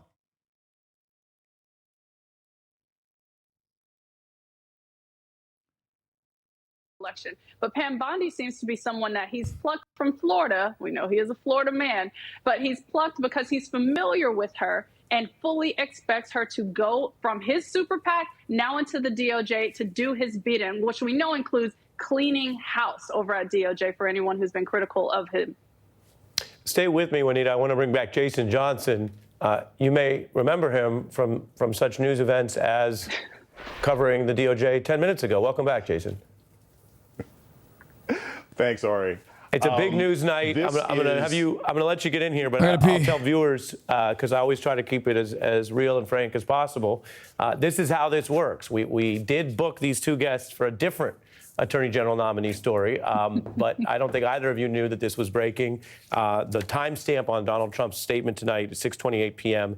Eastern, naming Pam Bondi. I want to add a couple more details on that because it's a breaking story, and then Jason, bring you in here. There is a distinction that everyone should understand about this Attorney General nominee versus Matt Gaetz. Many people, experts, nonpartisan officials, as well as Republicans, noted that Gaetz had essentially no experience as a prosecutor or in the kind of legal managerial work that anyone would do at any leadership level at DOJ, let alone the top post of Attorney General of the United States. The contrast to Ms. Bondi is she does have that kind of experience, much more traditional than what you would see in a top DOJ post, because she was the top law enforcement official in the state of Florida, and she has over 15 years experience in that role and other roles as a prosecutor. If you remember Kamala Harris running for president and talking about being a prosecutor at the state level, this is that kind of job. And so in that experience, it is much more of a traditional role, something that the Senate Judiciary Committee and others who vet these kind of nominees would see as a positive, as experience. The flip side, which our guest Juanita just mentioned, is unlike traditional attorneys general, this is an individual who's very tied politically to Donald Trump, the loyalty that he has talked about. And while there is nothing disqualifying about working on an impeachment defense, it positions her not as someone who is a nonpartisan state-level prosecutor ready to rise up to the DOJ, but someone who's already been in those really searing partisan battles over Donald Trump's conduct in history. And you want generally an attorney general who is not overly tied to past partisan positions, even when they intersect, for example, with politics and law in Washington. So that's one update I wanted to give and bring you back in, Jason. I say that with all accuracy and fairness. On paper, her state-level experience is much closer to what presidents in both parties have sought at the DOJ. That's a huge difference with Matt Gaetz. The political part, though, is different. Right. And then what I bring to you is, and Juanita mentioned it, you have that political history, and you have a proposed number two, a deputy attorney general who recently handled Donald Trump's criminal defense. So if this were the team, and they have to go through vetting and confirmation, but if this were the team, this would be two of the most politically defensive lawyers of the personal capacity of an incoming president we've ever seen running DOJ at the same time. All right, I completely agree. And quite frankly, my thought is that after Gaetz dropped out, it would be essentially somebody from Trump's legal team. It would be like a Jay Sekulow or somebody like that. I assume that's where he would get these people from. Unlike William Barr, even going back to when we were all kids and like Janet Reno, right? Occasionally attorney generals try to behave like they are not the personal lawyer of the president of the United States. That is completely out the window. Okay, I'm looking. Okay. I don't care about this stuff. I'm just excited to see what kind of scandals come with Pam Bondi. Florida Attorney General sought donation before nixing Trump University fraud case. Ooh. Florida Attorney General Pam Bondi is denying that a $25,000 donation from Donald Trump is in any way connected to her office's decision not to pursue action against Trump University, despite dozens of complaints in Florida. Ooh. By the way, this chat and this community is literally better than mainstream media for this reason, okay? Because we have 37,700 little freaks in here right now, we find and scour the interweb faster than, producers at CNN can, even though this is from their own archives. Okay? We're on it. We're already ahead of the game, baby. She's also a Scientologist? No, you're fucking kidding. No way. Pam Bondi has ties to Scientology?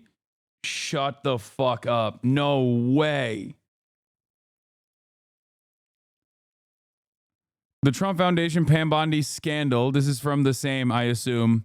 Yeah, the 25 grand contribution. Pay for play.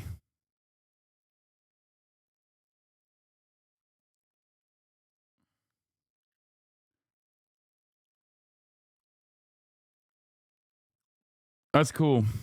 Yeah, remember the Ryan Roos story? We are sleuths. I know. Tampa Bay Times. Pam Bondi's Clearwater fundraiser organized by Scientologists. Wait, what? Pam Bondi's special guest, the invitation says, will be U.S. Rep. David Jolly. Hosting the event at Liz and Michael Bayback, owners of a 23rd floor penthouse in swank Water's Edge condos downtown, Tower Perched. Bayback is the chief executive of Michael Bayback & Co., Clearwater-based business services consulting firm. She worked as a Qatari lobbyist. Registered foreign agent Pam Bondi says Biden is corrupt. Wait, she worked for Qatar? Maybe she's good.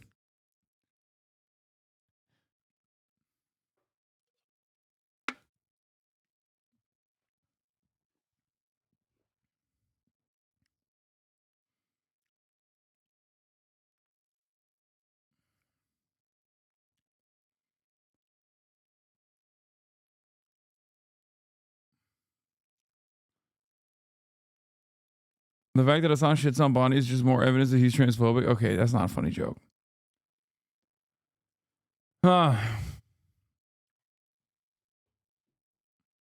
New clip just dropped. Hasanabi helping Qatar house Hamas. Yep.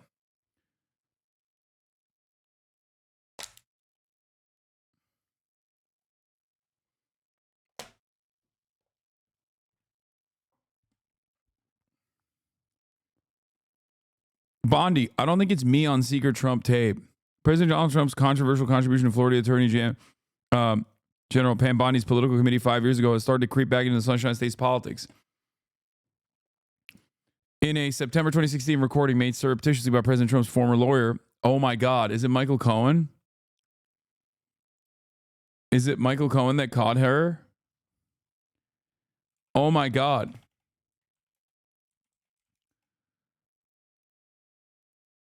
Oh my God.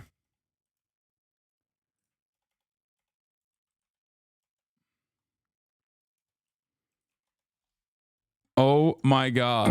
Oh, baby, don't lie to me. If I tell you my story, don't cry. Friend of the show, Michael Cohen, does it again.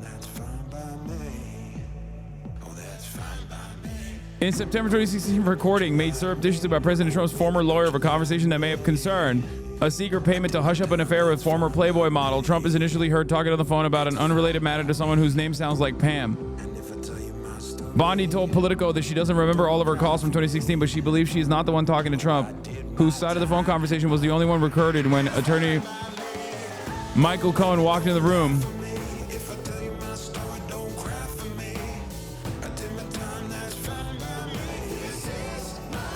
Mea culpa.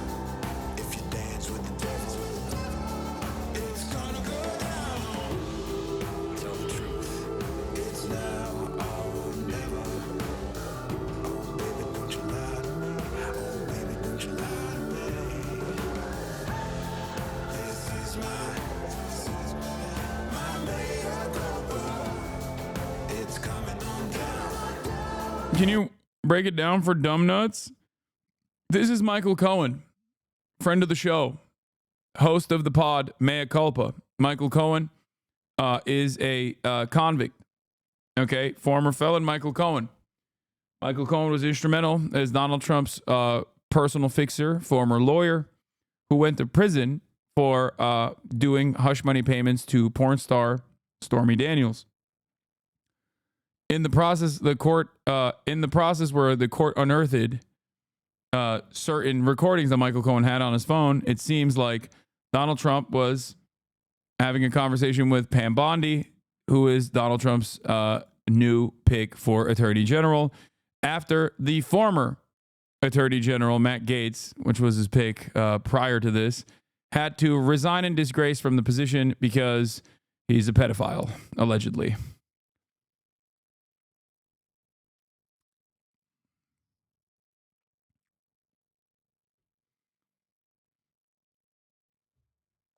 That's right. Seems to me like Pam Bondi also did some paid-to-play schemes with Donald Trump. Sought out donations from Donald Trump and then threw aside the Donald Trump court case on Trump University from Florida. Now, I'll just say it like this. I'm sure there's more stuff to come out because that right there is not that bad. I mean, she's going to be a demon regardless. And it's obvious that Donald Trump chose her because, you know, she's loyal. But, yeah.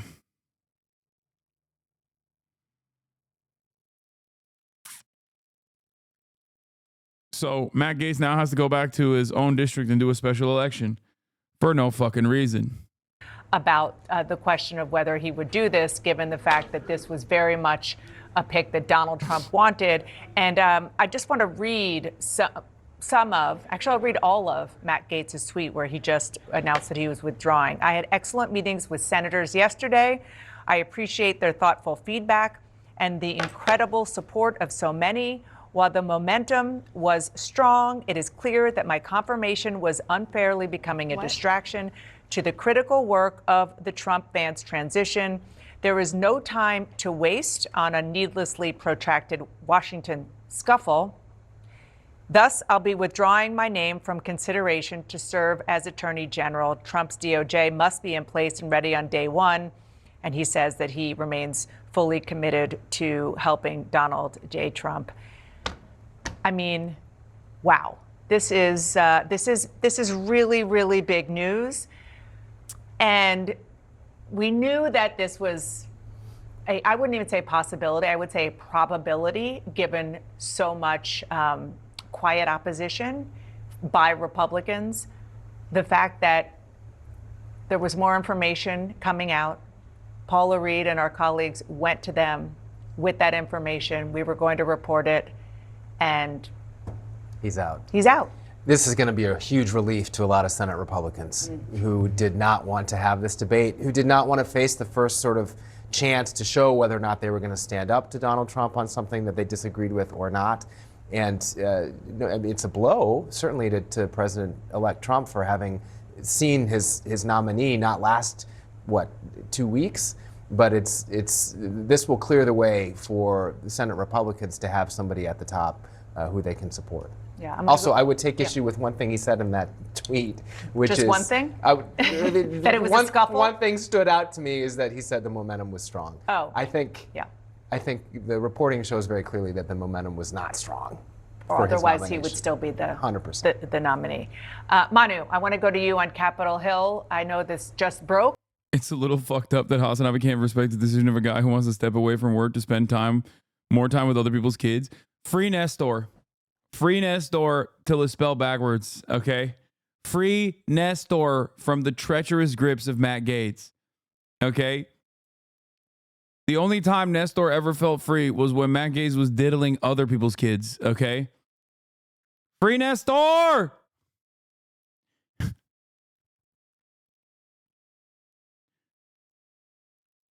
But what are you hearing so far? I'm guessing the relief that Jeff Mason was just describing.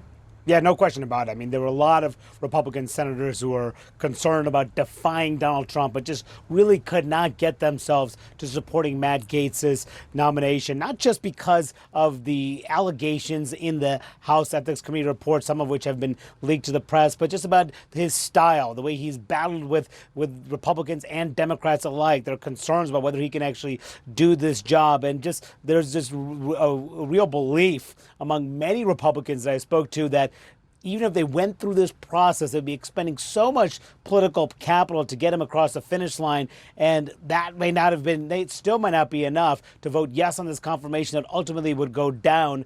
That made it so complicated to see how he could ultimately get through. It is still going to catch a lot of people by surprise because Gaetz was on Capitol Hill all day yesterday, meeting with senators, trying to urge them to keep an open mind through this confirmation process. They successfully delayed that House Ethics Committee report. It'll be an interesting decision now whether that House Ethics Committee report still see the light of day, even though Matt Gaetz has resigned from Congress. That committee is still planning to meet in early December to decide how to proceed. And one other thing, Dana, Matt Gaetz resigned from his House seat in this Congress. He said in that letter to the House that he would not serve in the next Congress, although he was just reelected to that seat for the next Congress. Does he change his mind and decide to stay in his seat over the next 2 years? That's a question I just put out to Mr. Gaetz. We'll see how he responds to that question. But, of course, if he does, that could bring the Ethics Committee investigation back to light. So a huge development here, and no question about it, a big sigh of relief for many Republicans who did not want to vote for Matt Gaetz. Yeah, no question. All right, let us know if you get... She stole a dog from Katrina victims? Stop. Shut the fuck up. RNC Speaker Pam Bondi was once in a 16-month custody battle over a dog with a Hurricane Katrina victim. Oh my God. Stop. This makes no sense. Okay, I can't believe I'm saying this, but I guess Donald Trump is doing the damn thing where, you know, at least she's not a pedophile. Like, I don't get it. Like, at least she didn't shoot the dog like Kristi Noem. Get more reaction. Manu, I want to go to West Palm Beach. Kristen Holmes is there at her post reporting on the Trump transition. Kristen, what are you hearing? Yeah, no official word yet from President-elect Donald Trump or his team, but I can tell you, Dan, I spoke to a number of people this morning who were talking about just how far they were going to have to go to try and get Gaetz confirmed. How much political capital was Donald Trump going to use? And there was concern among those close to the former president, now president-elect, that they could not get a number of other cabinet picks through if he used all of his political capital on Matt Gaetz, which was seeming like it might be the outcome of all of this. Now, of course, there were questions as to whether or not Donald Trump would react or change the direction that he was going in once that ethics report came out, if it did, in fact, come out. But we have been told that Donald Trump was all in on Matt Gaetz, that he had said over and over again that he was going to give him his support. It was the most important pick. But for those around Donald Trump and the people who wanted to get some of these other not as controversial, but still slightly controversial picks across the finish line, they were worried about then being a larger holdup because of the fact that he was expending so much political capital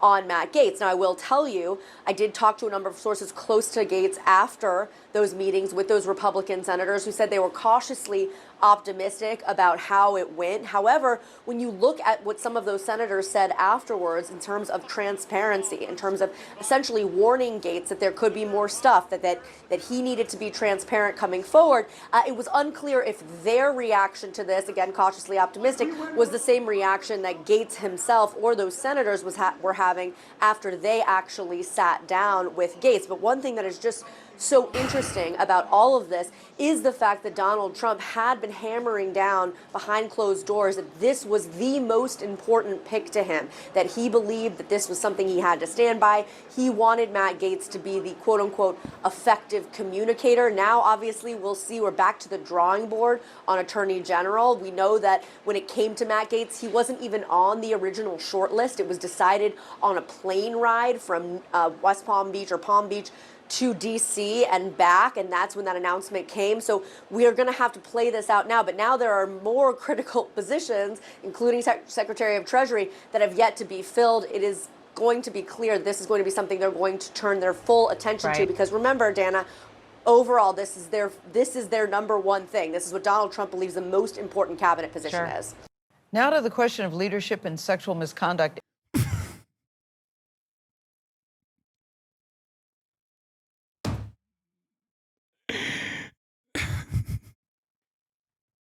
It doesn't stop. It's just like, oh my God. Oh my God.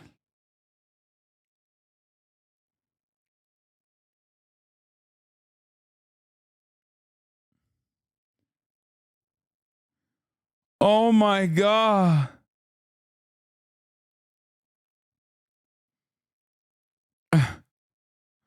Ay, ay, ay, ay, por Dios. Yo voy a votar por Donald Trump. Ay, ay, ay, ay, por Dios. Yo voy a votar por Donald Trump.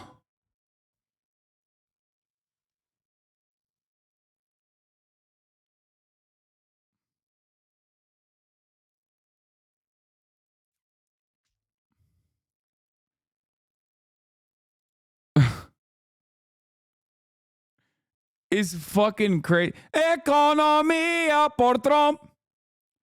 Trumpito. Okay. You can't have this many rapists, man. What the hell is going on, man?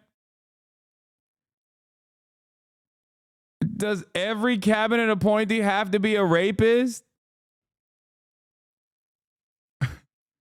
Oops, all rapists.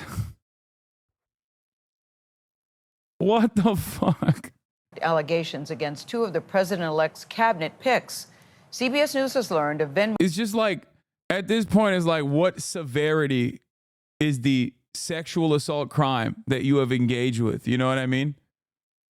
Depending on the severity is a requirement for sure. Like, they won't let you. You at the very least have to be like Linda McMahon, Vince McMahon's wife, who hired a pedophile. Okay? Knowing that he was a pedophile, and then was like, hey, as long as you don't diddle kids any further, like, you're good.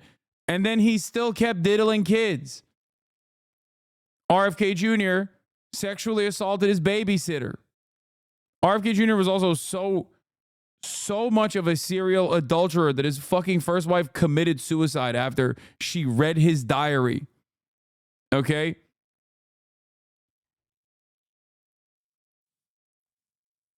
It's kind of crazy.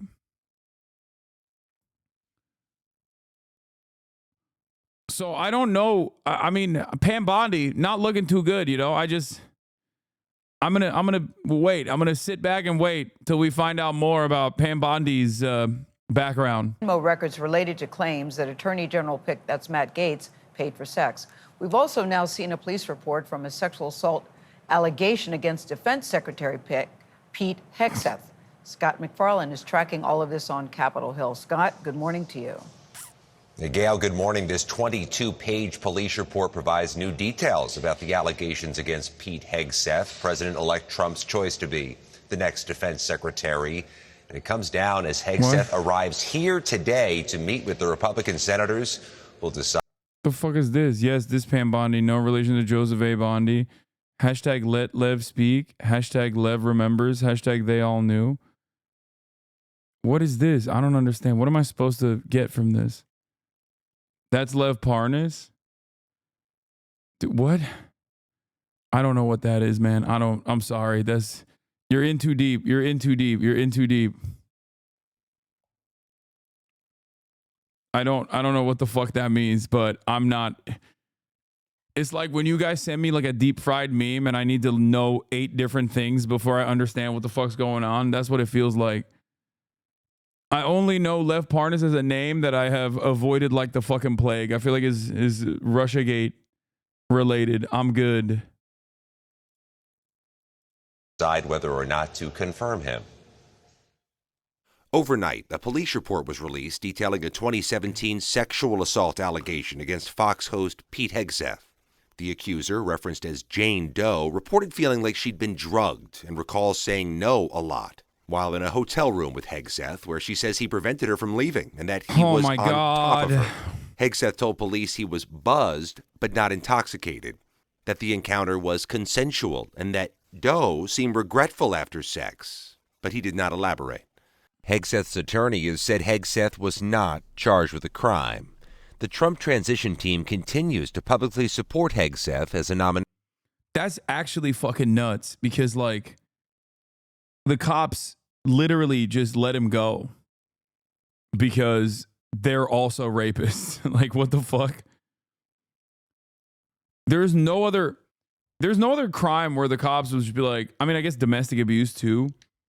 Like, there's no other circumstance where cops are just like, yeah, this is chill because we like that and we agree with what you did.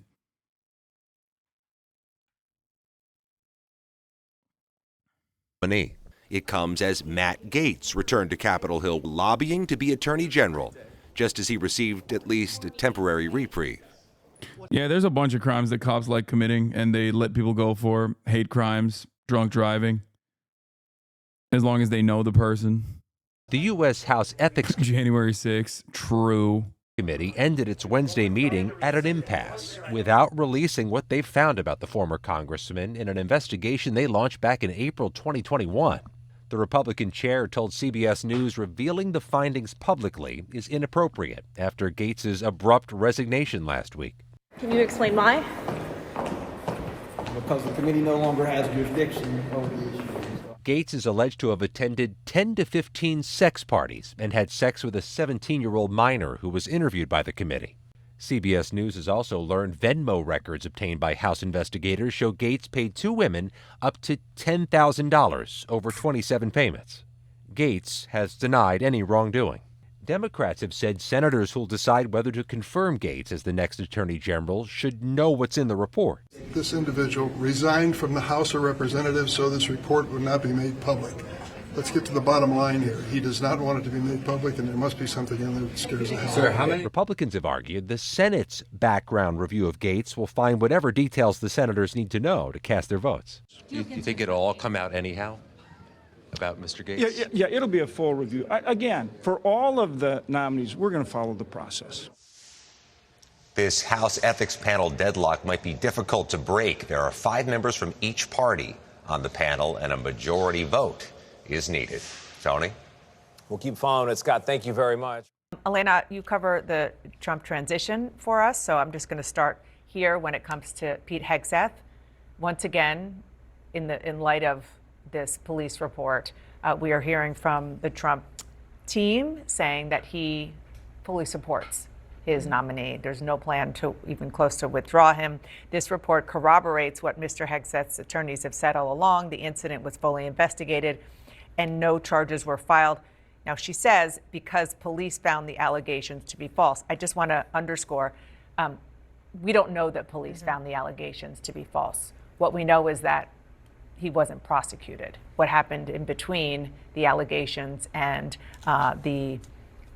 By the way, the police report is out on the Pete Hegseth sexual assault claim, okay? Incident report says rape victim unconscious of the nature of the act. Rape. Like, it's not... Like, they just straight up...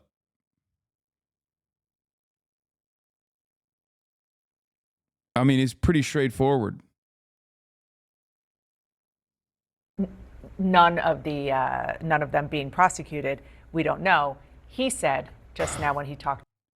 Didn't this happen with half of his other nominees too, like Kavanaugh, for example? I might be misremembering, but I mean, yeah, Kavanaugh too, for sure, but not to this degree of like open and shut. Does that make sense? Like there wasn't, I don't think there was a police report.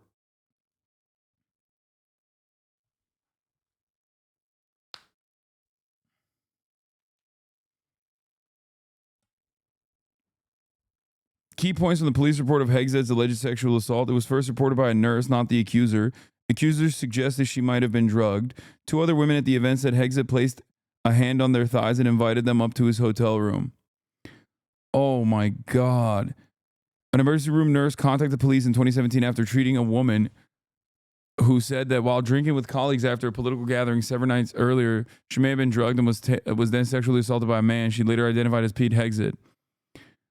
According to records released Wednesday by the Monterey Police Department.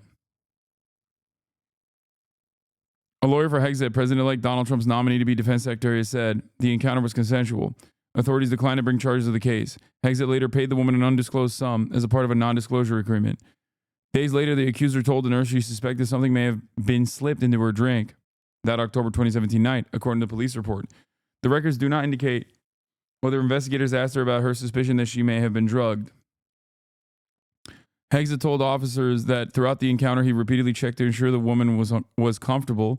He expressed that he did not want her to get in trouble, according to the report. Hegseth said she showed early signs of regret, the officer wrote, but did not elaborate. Police interviewed 2 other women at the conference who said that Hegseth had placed their hand on their thighs and invited them up to his hotel room. One told officers that she'd asked Doe to help ward him off, according to the report. Dude, this guy is like this guy's a monster, dude. He's a fucking freak. I mean, like,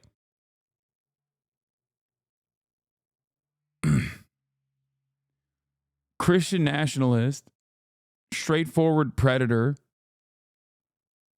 Hegseth wrote in a Princeton newspaper about how he didn't believe women could be raped if they're unconscious because rape requires for there to be distress and an unconscious woman doesn't experience distress. No fucking shot. What? Yeah, I mean, he's also had like multiple affairs. He literally had a wife, cheated on his wife, married the woman he cheated on his wife with, and then cheated on her with another woman that he ended up marrying as well.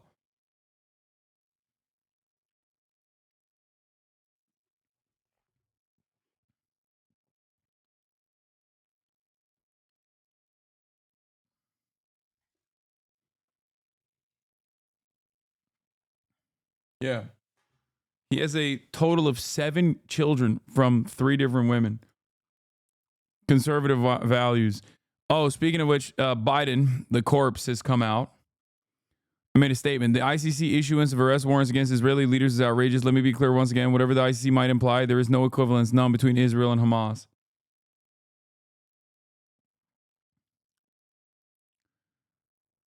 Holy shit.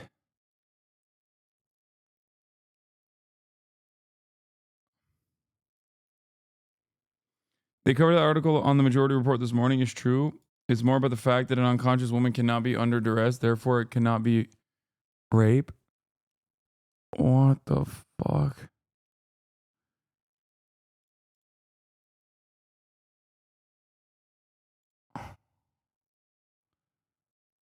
Yeah, he doesn't think women should be in combat roles.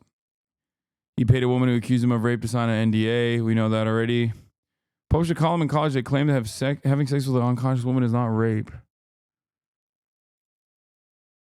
Hegseth was a publisher of Princeton Tory, a right-wing student newspaper. In September 2002 edition, flagged for popular information by Will Davis of ARC Initiatives, Hegseth published a column that claimed having intercourse with an unconscious woman was not rape. The columnist claimed that rape required both the failure to consent and duress, and women who are passed out could not experience duress.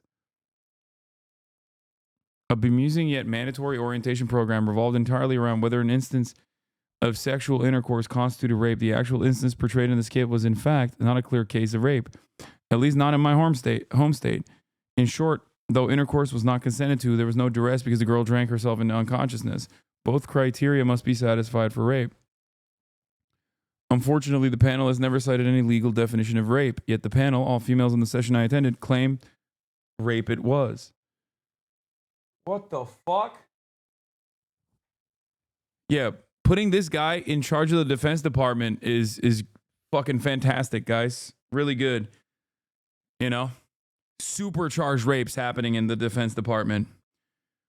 The American military already has a genuine, real problem. Like a real problem, serious problem with mass rapes occurring on military bases. And then some of those victims mysteriously fucking dying.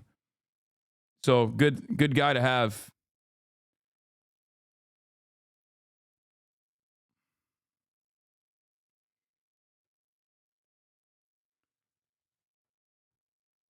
He didn't write the column, he published it. An introductory note, Hegseth wrote that he hoped Princeton Tory would help shape the way you view the world. So he didn't write this column. I mean, it's still gross. I mean, he's a gross guy. That part doesn't change, but...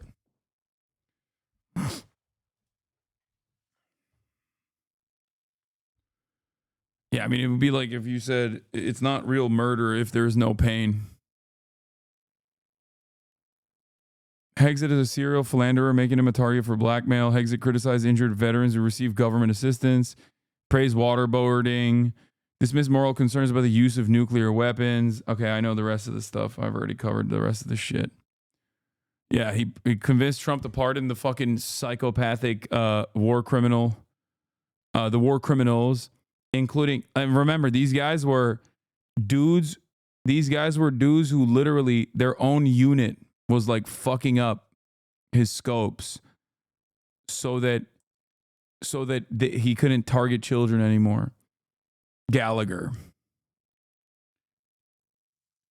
He was convicted of war crimes for stabbing a 16-year-old ISIS detainee to death after he was zip tied and was, I think, bleeding already from a gunshot wound, if I'm not mistaken.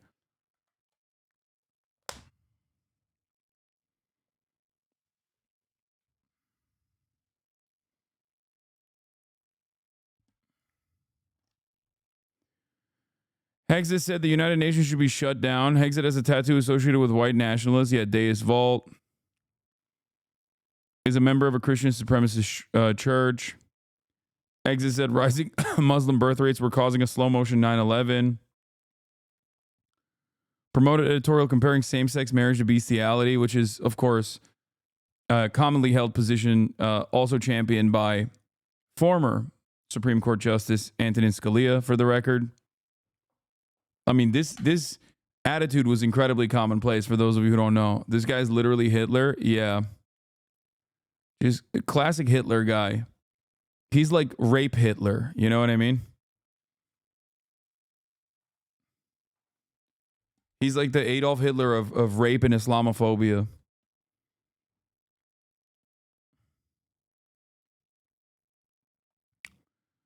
Good stuff. Good stuff. Also, let's talk about the Democrats real quick. Downfall of America. Okay, Senate Democrats agreed to allow President-elect Trump to fill 4 pending appeals court nominations.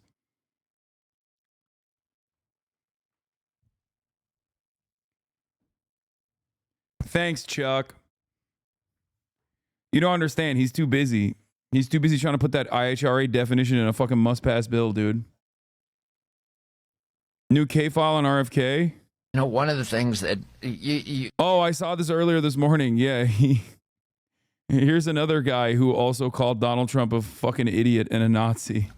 You know, one of the things that you write so beautifully, and your stuff is so fun to read, but you write about Trump.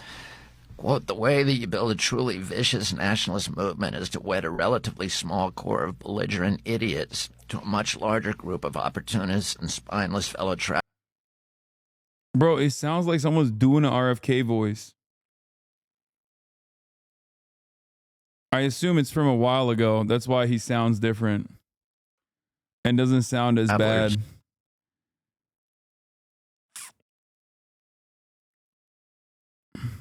Oh, yeah, it's from 2016. Whose primary function is to turn a blind eye to things. We may not have that many outright Nazis in America, but we have plenty of cowards and bootlickers. And once those fleshy dominoes start tumbling into the Trump camp, the game is up. When you talk about fleshy dominoes, Chris Christie comes to mind. Yeah, exactly. Schumer defends deal on appeals court judges. The trade was 4 circuit nominees, all lacking votes to get confirmed, for more than triple the number of additional judges moving forward. Thanks, Schumer.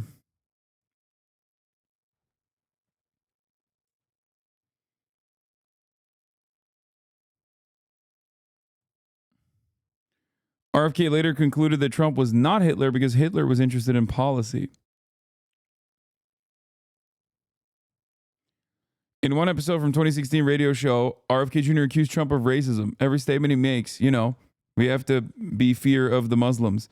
We have to be fearful of black people, particularly the big black guy, Obama. RFK Jr. likened Trump to historical demagogues like Adolf Hitler and Benito Mussolini, and U.S. figures like George Wallace to accuse Trump of exploiting social insecurities and xenophobia to amass power. In a statement to CNN, RFK Jr. apologized for his comments. Like many Americans, I allowed myself to believe the mainstream media's distorted dystopian portrait of President Donald Trump. Another victim of media grooming. I was groomed just like J.D. Vance at the age of 67 to falsely believe that Donald Trump is Adolf Hitler. If J.D. Vance could be groomed into believing that Donald Trump is Adolf Hitler at 35, then why don't you believe I can be groomed too? The worm died in my brain in 2016, and the new worm that came from its corpse was much more powerful than you could imagine.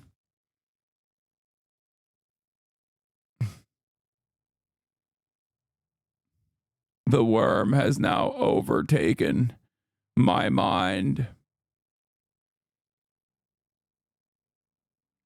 Biden's backhanded slap at Israel. Ben Shapiro criticizing fucking and then we got Russia. We got some Russia stuff too that we got to talk about. Also, speaking of which, in the endless well of depravity, the House just passed H.R. 9495 that would allow the Treasury Department to unilaterally kill nonprofit groups by declaring them without evidence as terror groups. Now, this bill is obviously big backed by AIPAC because they want to go after every fucking pro-Palestinian group and take away their nonprofit status. However, what these fucking dumbass Democrats don't understand, I guess, or don't really care about is that it means anything and everything that Donald Trump personally thinks is a terror group, including but not limited to the ACLU, Planned Parenthood, Trevor Project, and numerous other charities. And yeah, I don't know what else to say. So fucked. So incredibly fucked.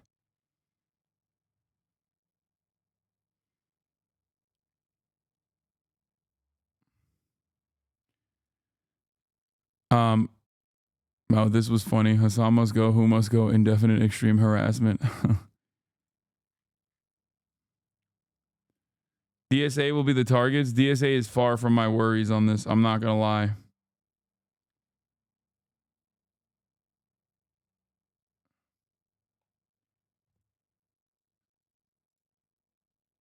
What?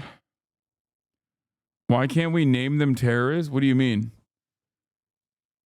Why can't we give the Treasury Department additional powers to just randomly declare whatever fucking 501c3 to be in support of terror without any evidence whatsoever? You cannot understand how fucking damaging that is, especially wielded in the hands of any president really, but especially Donald Trump. I don't know how to get this across to you.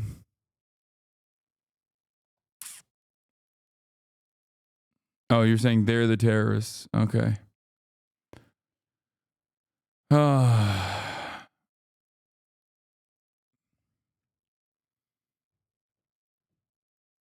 Do you believe the Senate will pass it? I don't fucking know. And I do not believe. Genuine question, why did AOC vote yes? No, AOC didn't vote yes on that. What are you, fucking crazy?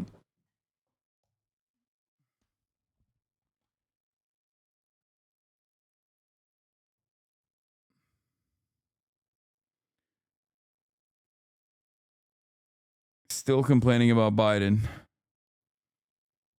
Even after Biden was like, I'm actually very much against this. Oh, speaking of AOC, here's AOC's response on why she voted yes on HR Res 1449.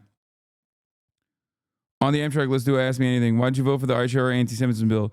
I really think it's important that people read the text of this bill. Calling it an IHRA bill and implying that it's codifying it is false. Look at the language of the bill for yourself. It's a red line. That's a red line for me. I would never vote for codifying IHRA. A subclause refers a separate State Department guideline which non-committally references IHRA many degrees. It says explicitly that it is non-binding. Conservatives push these bills because they're designed to get the left infighting while they move on things like 9495. The timing isn't a coincidence. We read the bill, and I explained it to you guys that it is a non-binding bill that just urges the IHRA definition to be adopted. Chuck Schumer on the Senate floor is interested in taking an actual fucking bill and slapping the IHRA definition, which for those of you who don't know, is a definition created by a guy who doesn't think it should be used to legislate at all. Even the person who created the definition doesn't think it's adequate for legislation. And secondly, the legislation expands on existing hate crime statutes that would create a situation where anti-Zionism is anti-Semitism and would be considered a hate crime. Okay, it would expand on existing hate crime statutes, hate speech statutes. It is unimaginably stupid and also unimaginably devastating. She will not vote for the actual bill, but she voted on this messaging bill, which I disagree with. But just so you understand, the bill that she voted on is a simple messaging bill. The bill is written in a way to be like, we condemn anti-Semitism globally. That's the name of the bill. The only if you're wondering what her political calculation is, it's a messaging bill. It's a resolution. It's not even, it's not a bill. It's a resolution. It's a trap vote designed to split the left. Vote against, and you're refusing to condemn the real rise in anti-Semitism. Vote for it, and it's a squabble over third-degree acknowledgement that IHRA exists. So that's it. I hear about why I vote for it because many of my district are genuinely and in good faith concerned about anti-Semitism they experience and need reassurance from their rep, just as our trans, Muslim, black, immigrant, and other communities need that from me too. There will never be a perfect vehicle, so we choose which imperfect one. I disagree. I think ultimately the right choice in this circumstance is to, vote no on it. But AOC is lying, Hasan. Oh my God.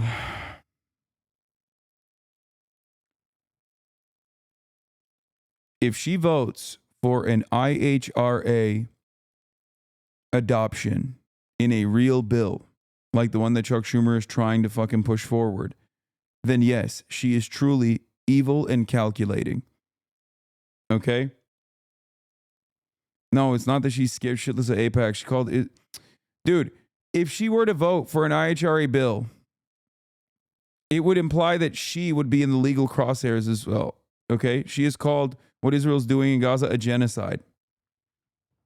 Far before Bernie Sanders did. Bernie Sanders still has not called what Israel's doing. Actually, I don't know if he has or not. Okay? While I disagree with her decision to vote yes on this bill, okay, these are her reasons. I don't see any reason for her to be lying about this, especially considering that she has, in the past, voted both in favor of Israel's defenses, which I think was a ginormous mistake, and has also voted against Israel on numerous instances. A lot more times than she's voted in favor of Israel.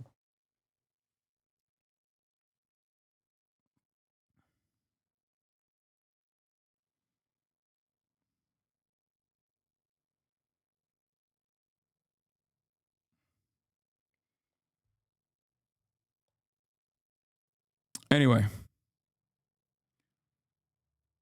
there's no retroactive effects on laws. My guy, she would not be affected by that. Guys, I don't care about this. I don't care about this beyond my regular criticism of AOC. Okay? If you think she's your enemy, then go off, kings and queens. Okay?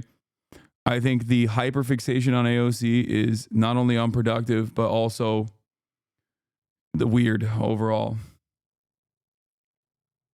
Okay? You don't care about it because you're the 1%? Yes, you're right. You're right. I don't care about AOC's IHRA adoption because I'm a part of the 1%. Famously, I'm not one of the most public pro-Palestine public speakers out there, and would certainly not be first to go if the laws changed, and would certainly be fine.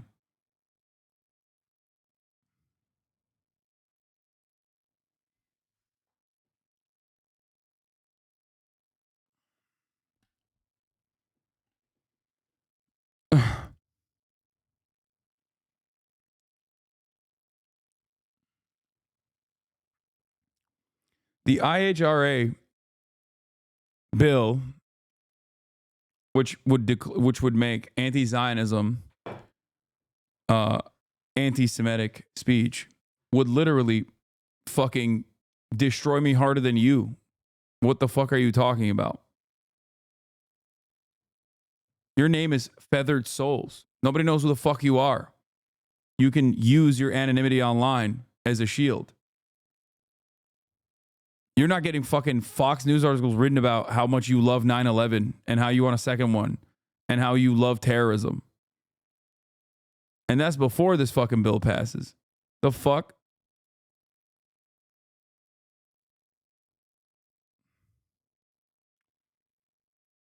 AOC is not beyond criticism. I've certainly criticized her in the past and am criticizing her for voting yes on this one as well.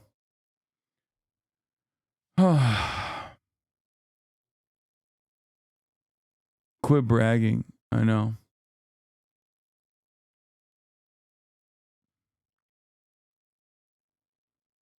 Russia is launching new strikes against Ukraine. People are saying that Russia might have used an ICBM. New strikes against Ukraine overnight. A video appears to show the moment one of the missiles hit the country's fourth largest city. Ukraine says Russia fired 9 missiles and shot down 6 of them. Holly Williams is in the capital of Ukraine, where people are on high alert. Okay, that's it. Let's go. As we prepared for a live report yesterday. Oh, sorry. It's not an ICBM. An intermediate range ballistic missile is what chatters are saying. Air raid alarm sounded over Kyiv. Holy fuck, the stupid unserious criticism of AOC got me checked out. Okay. And sent us scrambling for cover. The US Embassy in Kyiv had already announced it was closing temporarily yesterday because of a potential significant air attack. In the end, no missiles landed yesterday, but Ukraine accused Russia of a psychological attack. We are very worried, yes. We want to live in peace. After more than 2.5 years of war in Ukraine, the scars in this country cut deep. It can happen any minute, any hour. Major Taras Berezovets of Ukraine's territorial defense told us Russia is blackmailing his country. Putin is trying to frighten Ukrainians into surrendering. Absolutely. Trying to make them conclusion that any sort of opposition to Russian invasion is absolutely useless. Some believe that both Russia and Ukraine are trying to maximize their gains before President-elect Donald Trump takes office. There are fears here that Trump could cut US support for Ukraine. Gail. Holly Williams in Ukraine, we thank you. Topping our world lead, a never-before-used new Russian missile carrying multiple warheads was fired at Ukraine today, and it was not just a weapons test, rather a blaring signal to the West and to Ukraine that while this one was not strapped with nuclear warheads, the next one, well, could be.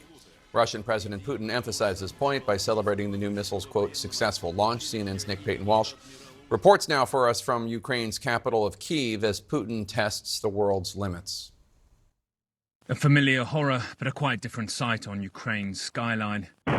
Multiple projectiles at 5 a.m., apparently from one missile hitting an industrial site in Dnipro city, suggesting, as Ukraine reported, Russia had launched a new type of ballistic missile, perhaps intercontinental, a stark escalation.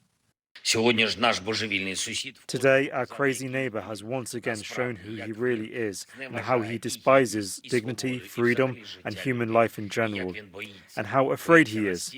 He is also so afraid that he is already using new missiles. CNN obtained these exclusive images of the missile debris, Ukrainian experts poring over the pieces to determine what this new threat is. Little dispute, it was something new. The Kremlin kept silent during the day, bar this bizarre episode at a foreign ministry briefing that spoke volumes. Алло. Да, у меня брифинг.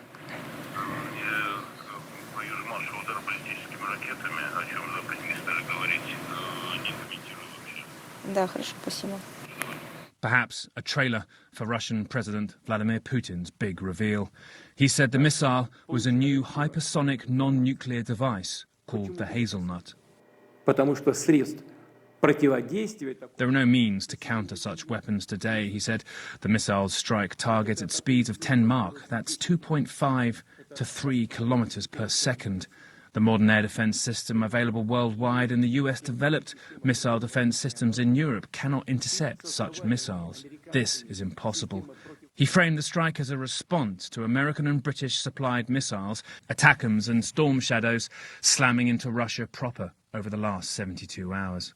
We consider ourselves entitled to use our weapons against the military objects of those countries that allow their weapons to be used against our objects. And in the event of an escalation of aggressive actions, we will respond just as decisively and in kind. Yet Kiev was yet more on edge when the sirens sounded Thursday afternoon. A US official insisted Russia had few of these new experimental missiles, and it had warned allies about the strike. It's unclear if that led to its embassy shutting suddenly a day earlier, citing fears of an aerial assault. Russia sending a clear signal, but now not with a test like this. In 48 hours, it's made a nuanced change to its nuclear doctrine and launched a new missile. Total silence so far from Western leaders, but the blast was heard across Ukraine.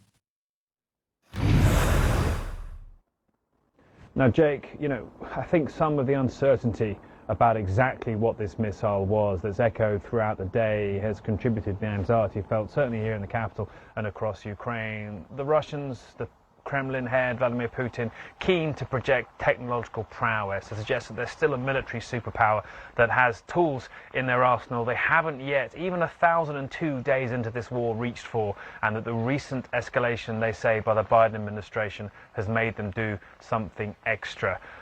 Their assessment, too, that they think they can get through all the air defences of the capital is going to leave many Ukrainians concerned tonight. And also, I think Western officials perhaps thinking when they saw this that they knew partially what it was, able to say some things, not wanting to say other things, and perhaps not knowing other elements about indeed what this missile may be capable of.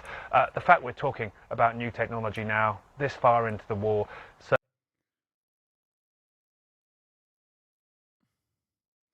I'm confused. The West believes that Putin is a madman devoid of reason. Why provoke him with newer, more powerful weapons? Do they not care about a nuclear holocaust? No, they don't care about a nuclear holocaust happening on Ukrainian soil. Watch this space. I told you this years ago when John Kirby came out and said, "Oh, if there's a nuke that is deployed, it'll only be in Ukraine and it'll just be like a tactical nuke, a baby nuke, okay, a mini nuke." The thing is, this is where America's interests. This is where America's interests in Ukraine matter, okay? If their goals are earnest and interested in genuinely trying to defend Ukraine or ensure that no more Ukrainians are harmed, okay? They would have, one, probably allowed Ukraine to have more weapons earlier on to launch better defenses, and then two, immediately gotten every party to the table, including China and Russia,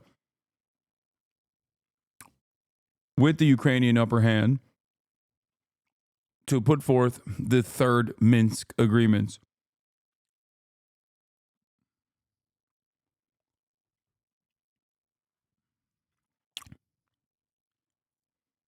Of course, it's still Putin's responsibility if he launches a nuke. He is a fucking madman. He is a violent, barbaric, bloodthirsty madman.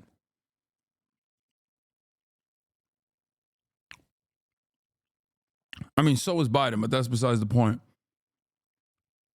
It doesn't matter.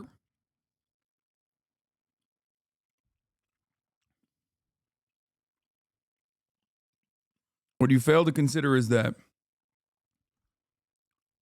if there is no real interest and if Ukrainians are treated as disposable, then it doesn't matter. America will slowly but surely be like, no, you can keep escalating. You can keep escalating. These escalations in defense of Ukraine have to be productive.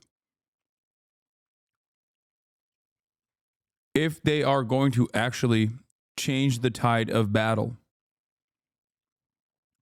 Because the Ukrainians do have a right to purge the invading forces from its national boundaries. I don't see a way out of this that is good for the Ukrainian people, especially at this point.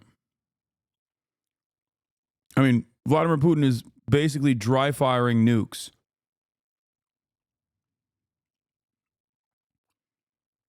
To demand Ukraine stand down and not use Western weapons inside of Russian boundaries. Do you think Israel will be abandoned by U.S. like Ukraine? Fuck no. No.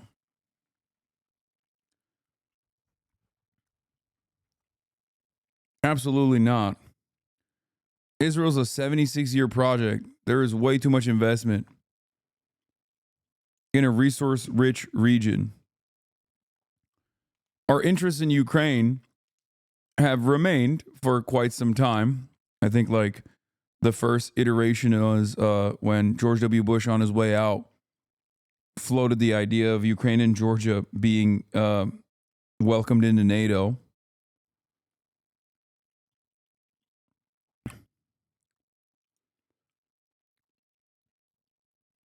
Why is it okay for Israel but not Russia? It's not okay for Israel and it's not okay for Russia. The fuck? It's not okay for either of these parties to engage in the violent acts that they're engaging in. In the eyes of America, one is justifiable and permitted and also encouraged. The other is, of course, the most unacceptable act. Both states are engaging in unjustifiable atrocities.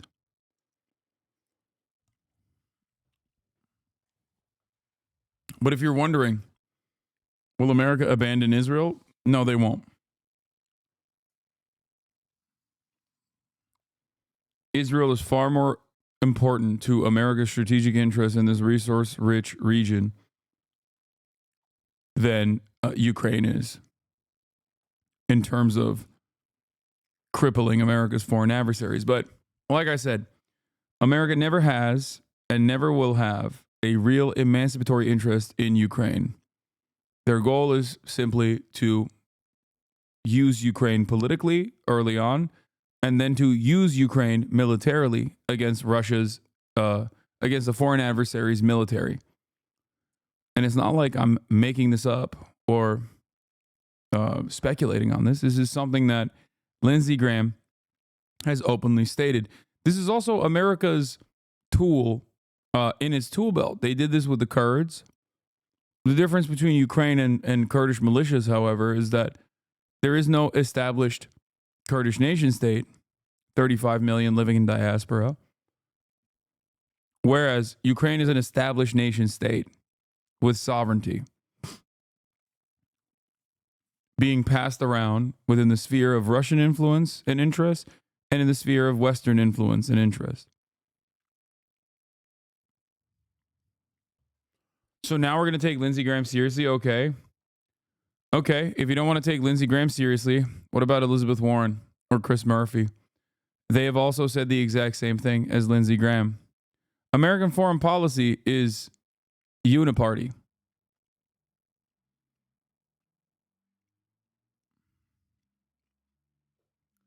That's why politicians agree on Israel, and that's why politicians agree on Ukraine. There are some naysayers who at least try to present themselves politically at odds from one another, like when they say we shouldn't be doing any war with Russia in Ukraine or whatever, but it's true. Yeah, Blumenthal as well. I just use Lindsey Graham as a person to quote because he was so obvious and so open about it. But many other Democratic Party politicians have said the same.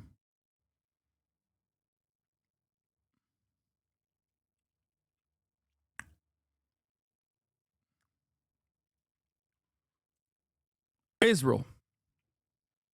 Certainly suggests that the last 4 or 5 days have begun a new chapter, really. I think in the standoff between the West and Russia here, and also for the misery of Ukrainians dealing with nighttime barrages almost daily. Jake? All right, Nick Payton Walsh in Ukraine for us. Thank you so much. Stay safe. John Oliver came out with a TikTok ban video. Wonder what's going to happen with TikTok. But no, I know that Pam Bondi pig is coming. We already covered it.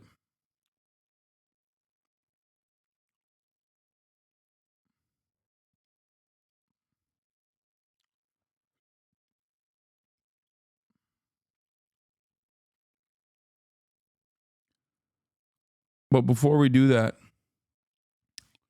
breaking. Brazil's federal police conclude that Jair Bolsonaro had full knowledge of the plan to assassinate President Luiz Inácio Lula da Silva. Bolsonaro's indictment is expected imminently.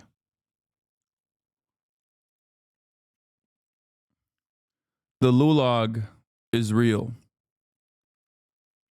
And Jair Bolsonaro and his cronies will be sitting in it. What a glorious day today. What a spectacular change of events. A brief moment of hope in an otherwise horrifying dystopia that we live in. Now, of course, I suspect that Jair will be living out the rest of his days in America somewhere. Or maybe Argentina, I don't know.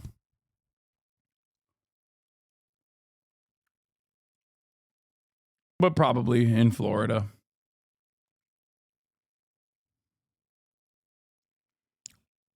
Living out the rest of his life doing this sort of shit. Bolsonaro at a Publix in Orlando, Florida, while his extremists are storming Brazil's capital.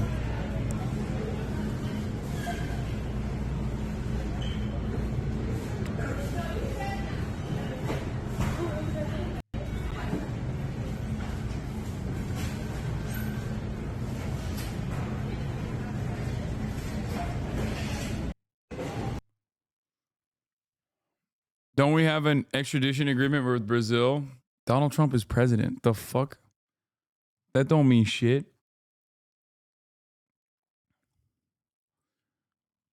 Yeah. Brazil, Bolsonaro, and allies indicted in the 2022 coup plot probe.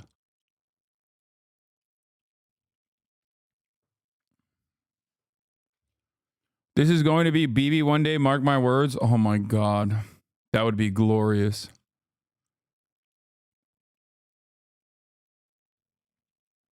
That would be fucking amazing. The thing is, Bolsonaro is always living on borrowed time anyway. So who knows? He'll probably get back in the hospital next week. He's got a permanent bed in an Orlando, Florida hospital.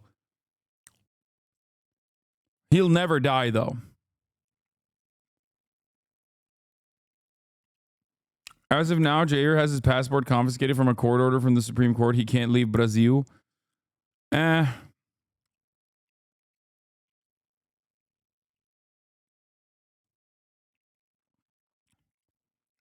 can see America trying to extract him so they can use him as a political pawn against Brazil.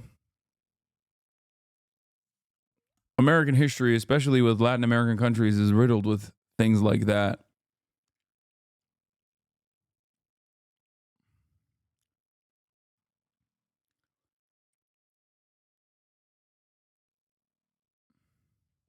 They got really fucking close to executing it. They even had a guy positioned to kill the Supreme Court justice that was targeted, but he had a day off by surprise.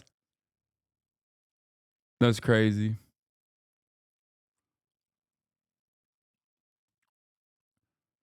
People say his passports are confiscated and he can't leave the country, but I just don't think that that's how that works. I'm also very fearful of what will happen when Donald Trump becomes president again. But in the words of Connecticut Senator Chris Murphy, they were really bad at doing coups. Donald Trump kept fucking him up. So who knows? CIA is not in its bag in the way that it used to be. CIA is the story of Russell Westbrook to Russell Westbrick, okay?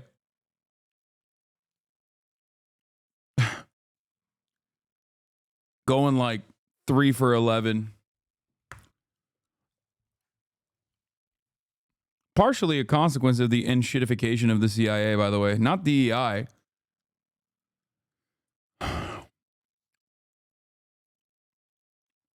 But I think,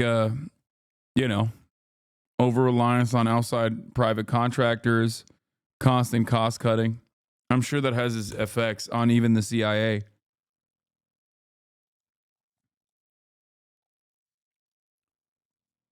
No more CIA triple doubles. Yeah, they used to put numbers on the fucking board.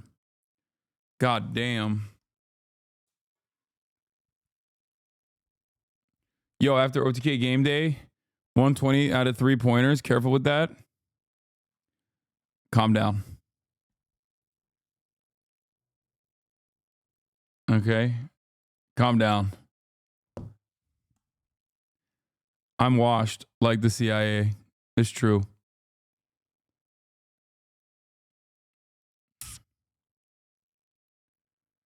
What is this? Number one is CIA's continued existence. I am famous musician and domestic violence enthusiast. I think I've watched this Brown. video. While I bear a passing resemblance to notorious alcoholic madman DJ Peach Cobbler, we simply cannot be the same person. I think I've seen this video before. Is CIA the biggest terrorist org of all time? I mean, I don't know, probably. Most consistent. Quick NMP clip to relieve the pressure. By the way, I'm actually wearing the jacket I got with Hasan that one day when we went shopping. So, did you hear what Hasan did? He told Nora So Hasan too. texted me this- That's messed up, bro.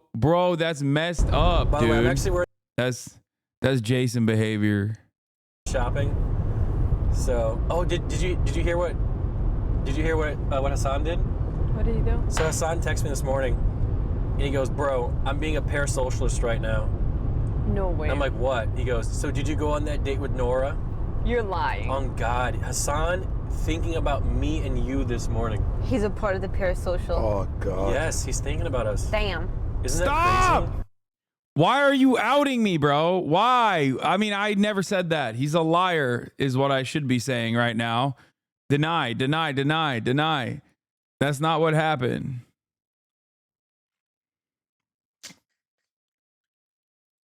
Wait, are you being serious? I'm dead serious. Jeez. Dude, maybe I just. And he was all about like not being like having any takes or anything about it. Yes. It consumes you. You know what it is? I feel like a lot of people, like low key, are just rooting for me to find happiness. You know? Yeah. You don't think so? Hold the fuck up. That's not parasocial. He's your friend. I mean, fair, but still.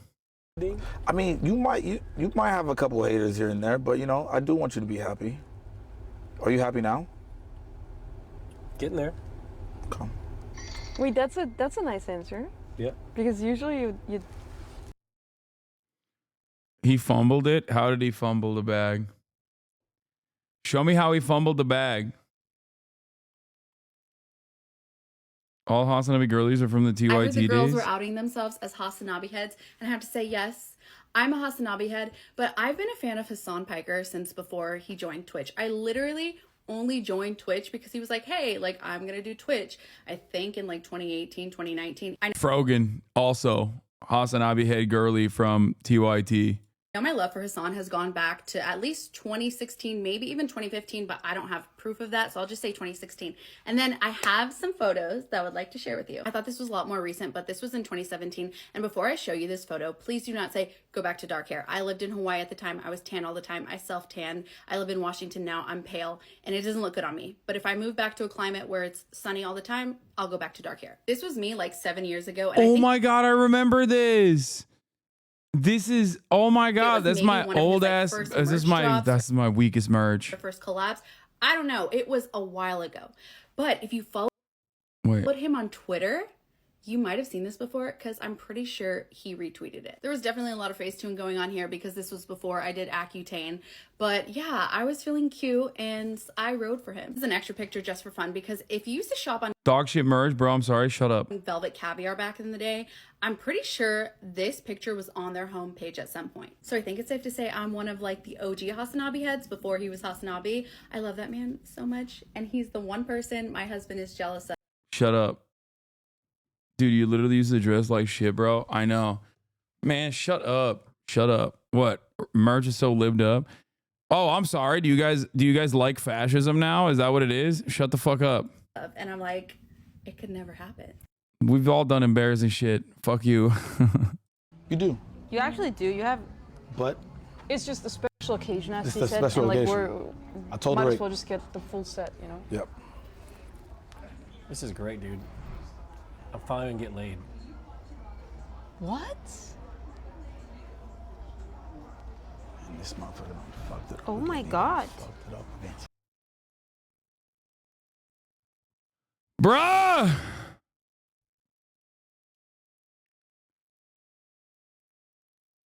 That's crazy. That's crazy. That's crazy. He also played your song on stream. What, my song?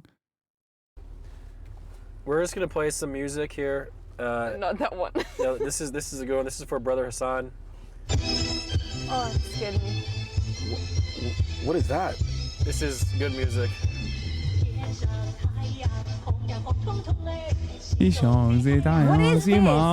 gonna lie, the fact that you just talked about Emily and you played this is kind of crazy. Emily knows it. Dude, I'm radicalizing. I'm radicalizing everybody out here, dude. That's crazy. NMP is radicalized into being a Maoist third world is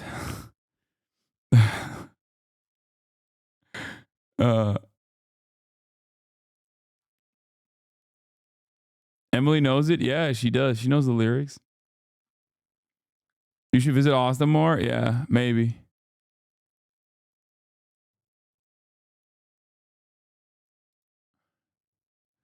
Apparently, he made a lot of Pago comments. He made a lot of Pago comments on stream. So Nora's mom called them. You never cry over a man. Never, never, never. Okay. I'm so sorry. I'm so sorry. It's my mom. Okay. This is a red alert. The mom is not with you right now. This You is listening to me? I'm listening, yes. This is really bad. No man is worth your It's just tears. like 2 Yeah. a.m. in Denmark. Okay, that's good. He does not know how to behave. I'm in shock. Yeah, I'm me gonna too. quit watching the screen now. Oh. You have your good heart for me. You always forgive people. You gotta get a little tough. Oh. I'll try, Mama. I love you, girl. I love you. Love you. What a fumble. What a fumble, dude. What a fucking fumble. Holy shit. That's crazy. This wasn't bad. It was funny. It's really romantic during the winter. Really? How so? Like there's Tivoli Gardens becomes like a winter wonderland, and it's like just all couples just go there and they just hold hands and they share mittens together and they get warm chocolate, hot chocolate. I think another bag can fix the situation. Bro, he needs to get on his bag work. That sounds really fun. Maybe one day you can find someone to do that with.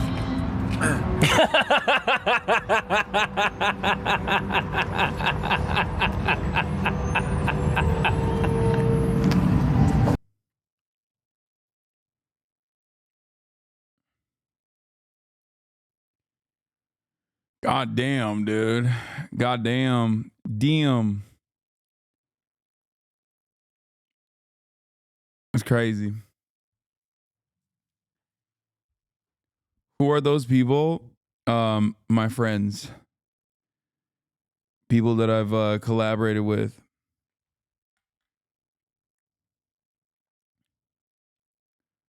Hasan can't help him? No, I cannot. No, look, man. Nick is his own worst enemy, okay? It is, no disrespect, but it is virtually impossible to fix someone who is refusing to fix themselves, okay?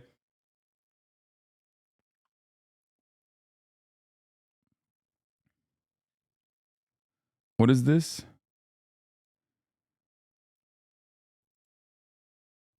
It's not working.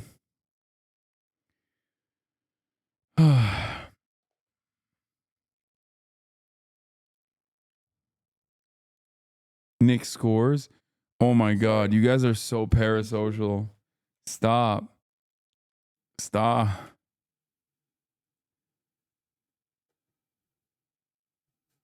Jeez. Stop sending me this shit. What the fuck is this? Hackers breach Andrew Tate's online university, obtain chat logs and leak data on 800,000 users. Oh no. Oh no, Tate bros. Oh no, Tate bros. Mr. Stark, I'm not feeling too good. Speaking of Hasan girlies. Hasanabi this, Hasanabi that. I've been a member for 4.5 years.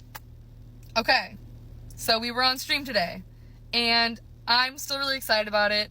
I think Hasan's probably read 2 of my chats over the span of like 4 years, so this is a big deal. But it's also a big deal that I have all of y'all here now. One point of order is that in Hoscord, they were getting on me because I said there's no girl chatters. That's not what I meant. In my brain, I was thinking about like the people around me in Orange County, California, my girlfriends around me, my coworkers. Like, I don't know people in real life that watch Twitch like this. Like this. You know what I mean? That are girls. So that's kind of what I was trying to imply. I feel that. But it came out like, oh, there's no girl chatters. I see all y'all in the comments, and I love you guys. And thanks for following if you are. Or not, you just stopping by. Hi. My name's Carlin. I don't know if it's on my profile. I don't think it is. But I'm Carlin. I'm 26. I live in Orange County. And I would love to be your friend if you're a Hasanabi watcher. So, anyways, if you do follow, I have no idea what type of content I will be providing you. But nonetheless, appreciative of your support. That's really all I wanted to say. And I hope y'all have a good night. And I'm really excited to meet everybody. And thanks for being so nice, because I was really scared that my video would get on the wrong side of TikTok, and it didn't. So someone also said this is the funniest day to announce, to come out of the closet as a Hasanabi watcher, and I cannot agree more. Anyways. See, Hoscord isn't all bad. Yeah, Hoscord isn't all bad. Talk to me when I go into the Hoscord to be like, hey, I need like screenshots from the stream that I was just on. Can you guys send them to me? And then everyone is just like sending the dumbest memes. And back in the day, there would be like 8 stupid memers, and then like 25 people would dunk on them and make fun of them for immediately trying to get my attention. Now, every single person does it. Every single fucking person. I log in. Y'all hear the news? No, that's literally why I watch you, dumbass. Yeah, this is how it is now. This is how it is. Community of fucking monsters. It's gross. I was on Hoscord Cycle. Y'all like that? I hate you guys. Y'all like that? Y'all like that? I hate you guys. It's true. It's fucking true.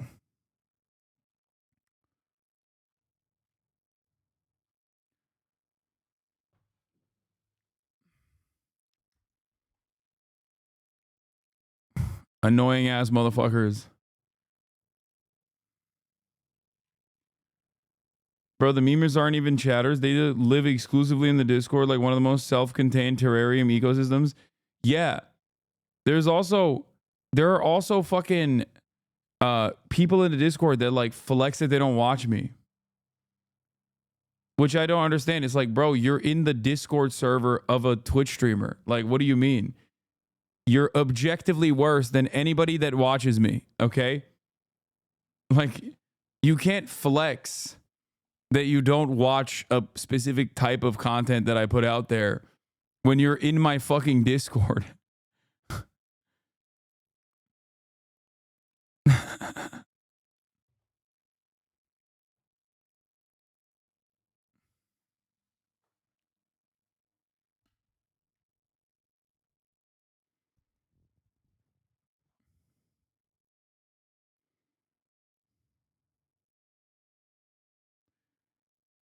But yeah.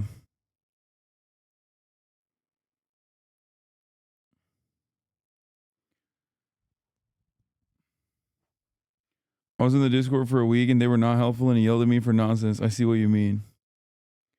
More boy love streams, please, Hasan. Hello, chat. Oh yeah, we watched this already.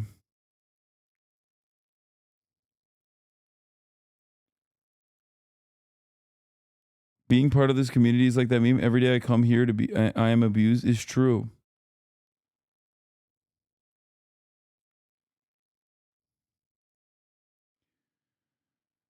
It's true.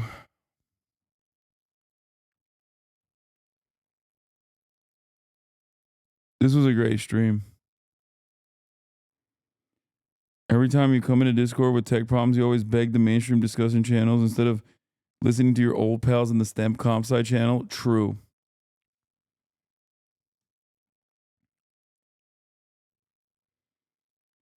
Teamsters, what? I'm pooping, not jorking my peanuts. I did type this, yes.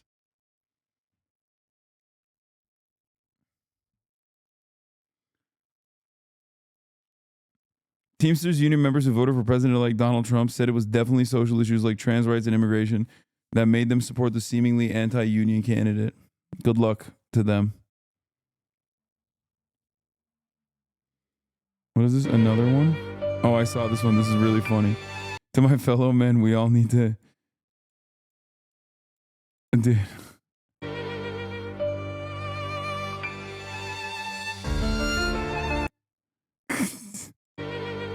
I love that. I think that genre of humor is funny. Hasanabi in new trend. Oh yeah, this is the same one.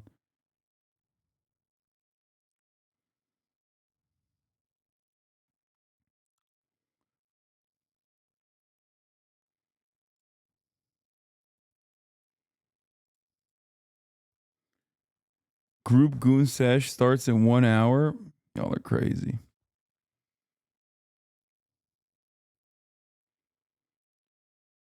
Sane Chatters will not fault you for having a sub-only Discord, brother.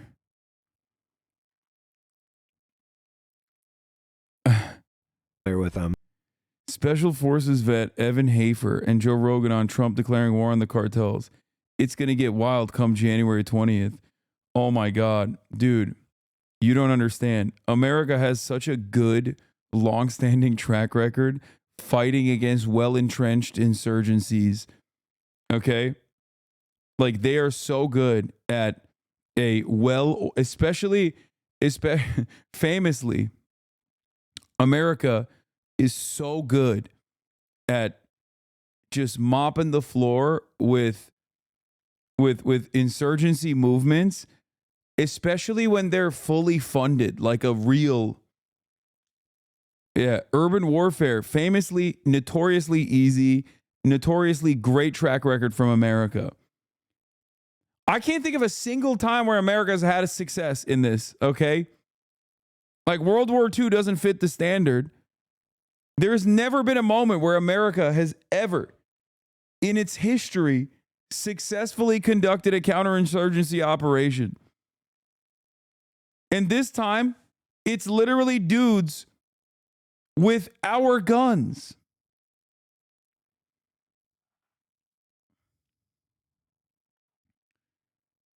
It's our guns that we gave them. Vietnam? What do you mean? You think Vietnam was a success?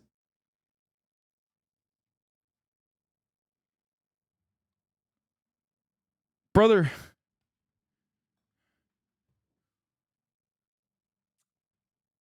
That's a crazy way to look at Vietnam. Vietnam was like the easiest to think about. Like Vietnam was the quickest answer to the proof of what I'm saying. I was thinking about this from the thought exercise where I'm like, because I know these units. I'm intimately familiar with them.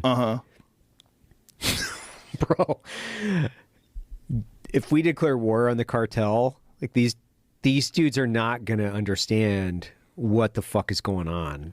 No, like, of course not. They are going to be, because God, you'll God stop the bless those distribution. guys. That's going to be, yeah. They are in for a world of like ultra violence they've never actually felt before, because obviously this is a very capable ultra violent organization. They have fucking no clue. If we organize these tier 1 units against them, this is going to be what I would be doing if I was down there. I'd be like, I know all those shoe boxes in my fucking, my walls that I'm going to have to collect up. I'd be getting ready to retire right now. That's what I would be doing. Because if Delta Force was hunting me, bro, I would be so terrified. Is that a real thing that they've proposed doing? Yes. That is a real thing. It's funny to be like, wow, cartels are not ready for ultra violence. It's like, we trained them. What are you talking about? Like, what are you saying? He's like, I can't wait to see my homies that I trained long time ago using newer weapons that I didn't even know they had.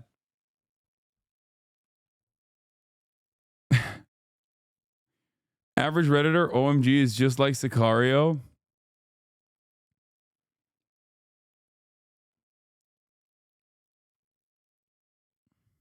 Who proposed that?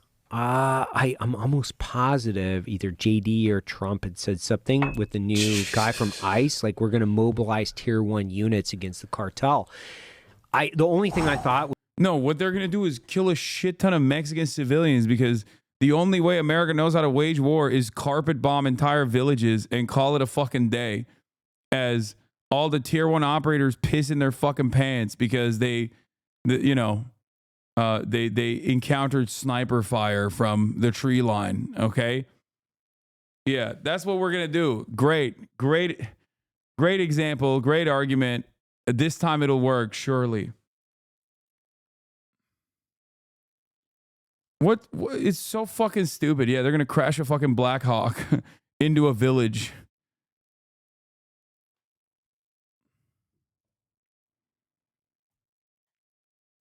was like, retire. If you guys got some money, man, I would like put that away. Yeah. Like maybe move Jamaica. Open I don't up a know, go restaurant. somewhere. Yeah, buy a restaurant. Like Buy a try to go restaurant. legit, because go legit, dude. If those guys are hunting you, yeah. By the way, like you're done. You're fucking done, dude. This is such a funny, like, my dad will beat your dad type situation. Oh, dude, have you ever played a Call of Duty campaign? I mean, it's easy pickings, dude.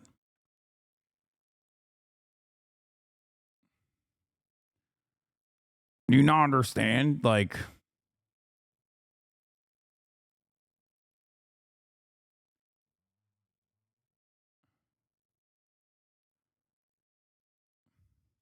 and it's a weird thing that's going on right at our border. So it's a strange. weird thing. Because it's so close to us, and it's so ultra violent and dangerous, and it's just completely shaped the way the entire economy of the country works. They have so much power and control, and it's a criminal organization that is almost entirely, at least, funded by us, by our desired. Trump declares war on cartels. President-elect said notorious crime syndicates and drug kingpins will never sleep soundly again once he launches his plans to tackle the issue. I've thought about this for a long time. Rated up Delta and DevGru guys getting down south of the border to get some cartel scalps, only to find a CIA SAG guys already there holding big signs that say, you can't kill this guy. Also, we have nothing to do with him. Funny that these 3-letter agencies and IRL Bond villain guys aren't allowed to talk to each other and also don't really care too. So you end up with Abbott and Costello Green Zone style shit where Pentagon funded guys and CIA funded guys are trying to arrest DEA funded guys.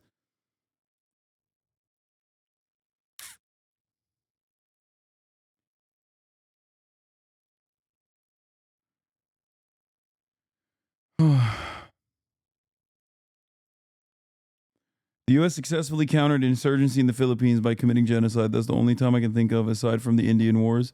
Success in base American standards is complete annihilation of the population.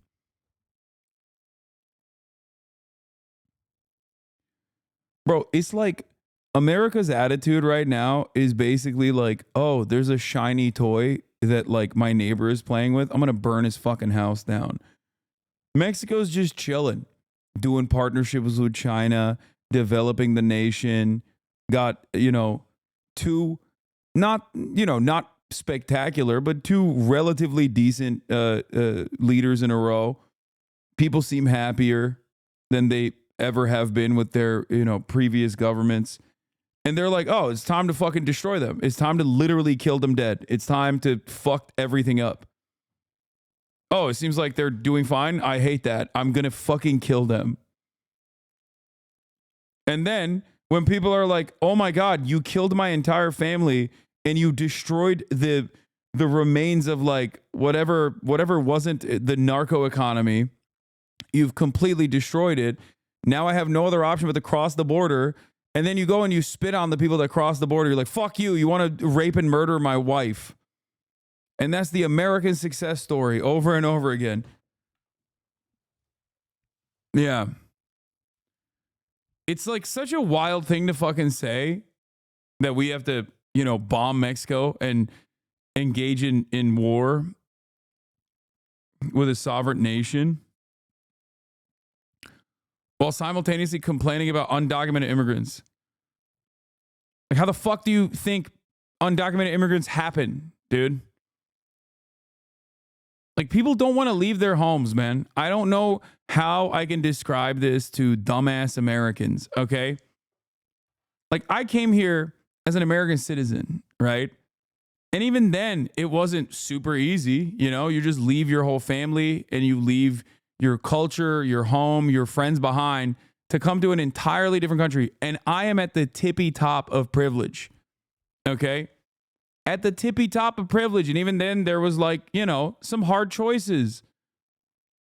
These guys are fleeing the death and destruction that America has created in their homes. So much so that they have to leave everything behind and trek on foot through treacherous terrain to go and work for pennies on the dollar to get ritualistically humiliated and abused and be outside of the legal system so they don't even have fucking any sort of protection whatsoever. And then they still get spit on after all the work that they put in to have some sense of normalcy. And America goes, fuck those guys, but also let's make more of them by bombing a relatively stable nation south of our border. Oh. It's so fucking stupid. It's stupid and it pisses me off.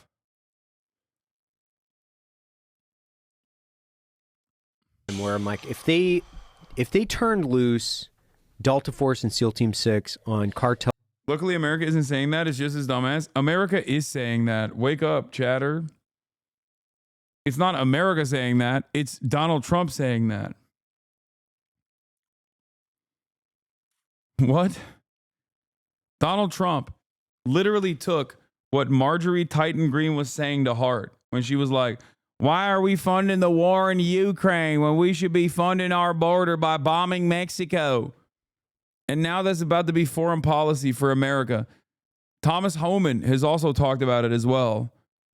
Donald Trump's new head of ICE.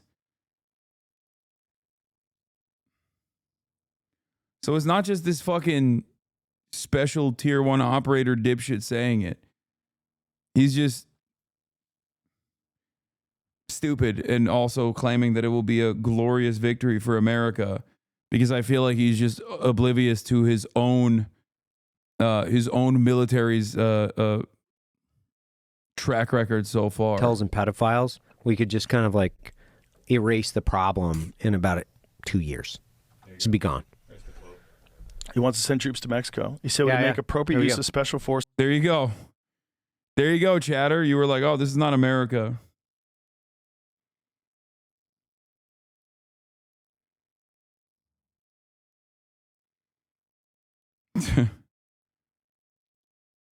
Forces, cyber warfare, and other overt and covert actions to inflict maximum damage on cartel leadership, infrastructure, and operations. Oh, Jesus. Bro, it is going to get wild come January 20th.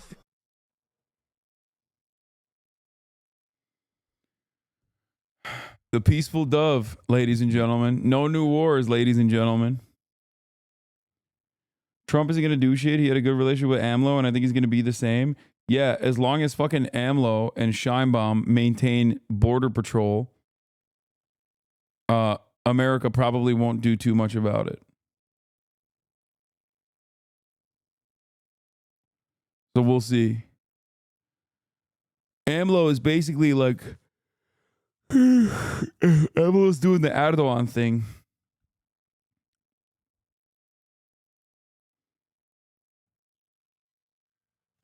Like the method is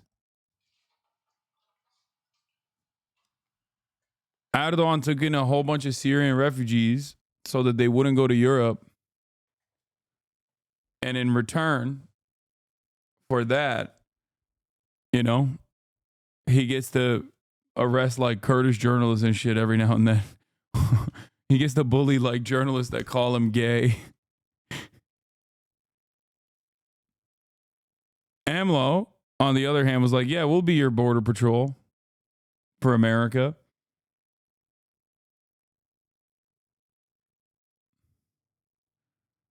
So as long as that still remains, I don't think he'll do something about it.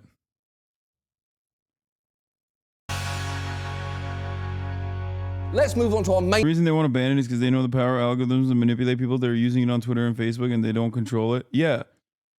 But the worst part about TikTok is they're not fucking hyping me up, dude. Dear Leader G, I've tried so much. I've said so many nice things. Why the fuck won't you let me pop off on TikTok, man? Please, please, Xi Jinping, please, please. You're too busy hyping up fucking ugly ass Charlie Kirk, bro. He hates you. He fucking hates you, dog. He hates your shit. He said your shit stink. I say you're the best.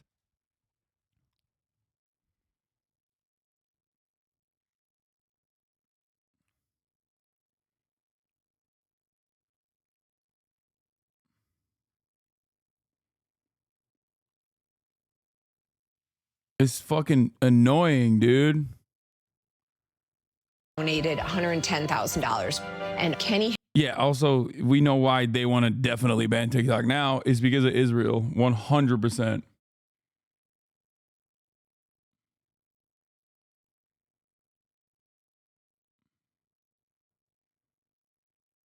Well, my fucking controversial opinion is it's so good. First of all, every app does this, but TikTok does this so good. Okay? TikTok does it so fucking good that, like, even if it was unique to TikTok, I'd be like, I don't care.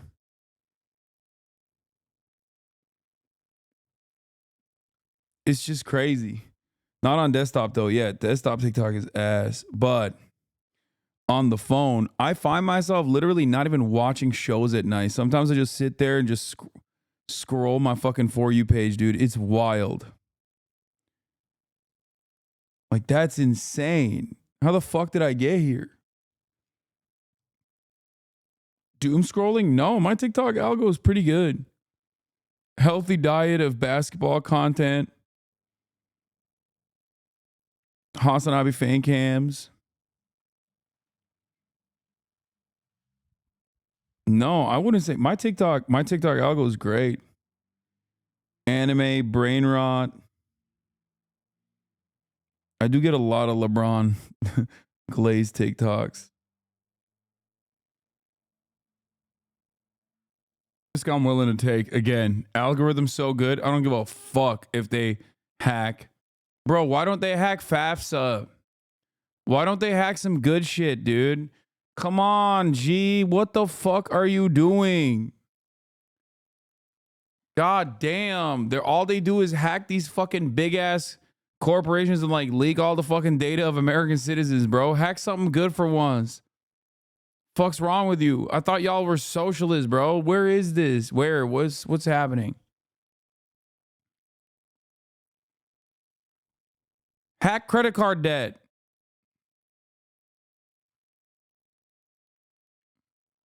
This shit pisses me off, man. This shit pisses me off. G, I demand you hack, something useful for once. Fuck. Pro TikTok, but every single naysayer that he's had is like a psychopathic government stooge that is from the think tank of like defending American democracy against the Chinese Scourge Institute.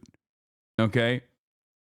I don't know what the fuck's happening here, but like the first 12 minutes is just straight up like, here, we have this guy whose name is literally Ku Klux Klan, okay?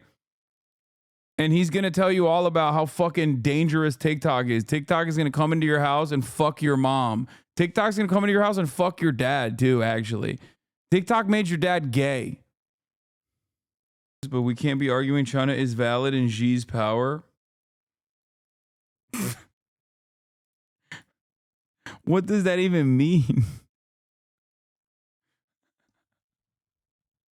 What does China is valid mean? Like what are you saying?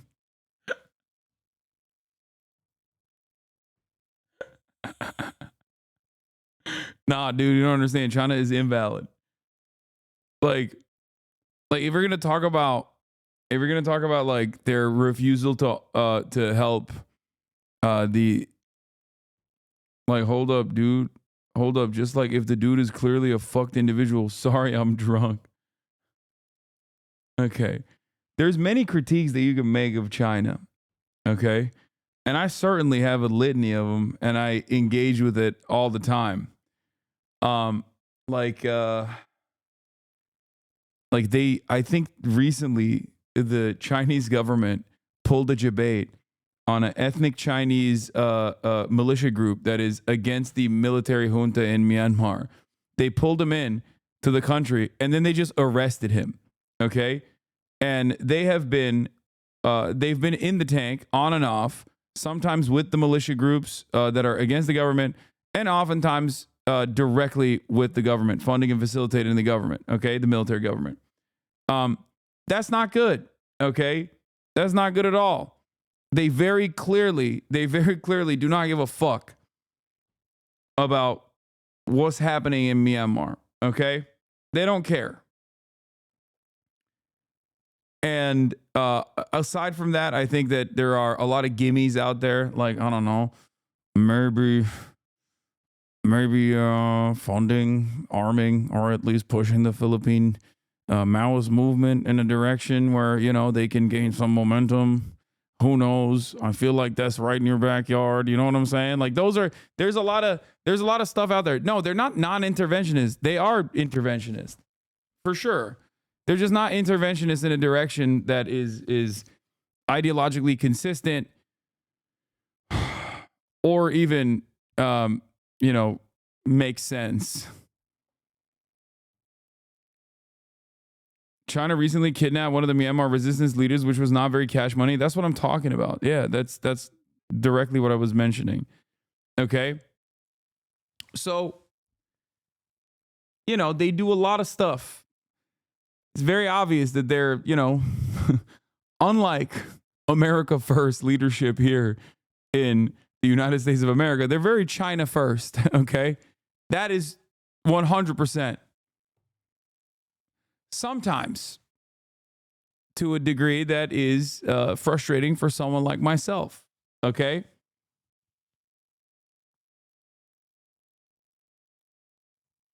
Holy, ban that chatter for this derail. No, but like, I want to understand the mindset of people who are just like, China's not very valid, bro. Come on, dude. Literally RFA talking points.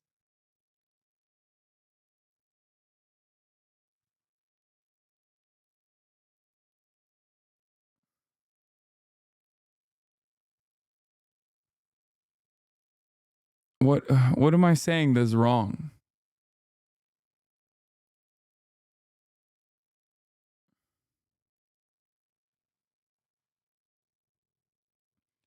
But I think whenever people talk about China and their critiques of China, it's like, you don't understand. They're harvesting the organs of everyone that is in the Falun Gong cult. And also everyone in Xinjiang is dead. They killed everyone in Xinjiang. They just wiped out the entire population. Everyone in Xinjiang is dead. They harvested all their organs, and then they took the organs out, and then they just swapped the organs for other people's organs. It was really fucked up. And people were like, why are you doing that? And basically they were like, oh, we did it because we can. Okay? That's what they're doing. And I'm like, what are you talking about? Yeah. Source, Epoch Times. I read an Epoch Times article.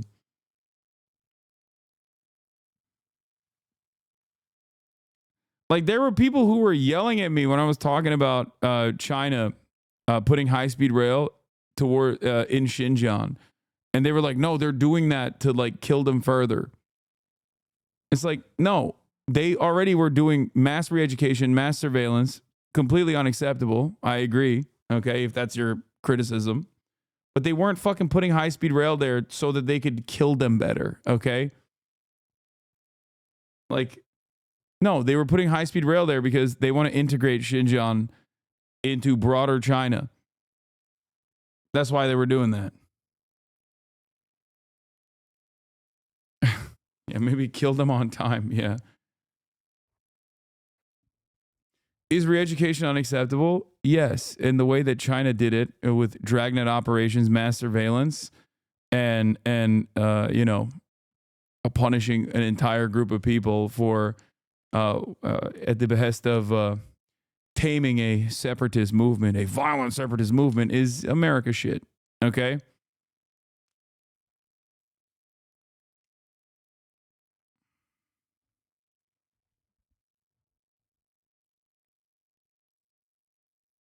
It's like, yeah, but if you're thinking that they're doing cock milking, like, it's not happening. It's not a thing that's happening.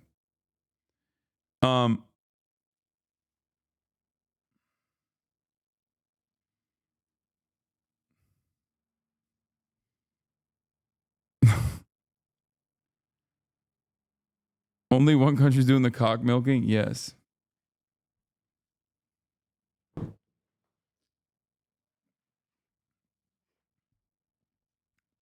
Bro, they're never gonna let you pop off on TikTok now. Well, hold on, let me say some good shit. Let me say some good shit. High speed rail, punishing corrupt CEOs. I like that. Punishing corrupt party officials that collaborate with the corrupt business officials. I like that a lot. Also, even development, okay? Tier 1 cities. I like that a lot. All the ghost cities are now being populated by Chinese people. That I like that too. Investing in global infrastructure in the One Belt, One Road initiative. I like that. Development coming into the African market. That's good too. Healthcare leaves much to be desired, but you know, that's going to happen. 800 million people out of poverty, extreme poverty. I like that. You never go into China. You know that, right? I don't know if this is a valid take or if it's like a little xenophobic, but I actually genuinely don't know because like I do talk to my Chinese relatives and they also kind of say like you can't say certain things. So I don't know. I don't know if that's like actually like they would see these sorts of reasonable critiques that I have of Chinese governance and then see it as like a major threat and not give me a visa, or if they just wouldn't give a shit. But I do want to go.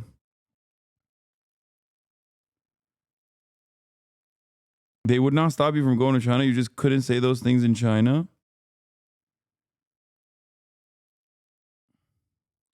Yeah, that would be fucked up if America's biggest China warrior gets fucking barred entry from China.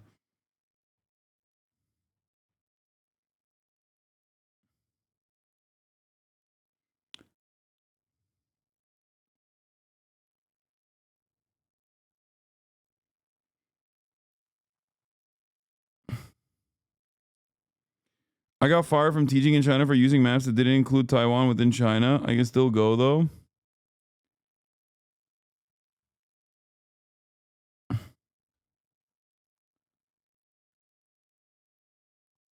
You should go to Xinjiang. Yeah, if I went to Xinjiang, it would not be a threat by the Chinese. It would be a major threat by Americans who would never let me live it down. I've seen all the fucking TikToks from Xinjiang. They're like, oh, look at how chill it is.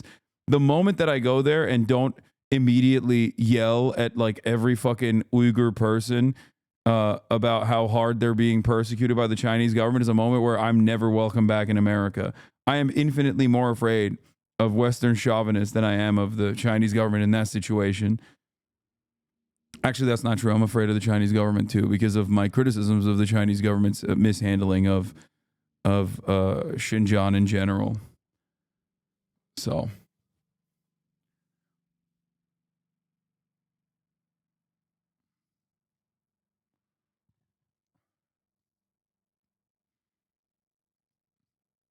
His actions in Africa, while for the most are great and have sped up development, is still imperialist.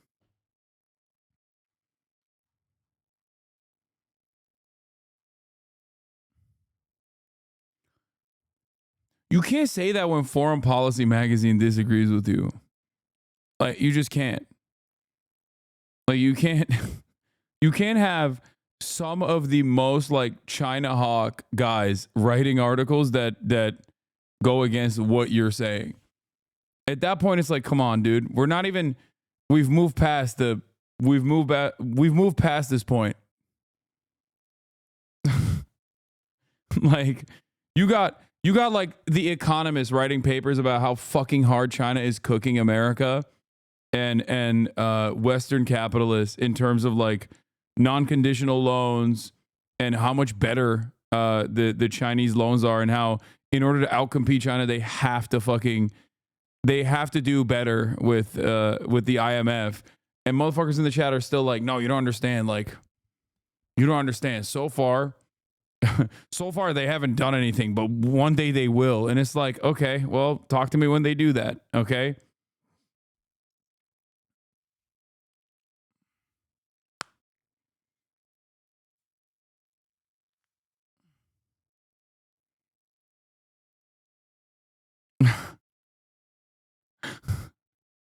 Talk to me when they control every bank and their currency. Okay. Oh, wait. As a chatter also pointed out, that was France. And I say was because for some countries, it's no longer the case.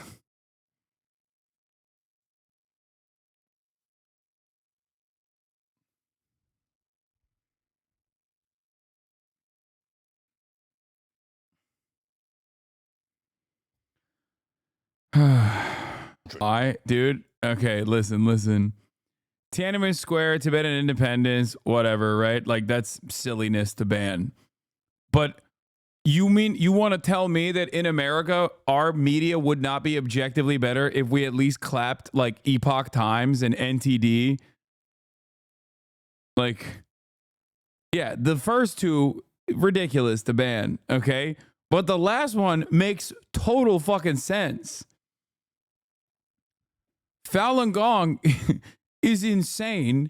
And not only is it fucking insane, but it also quite literally is like doing brain rot in America right now. It is a CIA-backed cult that is breaking your boomer parents' brains, okay?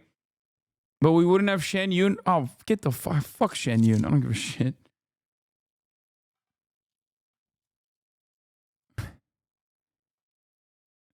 They were at the DNC, by the way. Epoch Times was at the DNC. Falun Gong is an anti-CPC cult. Like they're a fucking psychotic religious cult that's like anti-miscegenation. They believe in a whole bunch of different shit. They're super homophobic. Nepal Prime Minister for the first time is going to China before India to ask for BRI projects. India is annoyed. China is annoyed we have taken almost $600 million in grant from USA for projects. The Maoist Party was kicked out and is fighting the Marxist-Leninist Social Democrat Coalition, who are more concerned with Chinese loans. Foreign policy is so tough in Nepal. Nepalese Hasanabi heads rise up.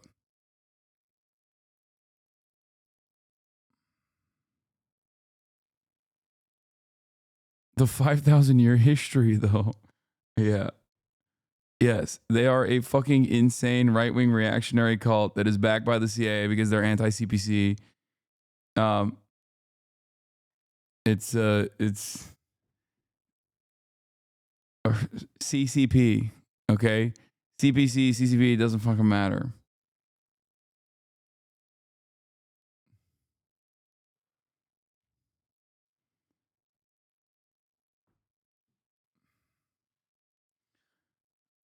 There's a terrible reason for the CIA to back them. Oh boy, do I got some things to tell you about who the CIA backs. That is exactly the type of cult that the CIA backs. What do you... First of all, they did this in Korea too. And Japan, by way of Korea. Ironically enough, this is classic CIA.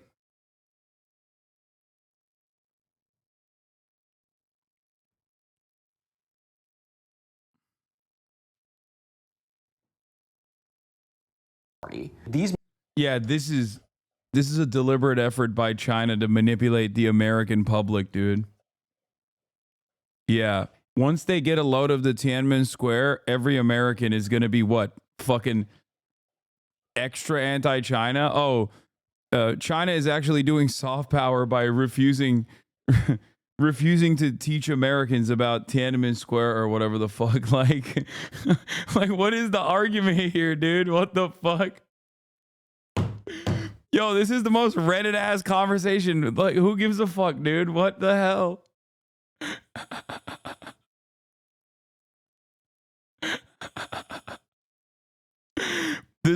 Yo, brother needs to search water on TikTok, okay? Trust me. The results will shock you, okay? Trust me. TikTok search functionality is so ass. So good when it's like, what's the second part of this video I just watched? But so ass when you just like put anything in there. Okay? You put anything in the TikTok search tab, you're just going to see the most dumb shit. Like, half of it is just like softcore porn. I don't know what the fuck happened to their search engine, but that shit is not optimized. These materials were significantly, inexplicably under. Not related, but why you keep lying in the title? Fuck did I do? I said Packwatch, BB Plus Gallant. Pedo Gaetz resigns from AG, Bolsonaro, drama news. We got it all. You don't have it all. Me, please give it to me. Dear leader Xi Jinping, I don't even want money. Just let me educate Americans on class consciousness, please, sir. Please, sir. Let me talk to them about fucking what's going on in Gaza. Let me please educate America on class consciousness, sir. Please, please. That's all I want.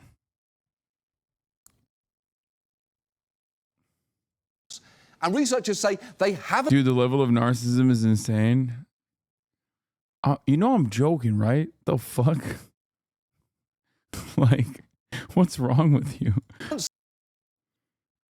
Oh my God. Hasanabi hitting the show fell off. No Israel mention. TikTok does the exact same thing that every single other social media application does. Okay. The only difference is that TikTok is not controlled by an American capitalist. That's it. And because of that, they don't have the same rigorous standards of, massaging the algorithm in a way or silencing some sort of speech that people might consider to be too tricky, like when it comes to Israel, Palestine. And certainly not anti-Semitism, by the way. I'm not talking about anti-Semitism at all. I'm talking straight up any kind of sentiment that is anti-Israel. Because as we have seen time and time again, including but not limited to the fact that there are literal neo-Nazis marching in the streets and all this other shit, the American government and no one really gives a shit about actual neo-Nazis, actual anti-Semites. They only care about defending Israel.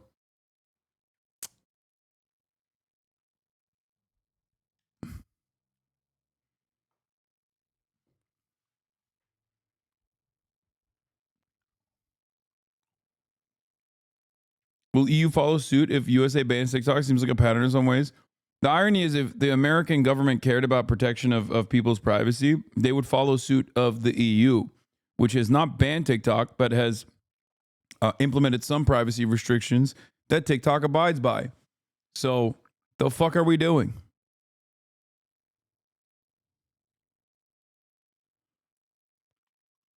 Mike? Hasan is not allowed to take his shirt off at all this. Why not?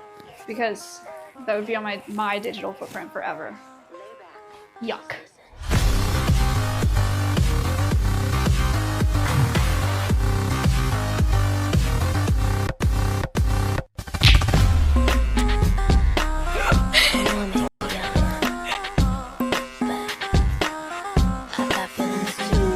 Oh my gosh. Yo, she is hungry, okay? She's ravenous.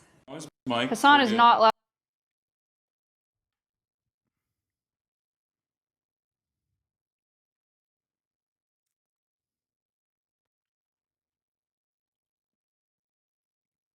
The turtle cut? Yeah. What is this? What?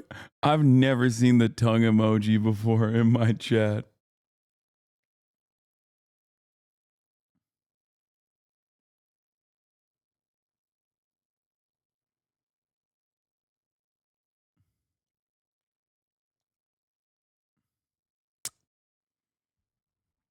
They should be going after you for turning me straight. Just like God intended, sister. You passed the dad reflex test. You are not qualified to be a dad.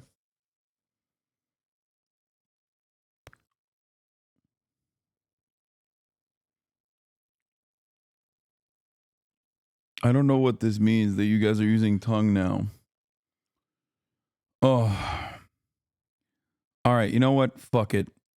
Everyone is fucking complaining. Everyone wants me to do it. It's time to play the Korean dating sim. 5 hearts under one roof. Okay? I'm doing it. I'm fucking doing it, you son of a bitch.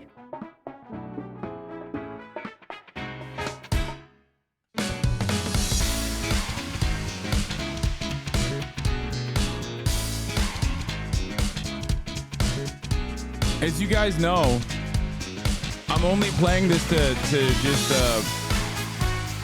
understand what not to play. Like, I'm showing you that it's bad and wrong. I don't want to disrespect Palestine by having this on as I play this game. I'm not gonna lie. I'm gonna take this off for this portion of the broadcast. I feel like I shouldn't be doing that. Okay, game settings. Subtitles on. Yuman's voice on. Language English.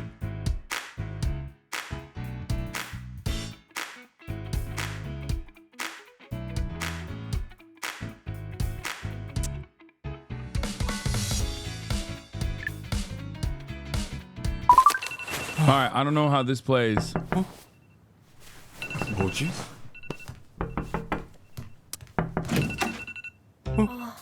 시끄러워 죽겠네 진짜. 너 때문에 잠 다 깼잖아. 뭐래? 남이서 알람을 맞추던 말던. 오빠 잘 잤어?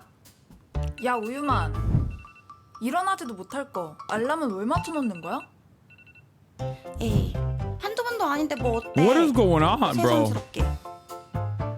This game is crazy. There's like 8 of them. 깜짝이야. 우유만 빨리 일어나야지. 이게 무슨 일이야? 다들 누군데 우리 집에 있는 거냐고!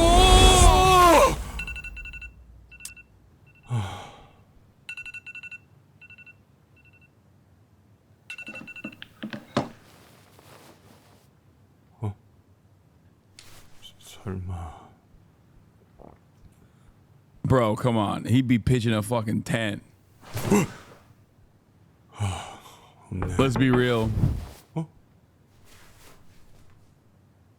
What is this? Imagine through all the accusations you get banned for porn on stream. I think you can play this game, right?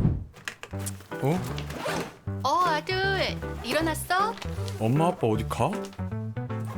엄마 아빠 2달 정도 출장 가거든. 이거 줄 테니까 잘 지내고 있어. 또 출장 가? 유만 아빠, 얘 소심해서 이런 거 못할 것 같은데. 사내 자식이 나이가 곧 30인데 그걸로 용돈벌이 하고 있어. 집 잘 지키고. 자 갑시다. I'm learning. I'm investigating why. Chat. Whoa, what the fuck is this? I'm investigating why there's a 4B movement in Korea. Okay? I think a lot of you don't understand. This is very important. Okay? There's a 4B movement happening in Korea. And I think it's one, this entire time I thought it was because there's like an insane amount of misogyny and incel culture in Korea. Okay? But it turns out it's actually because the men have given up on having sex with women because they're playing Korean dating sims. Okay? These dating sims are so incredible so far. I mean, this is like, what, 20 seconds in? And it turns out it's the reverse 4B. It's the men that just don't want to do anything because they sit at home and they play this game instead.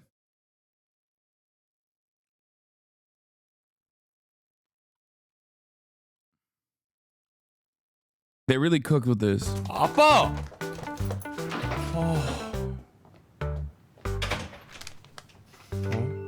I can't read Korean.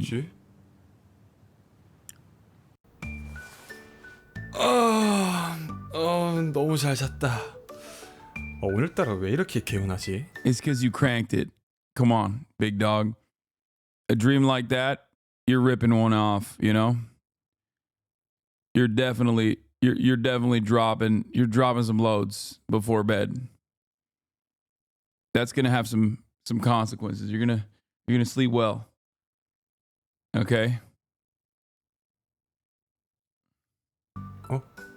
11시? 오늘 면접 이력서도 뽑고 가야 되는데. 정장은 여기 있고. 넥타이가 어디 갔지? 넥타이 어디 갔어? He's got the jerk off papers too. Wait, what the fuck?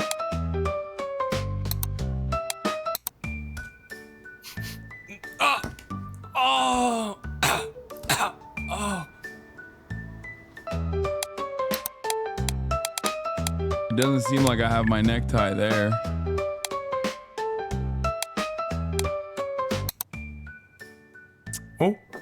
뭐야? Milk. 우유가 벌써 다 떨어졌어? 난 잘 안 먹는데. Who's drinking all the milk? Is it the ladies? The attic is a restricted area. 저기 뭐가 있길래 엄마 아빠가 어릴 때부터 못 들어가게 하는 걸까? 뭐지?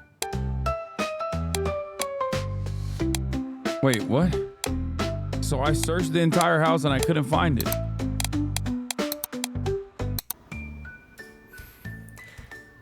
밍밍, 오늘 면접 잘 볼 수 있게 꼭 응원해줘.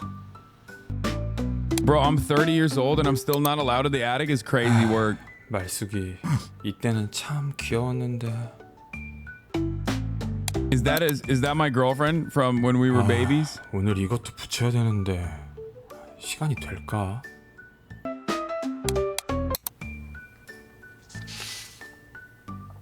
Bro, I thought Korean parents were hella strict. What the fuck is going on? Also, I don't want to hear nothing from anybody. This is the first time I've ever actually tuned tuned into a game and the number of people watching increased. Okay. I'm just letting y'all know, y'all are the real degenerates. Okay. It's not me. It's not me. I just clicked on this game by accident. I downloaded the game by accident. I clicked on the game by accident. I never wanted to play the game. Okay. I just wanted to see if it was woke or not. You know, I'm fucking DEI. I was trying to see if it's DEI. Everyone's Korean. It seems like, and there's a lot of women, so it's definitely DEI. You know what I mean? Where are the white people? Where are the white men? It's kind of fucked up.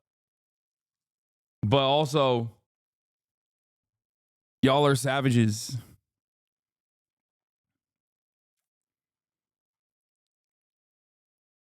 Okay.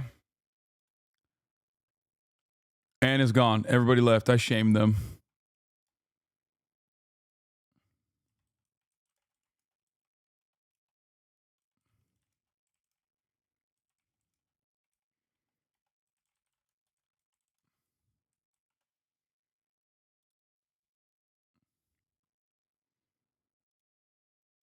언젠간 밍밍님께 꼭 드려야지. Bro, as soon as I said that minus 2K, that's crazy. I think I shocked people. I shocked people to the core. They were like, what am I doing? Okay, bro, what is happening? I already checked everything. There's nothing there. I gotta go back to the living room. 어? 어이가.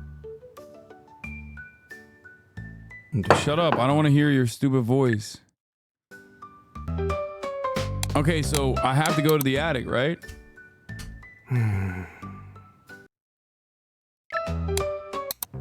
Oh, you can just continue.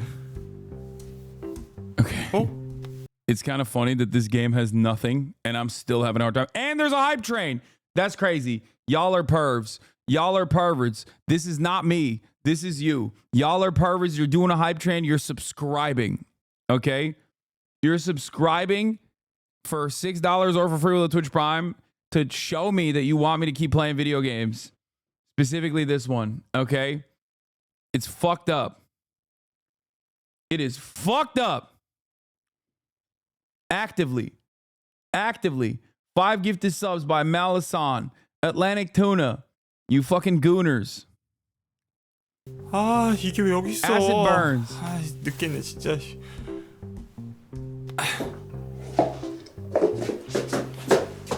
Park Jong. 아, 늦겠다. 이거 고치고 빨리 면접 보러 가야 되는데. 아, 어디가 좋지? Nick's Undervale. 여기가 좋겠다.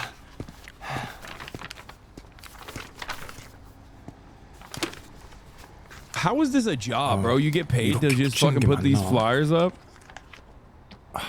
And he didn't even do a good job with putting the flyers up. 할머니. Oh my God. Am I going to Riz her up? Yo, is this about to be a Riz off? It's like tutorial mission. You start off with a grandma and then you like move on from wait, is she my grandmother? Or just like a random grandma? Oh, that's my grandmother. Okay, well, maybe. 여기다 이런 걸 Maybe not 붙이면 her. 어떡해? 다들 이렇게 하던데요? 안 된다니까. 왜요? 어른이 안 된다고 하면 안 되는 줄 알지. 뭘 이렇게 말이 많아? 그럼 딱 이틀만 붙이면 안 될까요? I have to pee so bad, but I'm locked in. 이틀이야. 두고 I'm 볼 locked 거야 in. 내가.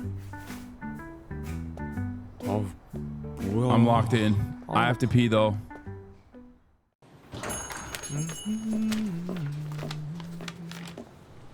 고마스 카이. Oh, it's Riz time. It's definitely Riz time. Hold up, I gotta pee.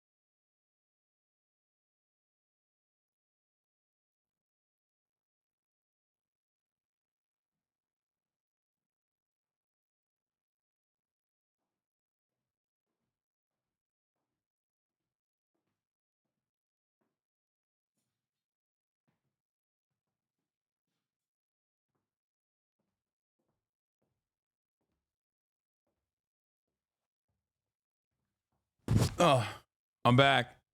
I'm freaking back. Okay, Riz time. I'm ready. I'm locked in. I'm dialed in. 손님 블랙이거든요. Wait, what? 꺼지라고요. 나가라고. She's flirting with me. She's flirting with me. You think I don't have other internet cafes to go to? Fine, I get it. Mind your own business. Getting cussed out all the time must mean I'll live long. She's smiling a little bit though. Is she rizzing? How do I rizz her? 오늘도 아주 시원하게 욕을 날리네. 아주 장수할 것 같아. 뭐라고? Wait, I did rizz her? I confused her. 뭐야? 어디 I confused her. That's a confusion riz. 밀크 코퍼레이션. 뭐? 밀크 코퍼레이션? 네가? 응. 그래서 이력서 프린트 좀 하려고. 어이없네. 와서 뽑던가. 아싸.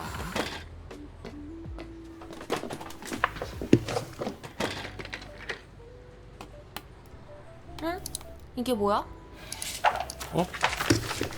아 줘. 이게 뭐지? 아 달라고. 이거 너네 집 Oh, 주소잖아. she's flirting. 아 엄마 아빠 출장 가셨는데. Is she flirting with me? Why is she playing with my papers? Is this Riz? Am I rizzing? I think I rizzed her. 쏘라고 하시네. 야, 안 돼. 거기는 아지트란 말이야. Wait, what? She hangs out in my house? 그래서 진짜 하숙집 하게?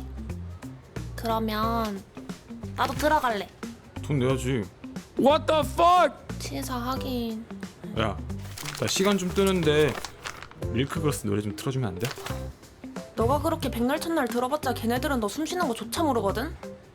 치. 어?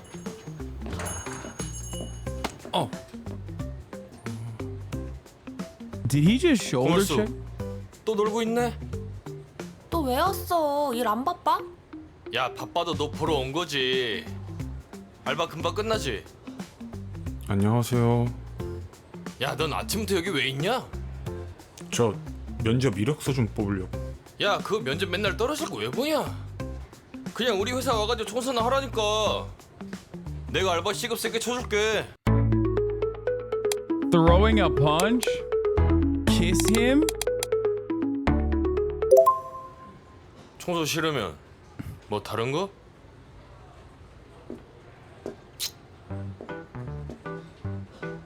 너 지금 뭐 하는?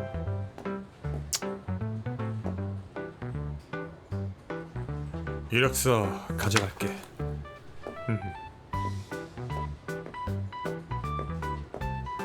Dude, oh my god, I stunned him. 면접 늦겠다. I stunned him. Oh my god, my technique is undefeated. The real alpha dog move, like, oh, punching is for the losers, dude. You kiss him and you stun him into submission. His name is Sausage Man. Yeah. And I got a little kissy poo. The pro tag is actually participating in 4B. The purpose of this game is to reject. Good luck. Good luck. Yeah, put enough cuties in front of me. It's not gonna happen. Okay. 택시다. 택시. 택시. 택시. 왔다. 뭐야? 저 강남역으로 가주세요. 아 뭐예요? 지금 뭐 하세요? 아니 이거 제가 What is yo? Is this the day in the life of an average Korean incel? What the fuck? That is a wild move, dude. I ain't never seen that before. He said, "Yo, get the fuck out! I flagged this cab." 잡은 거잖아요. 뭐래? 빨리 문 안 닫아요? 제가 잡았다니까요. 기사님, Sexually. 저보고 오신 거죠? 그쵸? Okay, I'm doing a lot of creepy, pervy shit, but I don't know if this is autism or not, but it always feels like they're looking at me longingly, despite all the creepy, pervy shit that I'm doing. What is happening?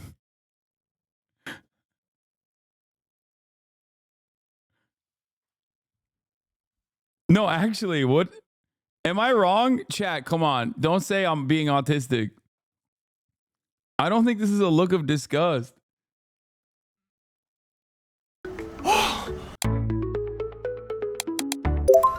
Ride together. 뭐야? 아니 뭐 하세요? 제가 택시비 낼게요. 아니 누가 돈이 없어서 그래요? 기사님, 출발해 주세요. Just go. Wait, why did he start driving? What, is the driver an NPC? Is this a fucking Waymo? What do you mean, just go? The driver's like, all right, I guess this rapist is now in the cab with the woman. Damn, I'm about to kiss the driver. 아침부터 피곤하게 하네. 감사합니다. 오늘 제가 진짜 중요한 면접이 있는데 이거 늦으면 좀. 여보세요? She said, nope. 엄마가 그렇게 말해도 나 그 집 다시 안 들어가. 아니 아빠 사업 때문에 하는 결혼 하기 싫다고. 집 구하면 다시 연락할게. Oh my God, my sweet princess. I'll have you know, I have a boarding house. Me, the creepy guy who just directly, who pushed you into the cab and then got in the cab. I have a boarding house.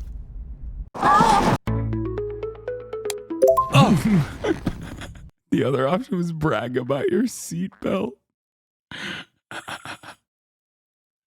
By the way, I one frame that. God, I got swag. I one frame that. 그게 미친 거 아니야? 아니 전 차가 갑자기 급정거를 하니까 손이나 떼고 말하지.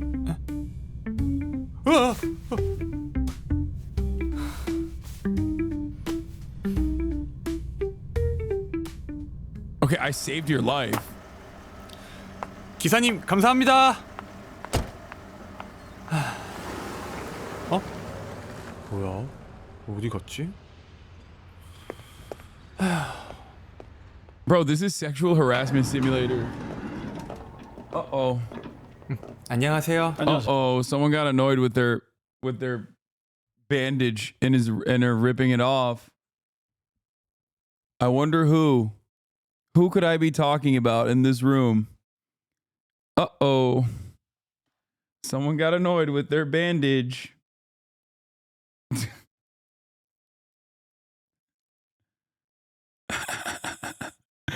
Kaya's officially 93 pounds, by the way. Last time she was at the vet, she was 88 pounds. Now she's 93. Healthy weight. It's a fatty. Fatty, come here. Come here, you little fatty.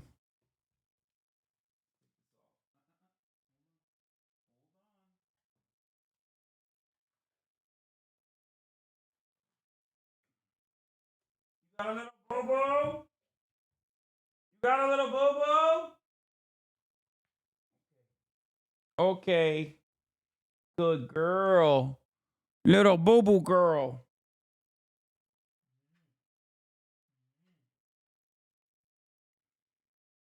She didn't get a little boo-boo. She got a shot, I think. They drew some blood. Had to get some blood work done so we can see if she can get spayed. Oh, little girl, she's gonna be a lady.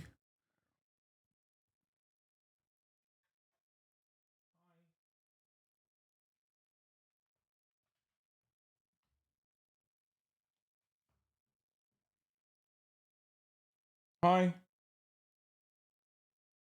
Hi.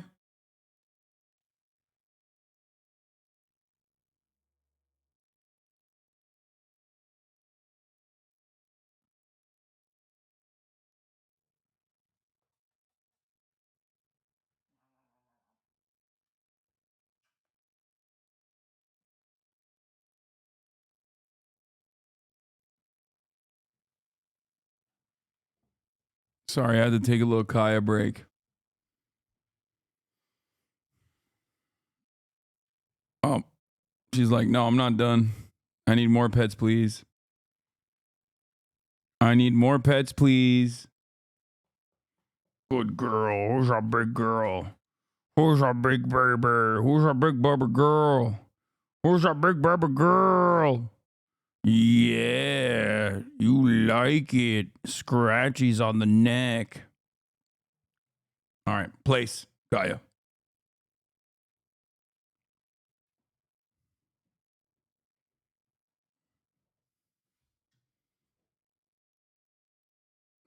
Just watched my Trump mom get unk pilled watching Cenk on News Nation. It was a good moment. Hell yeah. All right, let's get back to this. 처음 뵙는 분 같은데 어떻게 오셨죠? 아, 저 오늘 여기 면접 보러 왔습니다. 아, 그렇군요. 좋은 결과가 있기를 바랍니다. 네, 감사합니다.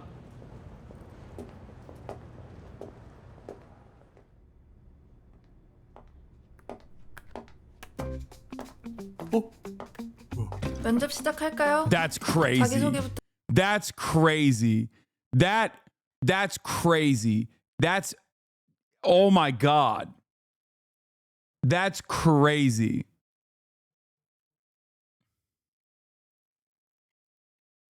That lanyard's going nowhere. You understand me? That shit is tight. Damn. 해주세요. 네, 밀크 코퍼레이션의 밝은 미래 내가 이끌어가겠다. 안녕하세요. 전략팀에 지원한 우유만입니다.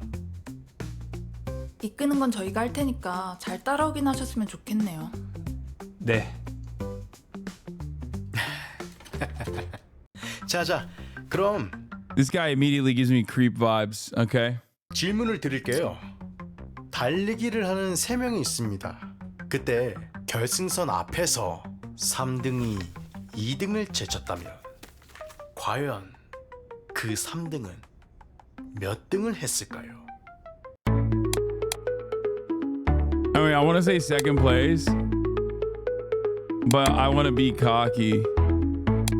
I want to refute the question. 제가 왜 그런 거에 대답해야 하죠? 저는 그런 질문을 받기 위해 이곳에 온 게 아닌데요? 100을 반으로 나누고 또 2분의 1로 나누면 어떻게 될까요?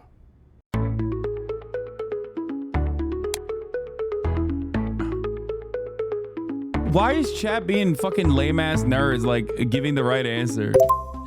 저는 무언가를 나눈다는 행위 자체에 의미를 두겠습니다. 나눔의 미덕을 하는 그런 사람이 되겠습니다.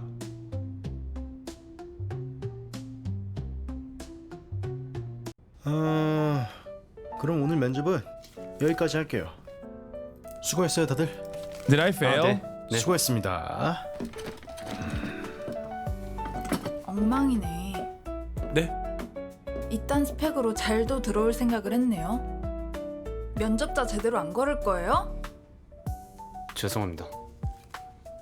됐고 그냥 이 사람으로 뽑고 자리 마련해 주세요.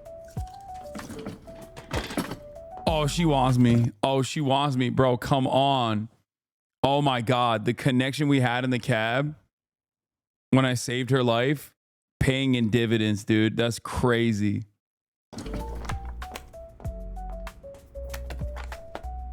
저 된 건가요?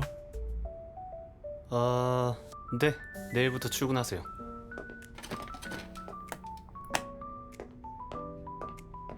그래도 합격이니까 잘 된 거 맞겠지?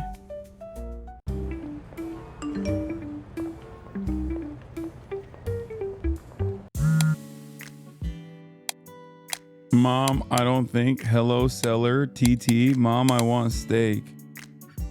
Or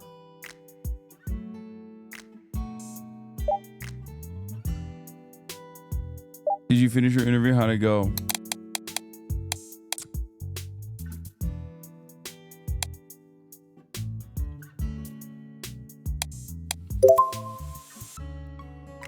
Guess what? You didn't get it, did you? I knew it. Actually, I did. Oh, so annoying. Let's have a drink together. Maybe I'm just made for interviews.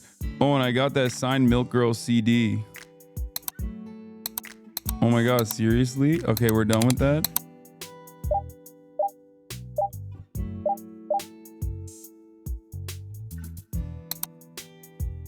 Okay.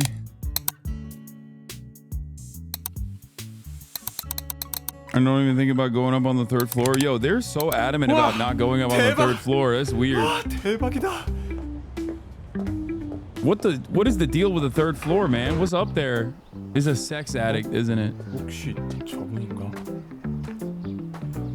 Oh, Riz time. Riz time. 혹시 토마토?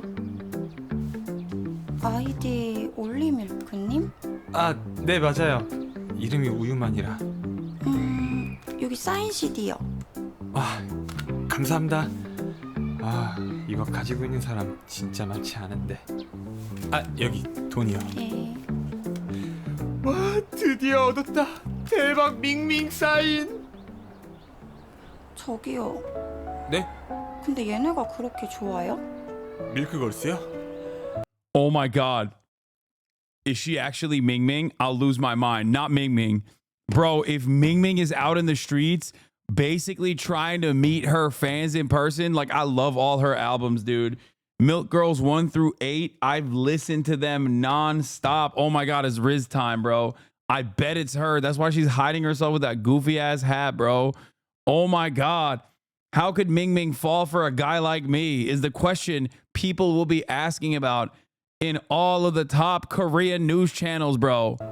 그럼요. 제 인생의 덕질은 밀크걸스뿐이거든요. My whole world, like I'm.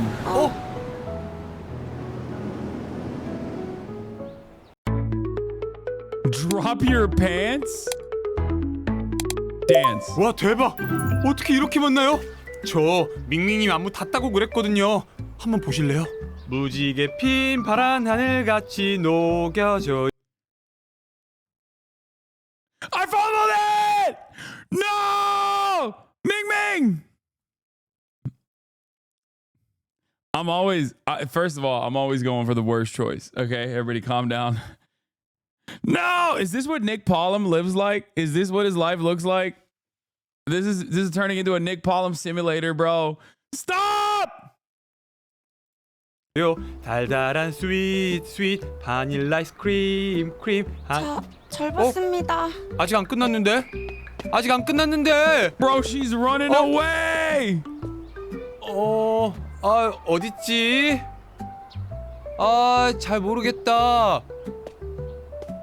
아, 어디 갔지? 아, 못 찾겠다. Bro, my Riz is so bad. I got Ming Ming to hide like an animal. You know, like an animal that like an ostrich. She like stuck her head in a hole and was like, "Oh, you can't see me." I hope. 후후, 밀크걸스. 와, 올해 운 다 썼다.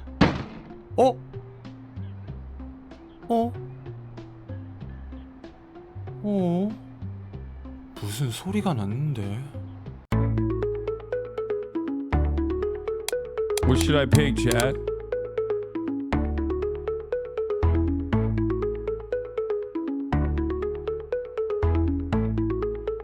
Middle alley.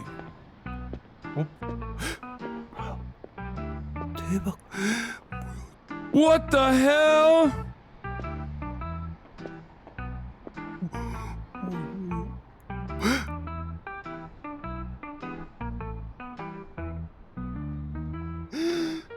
Okay, why am I staring at them? 요즘 젊은 것들은 진짜. Kiss me, 우유만이. man. 깜짝이야. 형. 뭘 그렇게 놀래? 왜? 자, 오늘 면접 고생했을 것 같아서 주는 거야. 먹을래? 감사합니다. Wait, he's giving me a sausage? That's why he's sausage man? 다음에는 우리 회사 오는 것도 한번 생각해보고. 말씀만이라도 감사합니다. 먼저 들어가 보겠습니다. 우리 회사 오라는 건 진심이니까 한번 생각해봐. 네. 뭐야? 저 형 갑자기 나한테 왜 이래? 뭐야? Can I fuck sausage man too? 뺏진 않으셨네. 뭐야?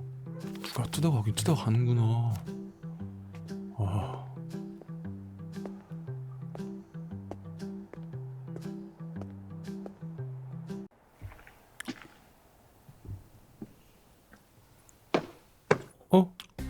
분명 문 잠갔는데 문이 왜 열려 있지?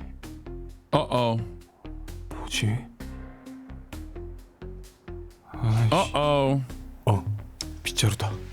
Okay, I know how this goes. There's a sexy ass lady in there.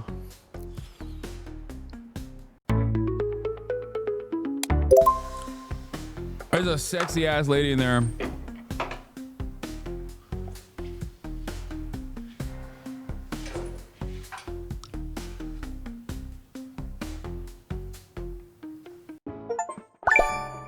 Wait, what?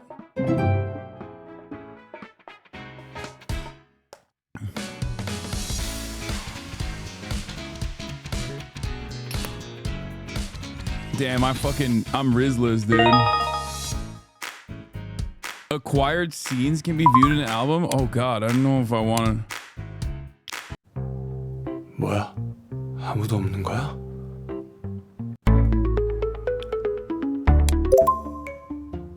낙낙. Why am I 계십니까? knocking on the door?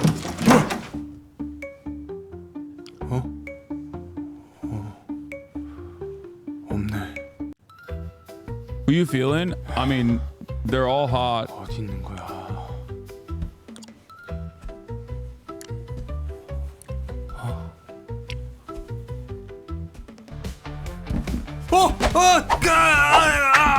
What? 고멜수? 빗자루 들고 설쳐. 도둑인 줄 알았잖아. 문을 열어두면 어떡해? I think Malsuk is best girl though. I think Malsuk is best girl for sure. Like uncontested baddie. 아 나야말로 도둑인 줄 알았잖아. 아, 내가 문을 안 닫고 들어왔나? 언제 들어왔어? 아, 나 피방 끝나고 바로 왔지. 너 면접 합격했대서 맥주 한잔 하려고. 뭐야? 이게 그 사인 CD야? And she's chilled with me being a fucking loser. You know what I mean? Like she's been with me.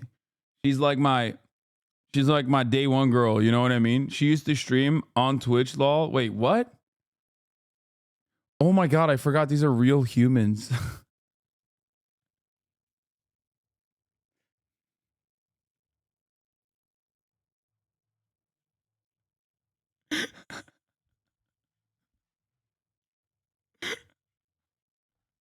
I just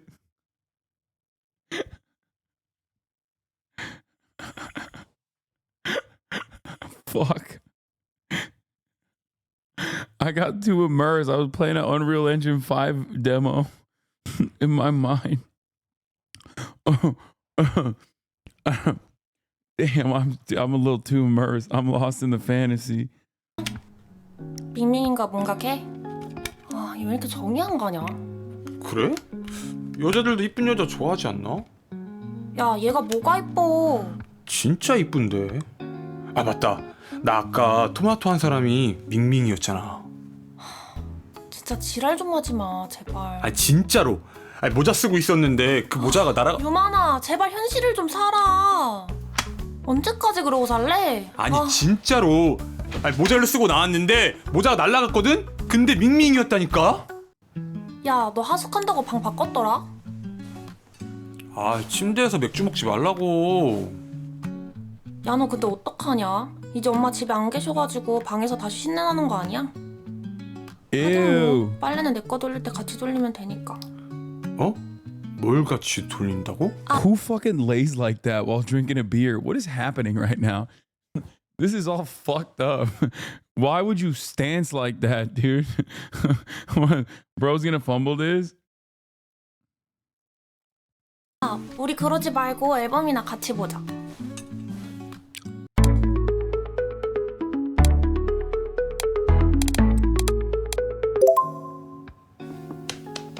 여기 앉아.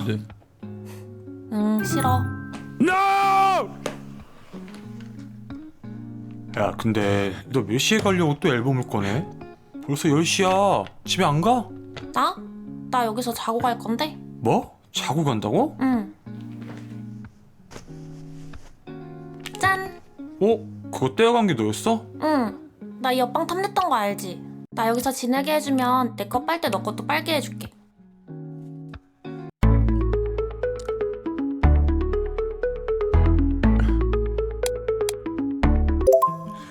방 쓰게 해주면 넌 뭐 해줄 건데?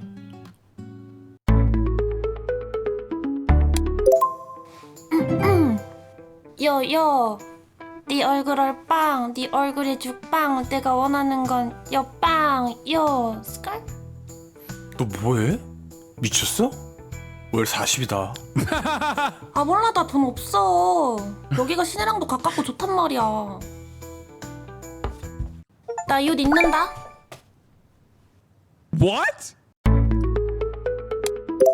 옷 누런 것 봐. What is happening? What is going on? How am I 아야 not 뭐해? fumbling? 안 보이는 데서 갈아입으라고. 왜 막 설레? 너가 나 아니면 볼 일이 어딨다고. 안 봐도 되거든. 어때?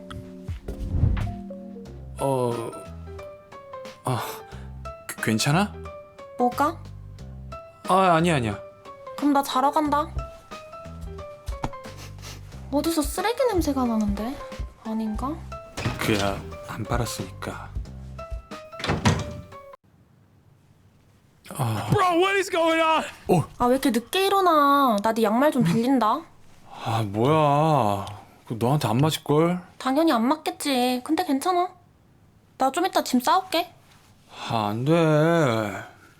근데 너 뭐해? 지금 너 지각이야. 어? 쥐가? 아씨 큰일 났다. 씨. 정장이 어딨지?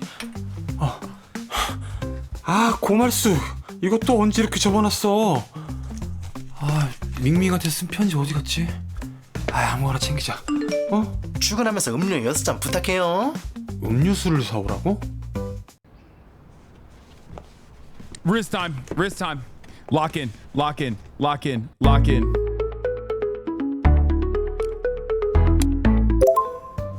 제가 도와드릴까요? 괜찮아요. 아니에요. 많이 무거워 보이는데 제가 할게요. 자.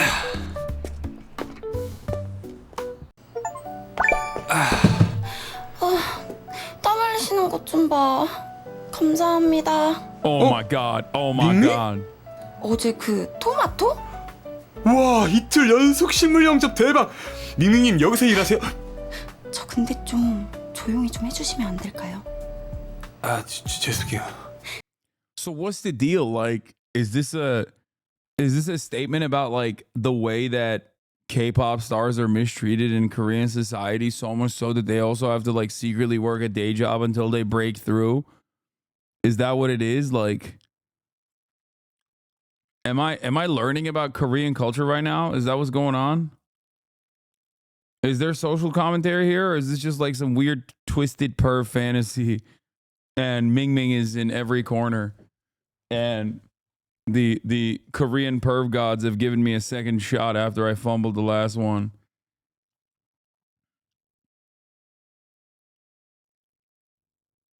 대신 음료 드시러 오신 것 같은데 제가 서비스로 해드릴게요. 아니에요. 그 회사에 청구하는 거라 안 그래도 돼요. 뭘 사오라고 했더라?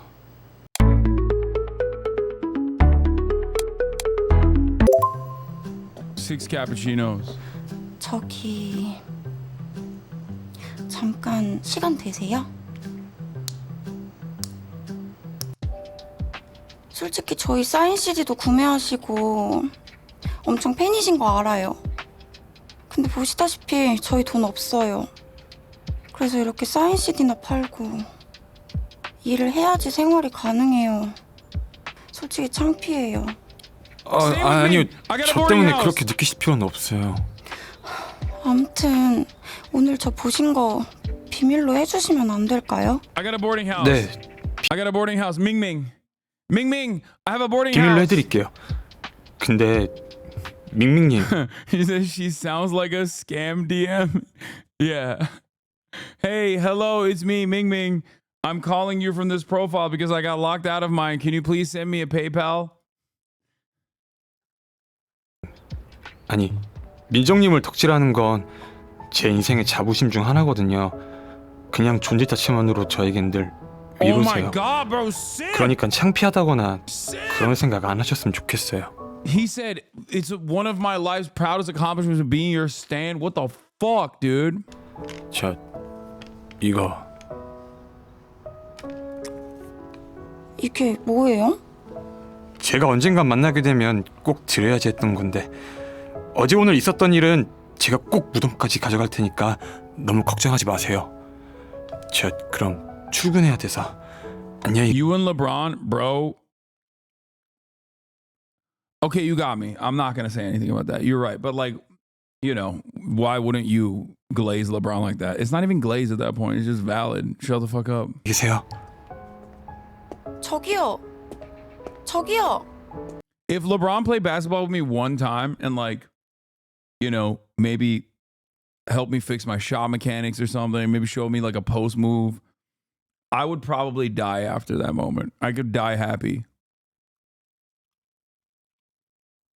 Actually, I wouldn't want to die because he would be taken aback by my fucking good ass vibes and also the potential that I have. And then maybe he'd even call me son on accident. And then I'd be like, don't worry, dad. It's all good. And then we'd basically play basketball all the time. He'd hit me up and be like, yo, honestly, it's cool. Like, we should just ball up more. And then we'd become besties. And then we'd go get tacos on Taco Tuesday. And you know, we'd eat tacos together. It would be sick.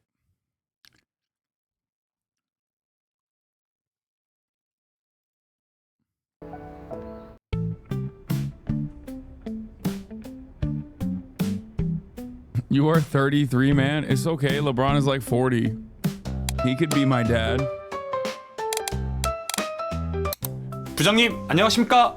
Ew, bro. 두만 사원. No. 저 우유만입니다. 아이 그래. 우리 우유만 사원 들어와서 내 기분이 참 좋아. 응? 인서 씨 막내 탈출해서 좋겠어. 응? 암튼 모르는 거 있으면 나 말고 우리 요 동과장한테 한번 물어보라고. 그럼 우리 두만선 파이팅이야. 아, 예, 알겠습니다. 과장님 봐. 가. 아, 네.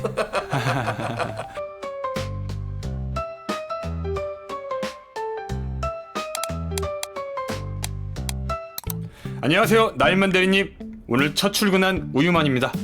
우사원. 키가 좀 크네. 군대는? 군대 다녀왔습니다. 역시 군대를 다녀와야 좀 이 컨버세이션이 통하지. 회사는 좀 어때요? 괜찮은 것 같아? 네, 좋은 것 같습니다. 우리 회사가 또 여직원들이 예쁘거든. 응? 아, 네. 아무튼 그럼 수고해요. 뭐야? 안녕하세요. 안녕하세요, 선배님. 뭐라고요? 저 오늘부터 첫 출근하는 우유만이라고 합니다. 아, 후임이시구나. 안녕하세요. 가르쳐 주시면 열심히 배우겠습니다. 아, 근데 여기 학원 아니고 회사잖아요? 네, 좀 곤란하세요. 저 좀 바빠서. 죄송합니다. 아, 맞다. 앞으로 할 말은 톡으로 주세요. 말로 하지 말고. 네. Save the best for last.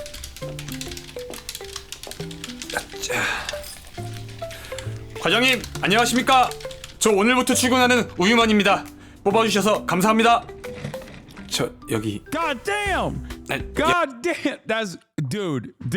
Stop, dude. That's crazy. 2 days in a row. Yesterday I was like, maybe it's an accident. Okay. Now I know she's keeping that shit tight.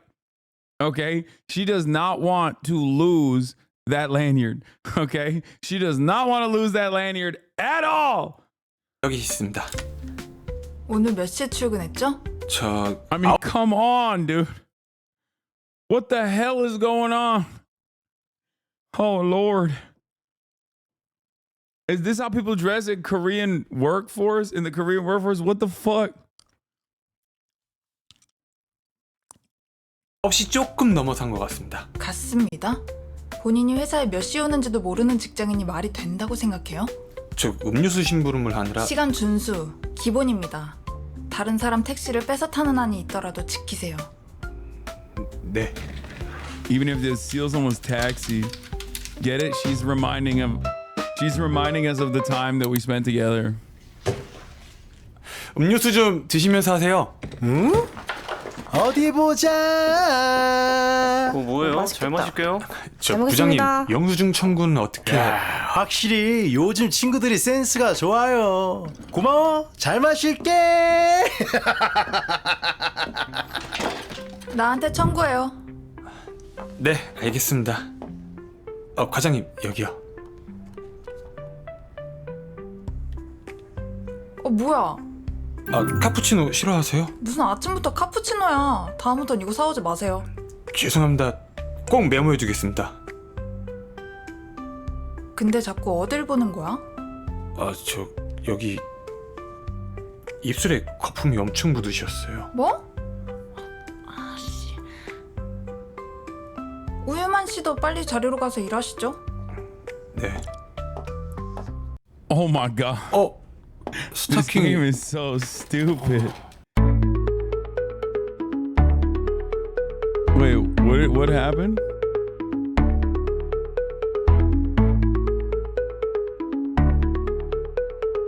Tell?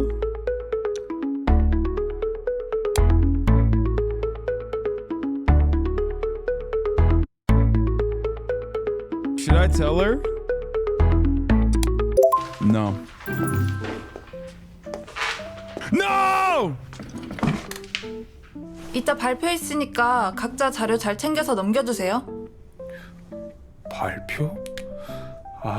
스타킹 말씀 드릴 걸 그랬나?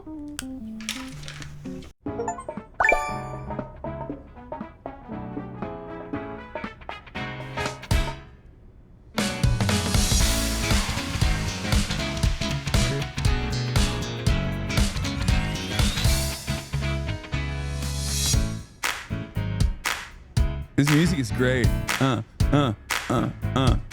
Yeah. Okay.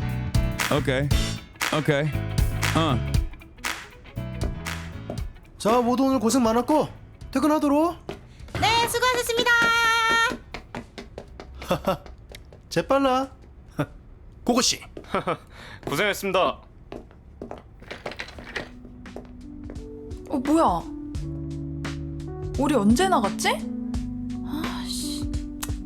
Oh! What? Hey yo! What the fuck? Bruh. And the piggies? Yo, this game is crazy. This game is fucking out of... I love this. This is the best game of all time, dude.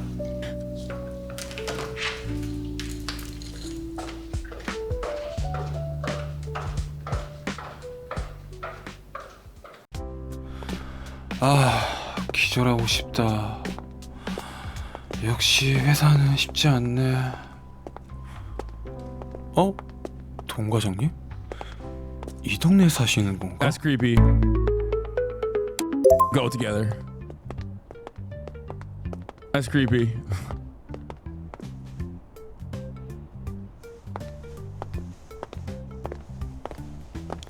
I'm just stalking.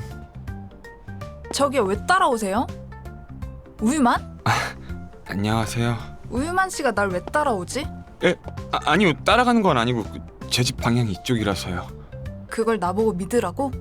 그럼 내 앞으로 가. 네.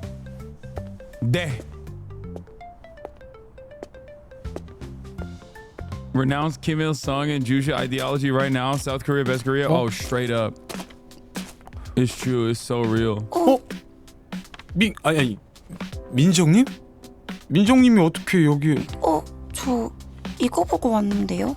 저한테 쪽지 주셨. Oh my god. Oh my god. Oh. Wow. Serendipity. How could this happen? How could this happen? Wrong note, but still right house. 잖아요. 예? 이게 좀 오해가 있는데 원래는 그게 아니라 다른 걸 들으려고 한 건데. Someone just say, F you, Fox News. This is where I get my news from. 설마 과장님? 가신 거 아니었어요? 우유만 씨. 설마 이거 여기야? Oh my god. Oh my god. 맞는데요? Oh my god. Oh my god. This is crazy. How is this happening? How is this happening all at the same time? 일단 우리 집에 오신 걸 환영하고. Someone just said, did they get bigger? Shut up, dude. The answer is yes. 뭐 좀 드실래요? 밥은 무슨 밥이야. 이 시간에 먹으면 살밖에 더 쪄? 저도 체중 관리 중이라 안 먹을래요.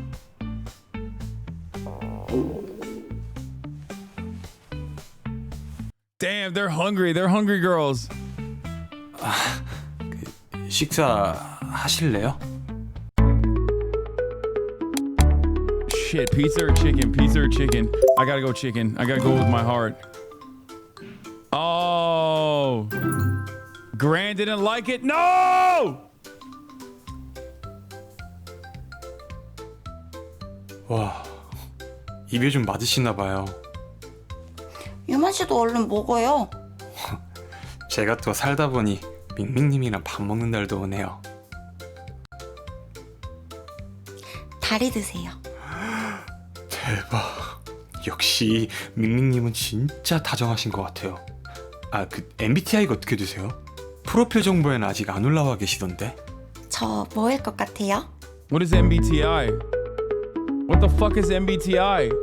What is that? What the fuck is this shit? Bro, I don't fucking know. INTP가 아니라고요? 말도 안 돼요. 왜요?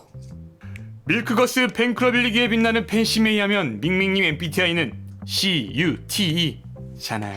아 뭐예요 진짜.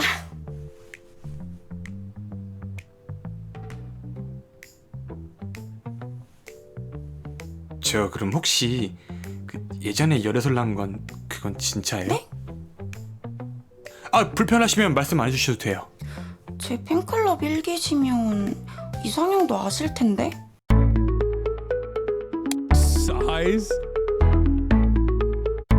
What the fuck is a size? 이정님 혹시 크기가 중요한가요? 크기요? 당연히 중요하죠. 전 무조건 커야 돼요. 얼만큼 커야 되는데요? 저랑 같이 있을 때 She a freak, bro. I was just memeing. I thought I said size. She's like, nah, I'm a size queen. Holy shit. Hey, yo! This game is crazy. What is happening? 제가 좀 작아 보일 수 있는? 네? 같이 사진 찍을 때 제 얼굴이 좀 작아 보일 수 있는 그 정도였으면 좋겠어요. What? Is this chat? There's got to be some Koreans in here.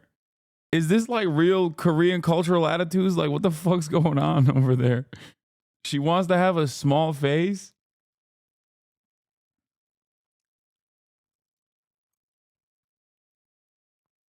What is a small face? What? 4B movement super soldier? Yeah, face size unironically is a thing, especially in pictures. Your head is too small, I'm sorry. No, I know that. I know that it's like a delicacy. I'm a delicacy in Korea. Having broad shoulders and a small head is like super sexy, right? That's what I've heard.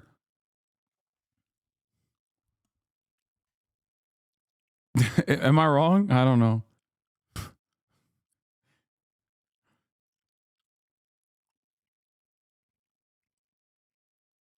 (4B) movement MK Ultra.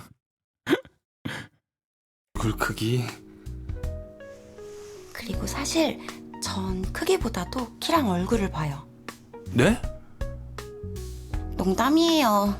아이돌이 이상형 있어봤자 뭐 하겠어요. 연애도 못하는데. 그래서 제 방은 어디예요?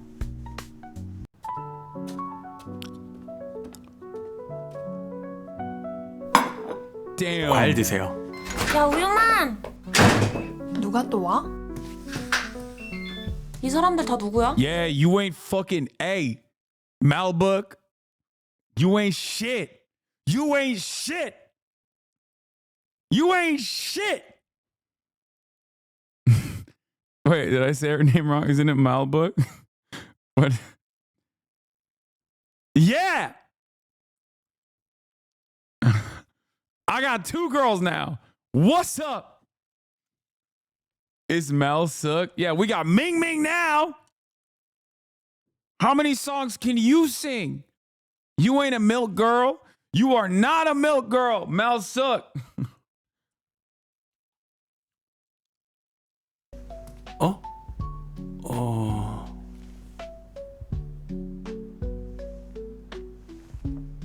Oh, she doesn't like it. She don't like the competition. 그러니까 이분은 너 직장 상사 동그란 님이시고 이분은 저는 그 밀크거스 밍밍님 맞죠? 어떻게 사람 이름이 밍밍이야? 아니 이게 어떻게 된 거야? 밍밍님이 어떻게 여기에 있어? 너가 쪽지를 다 섞어놔서 그런 거잖아. 그게 무슨 소리야? 뭐 어떻게 됐든 다 돈 내고 들어와서 사는 거니까 사이좋게 지내자고요. 아 그리고 우유만 옆방은 제 방이거든요? 나머지 방들로 서로 나눠 가지세요. 넌 돈 안 냈잖아. 뭐 아무튼 우리 잘 지내봐요. 명명님? 편하게 그냥 민정이라고 불러주세요. 잘 부탁드려요. 땡그라님.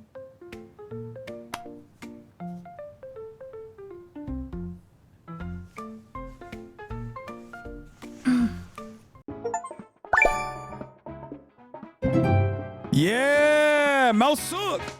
Woo! And Ming Ming too. Let's go. Okay, well that's fine. She's hard to please, bro. Grant is hard to please. Are they kidding me? Acquired scenes.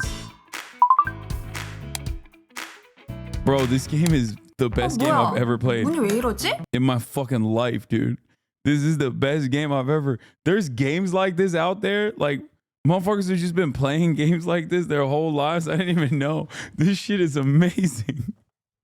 This is my game of the year, bro. Tell fucking Jeff Keighley he's fucked up for not putting games like this on the leaderboards, dude.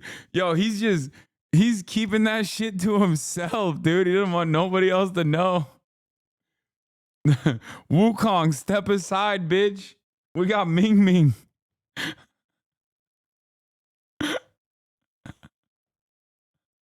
What the fuck?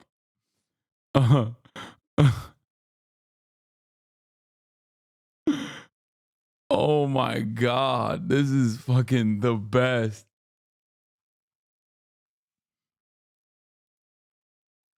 Yeah, I'm gonna talk to Hideo Kojima and be like, yo, can you make a dating sim, please?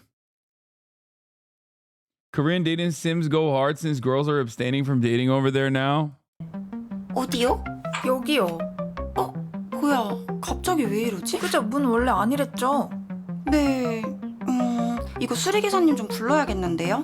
아, 우유만 씨는 이런 거 할 줄 모를 것 같고 사람 불러야겠네요. 문에 뭐 문제 생겼나? 야, 우유만! 어?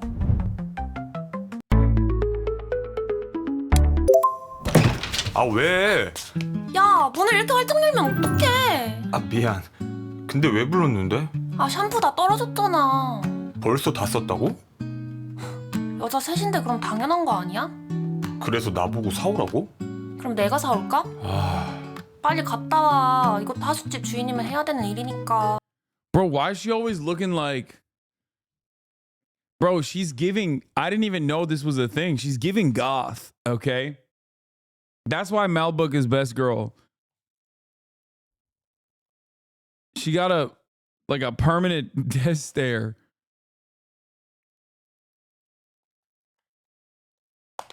It's crazy.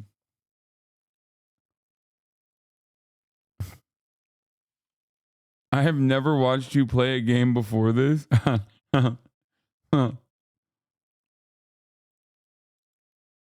넌 돈도 안 내잖아. 빨리 갔다 오라고. 야, 덱스 판테놀 함유 0.2%인 걸로 사와. 이상한 거 사오지 말고. 몬테놀? 아 진짜 어이가 없네.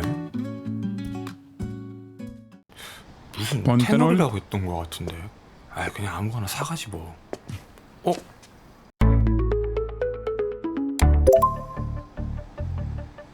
이 동네에선 저런 사람 본 적이 없는데. 뭐지? 아, 수상한데. 사람들한테 조심하라고 말해줘야겠다.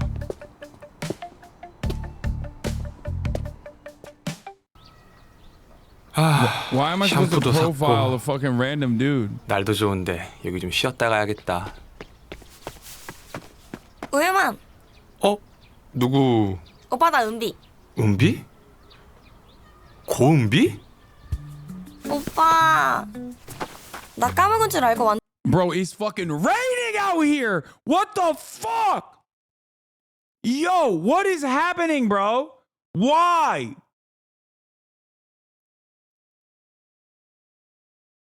Why are there, first of all, that's a child. This person is not in high school, okay? That's number one. This is the high school sweetheart. Get with the fucking program. This is the girl that I dated in fucking middle school or whatever, okay? That's number one. Number two, why the fuck are there so many girls? Like, what is happening? Chat, pay attention. Chat, pay attention, okay? Pay attention. Lock in.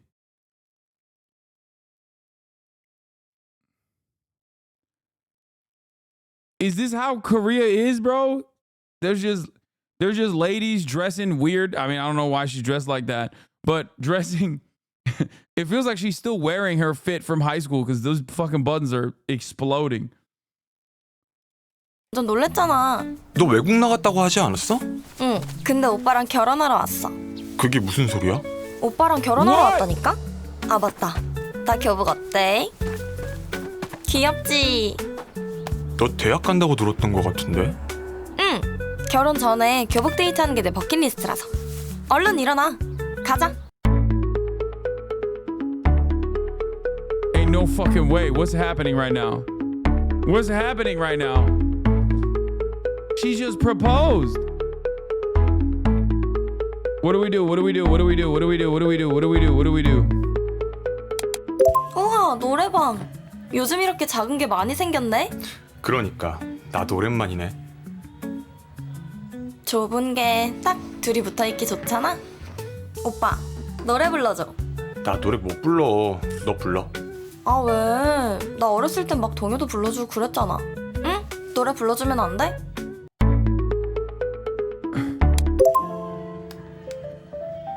Yeah, I had to do it to him. I'm the Riz God. 머리핀 있어야겠다. 오빠. 응? 이런 거 누구한테 배웠어? 혹시 나 만나기 전에 누구 She said you're Riz too good. You must have gotten experience. That's crazy. How is that a fumble? How is that a fumble? That's like a good thing. Like that's yo, she's jealous, dude. It's a fumble because she's jealous. Okay, listen. Before someone says like hold this L, I need to say something.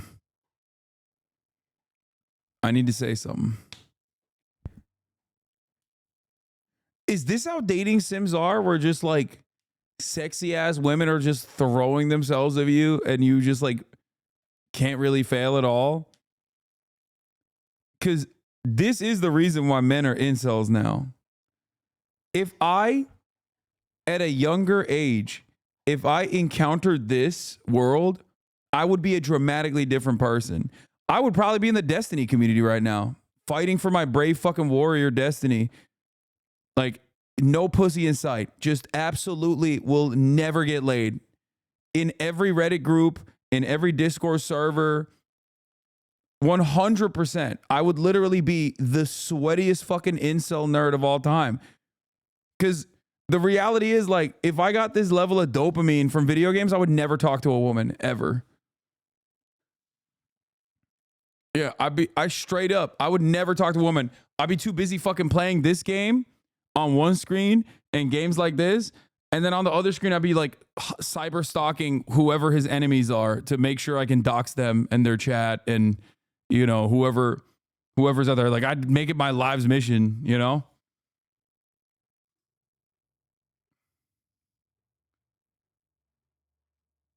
This is crazy. People think this is what is like for you IRL. I mean, it's kind of like that. Just kidding. Yeah, hentai puzzle on the third monitor too. Clocked it.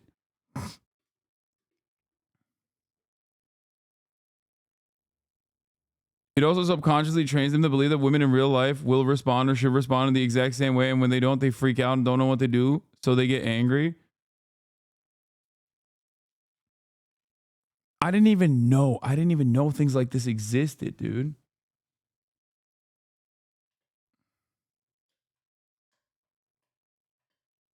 Norm Finkelstein was right about this issue. Yeah, gooning is fascism, dude. Holy shit.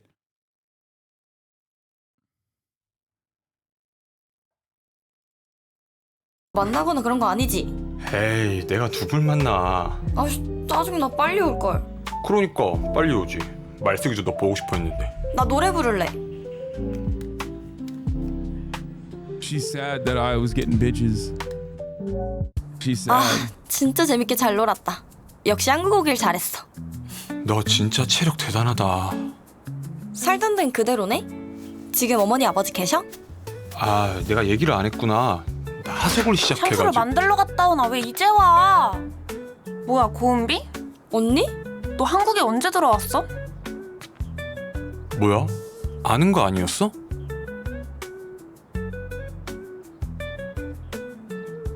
What? Why are they looking at me like that? What's happening? 그래서 다들 여기서 하숙하고 계신다고요? 안녕하세요. 어? 밀크걸스? 아, 뭐야 오빠? 이 사람은 어떻게 여기 있는 건데? 저를 또 알아주시는 분이 계시네요. 오빠가 하도 얘기해서 아는 거니. Bro, this is what a lineup. What is going on? Kino, this is it. This is the greatest video game of all time. I cracked the code. This is like, this is the stupidest fucking thing. This is not how the real world works. What the fuck? Cinema. No, I'm not. This is insane. There's just like baddies everywhere. I keep fumbling over and over again. And baddies keep raining. Baddies keep raining in, dude. What the fuck?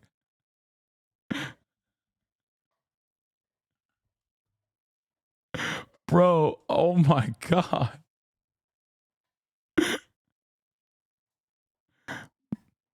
It's time to milk max. I'm milk maxing right now. What the fuck is going on? 그러니까 좋아하지 마시죠. 그래서 이 애기는 누군데? 아, 그 말숙이 친동생인데요. 오빠랑 결혼하러 온 고은비예요. 네가 무슨 결혼을 해? 뭔 소리야? 저 20살 됐고 앞으로 여기서 살 거예요. 여기 방도 없을걸? 야, 고은비 너 나랑 얘기 좀 해.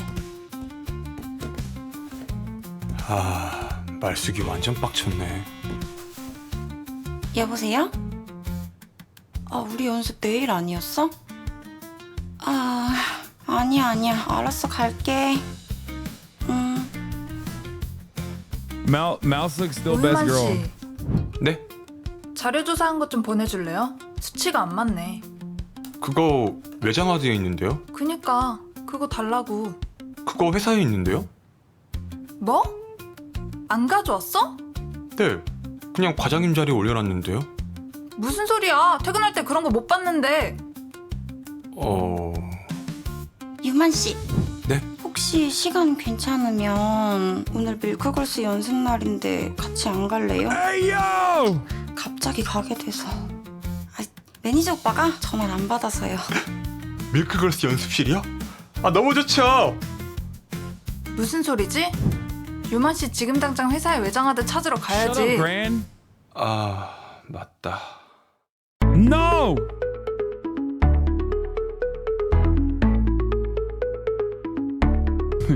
This game is really about the joys of being a landlord?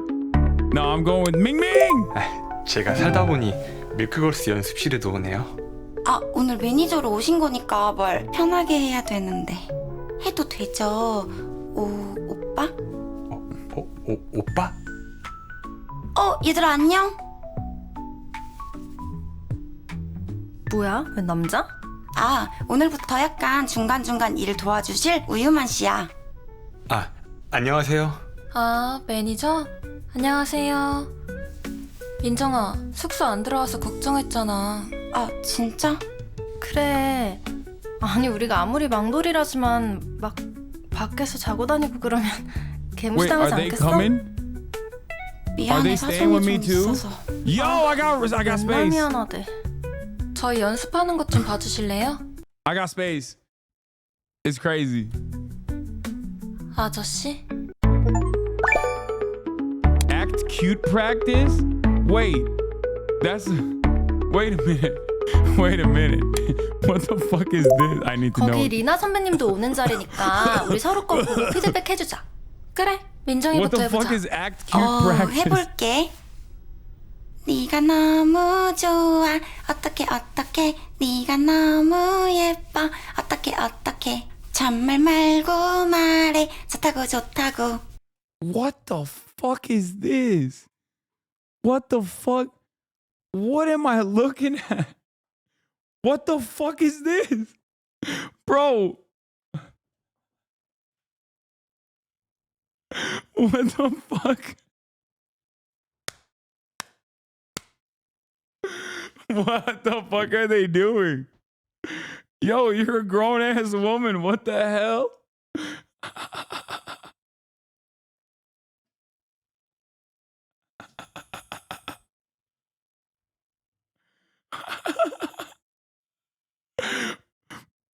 What? It's called Aigyo, show some respect.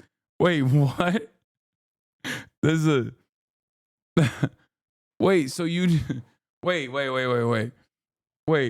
So K-pop groups do baby voice and like do like little cute stuff? Like they practice?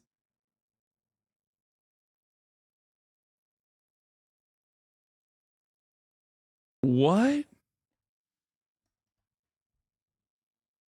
What the fuck? Oh my god. What? I'm learning too much. I'm learning so much. I need to unlearn shit, okay? I've learned too much. I need to stop learning.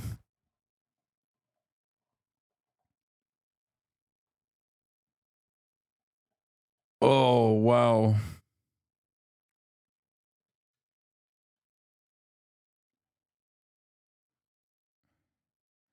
I'm back on the DPRK train. 우와, 너무 잘하시는데요. 뭐야 저거? 아니 민정아, 너 가서도 그렇게 할 건 아니지? 유행이 좀 지났나? 아니 그냥 좀 웃겨서. 근데 너 그거 알지? 거기 얼굴 망가질 일 많은 거. 맞지. 그래도 그 프로가 반응은 좋으니까.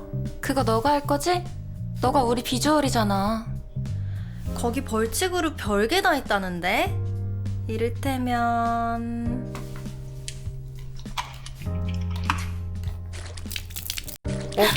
저기 잠깐만요. 아, 지금 뭐 하시는 거예요? 우리 다음 주까지는 연습 열심히 해오기다. 알겠지? 가자.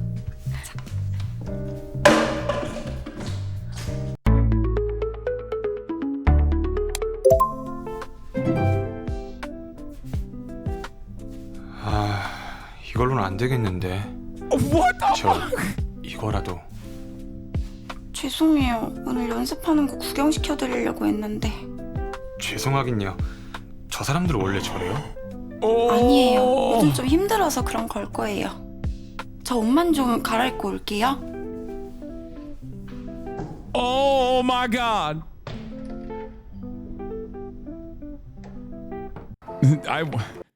Chat, let's not talk about my one frame on Wipe It Off, okay? I'm a gamer. It's just old habits die hard, okay? It's just I'm always going for the headshot. And that's basically what happened there. It's instincts. It's ultra instinct. I just locked in. It's just gamer instinct. That's all it is. That's all it is. It's not deliberate. It's like second nature to me. It's not a big deal. I know it's impressive. I know you guys are shocked. I'm just letting you know. 사실 요즘 애들이랑 사이도 별로 안 좋고 혼자 가기 무서워서 매니저 있다고 거짓말한 거예요, 유만 씨한테. 미안하긴요. 아니 저 사람들 활동비도 다 민정님이 알바해서 버는 돈으로 하는 건데 너무한 거 아니에요? 아니에요. 아, 옷은 진짜 감사해요. 제가 커피라도 살게요. 전 다 좋아요. 저 밀크걸스 밍밍 아니세요? Oh my god, he's a stalker. 네, 맞아요. 안녕하세요. 와 대박. 인사 받아주시네요. 진짜 갈 거야. 네? 저기 여기 그러지 말고 사진 하나만 찍으시면 안 돼요? 그럼요. 폰 주세요. 예? 사진 찍어요. 네. 예. 자자 옆에 서주시고 네. 자 찍을게요.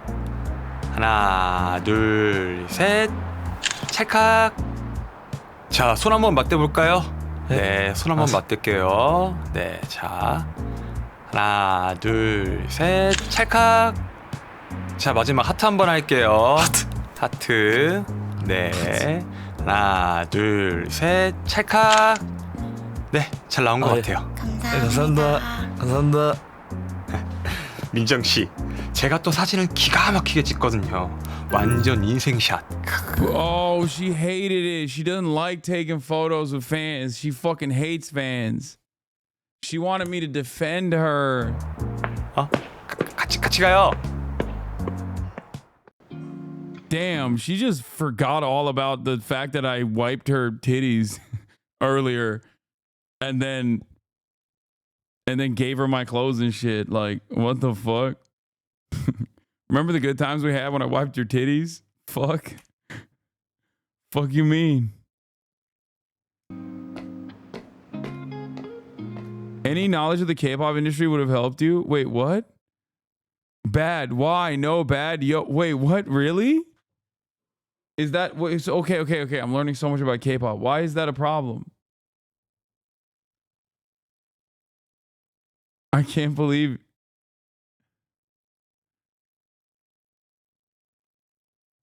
They have stalkers? He was stalking her? How did you know? How did you know that was a stalker? He just looked like a dude.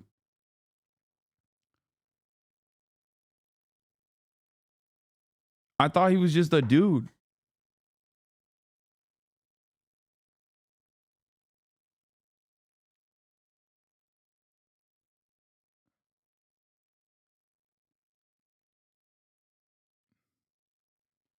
Stalkers are really common and there's no laws against them.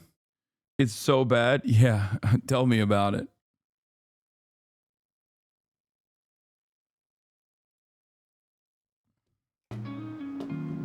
저희 초창기 팬이시기도 해서 좋은 모습 보여드리고 싶었는데 미안해요. 아니에요. 오히려 이런 일 있을 때 제가 민정 씨랑 같이 있어서 다행이었다고 생각해요. 유만 씨, 혹시 Wait, in the dating game logic, every other dude is an evil stalker? Is the dude you profiled earlier? Yeah, but like I didn't want to fucking profile him. I'm not gonna assume anyone is a fucking criminal, dude. Just because they're wearing a hoodie up. Like, what? It doesn't make no sense. 괜찮으면 다음에도 같이 있어줄래요? 매니저로?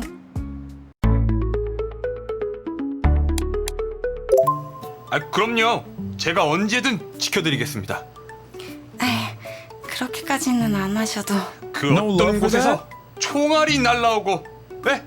대포 카메라가 날라와도, 예? 제가 이 한 몸 바쳐 막아드리겠습니다. 예? 감사해요, 유만 오빠. 올 때 술 좀 사와. 은비용 기념으로 파티하게. 이만 들어갈까요? 네.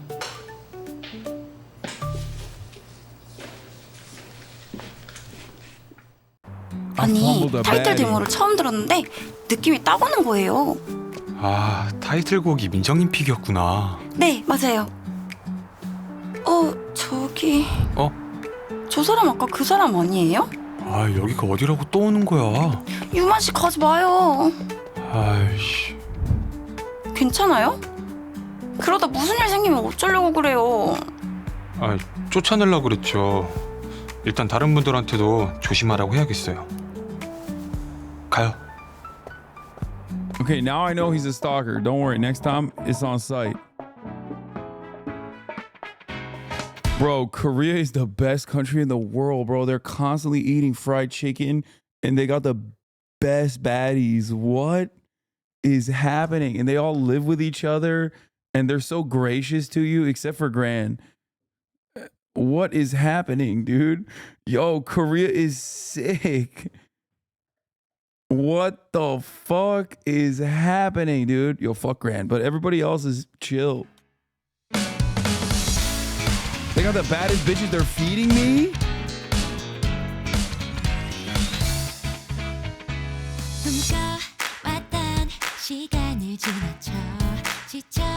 Okay, Melson. Okay, throwing work my way. Playing Jenga.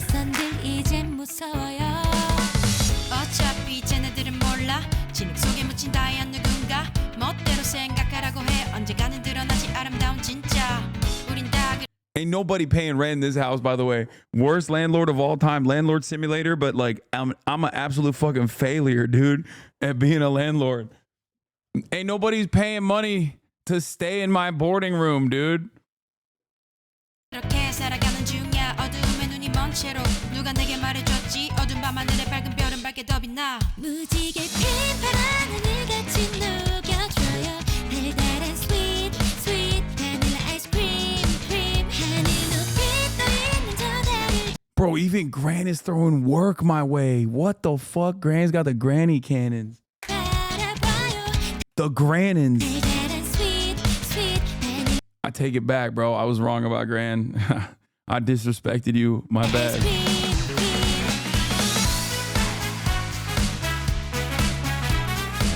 What is the fun in this? I don't understand this part. They're just wearing funky glasses? Like what?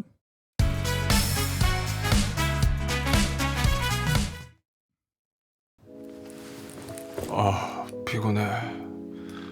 여기서 잠들었네. Damn, we partied so fucking hard. 화장실이나 가야겠다.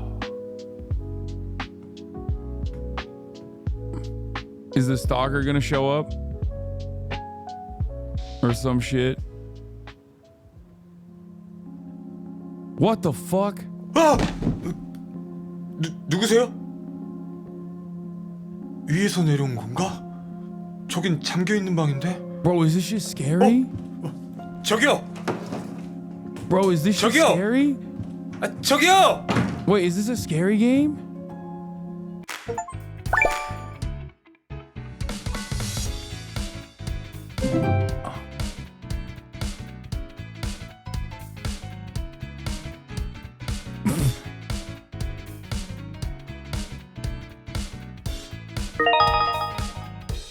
Ew.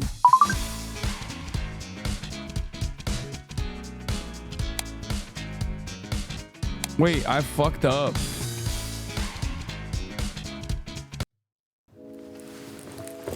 So what's up? Is the ghost a baddie too? What's happening? Like I don't understand. 피곤해. 여기서 잠들었네.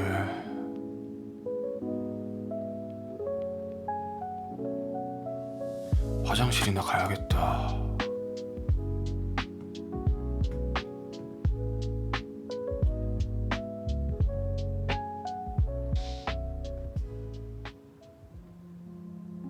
You didn't get enough love points, so you got to go play and play another way to increase it. Wait, what? 아! 누구세요? 위에서 내려온 Oh, I have to replay the chapter? 저긴 잠겨 있는 방인데. 저기요. 저기요. 저기요.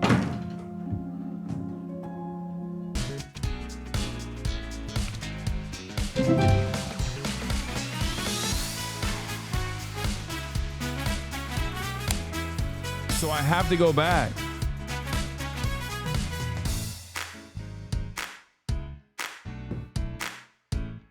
You failed too hard to continue? There ain't no fucking way. I had to go all the way back to chapter 1? Yeah, I'm not going back, dude. Fuck that. Okay, dude. Okay, dude. That was fun. That was fun while it lasted, chat. I mean, we'll maybe try it again tomorrow. But there ain't no fucking way I'm doing that right now. All right, everybody. It's been real.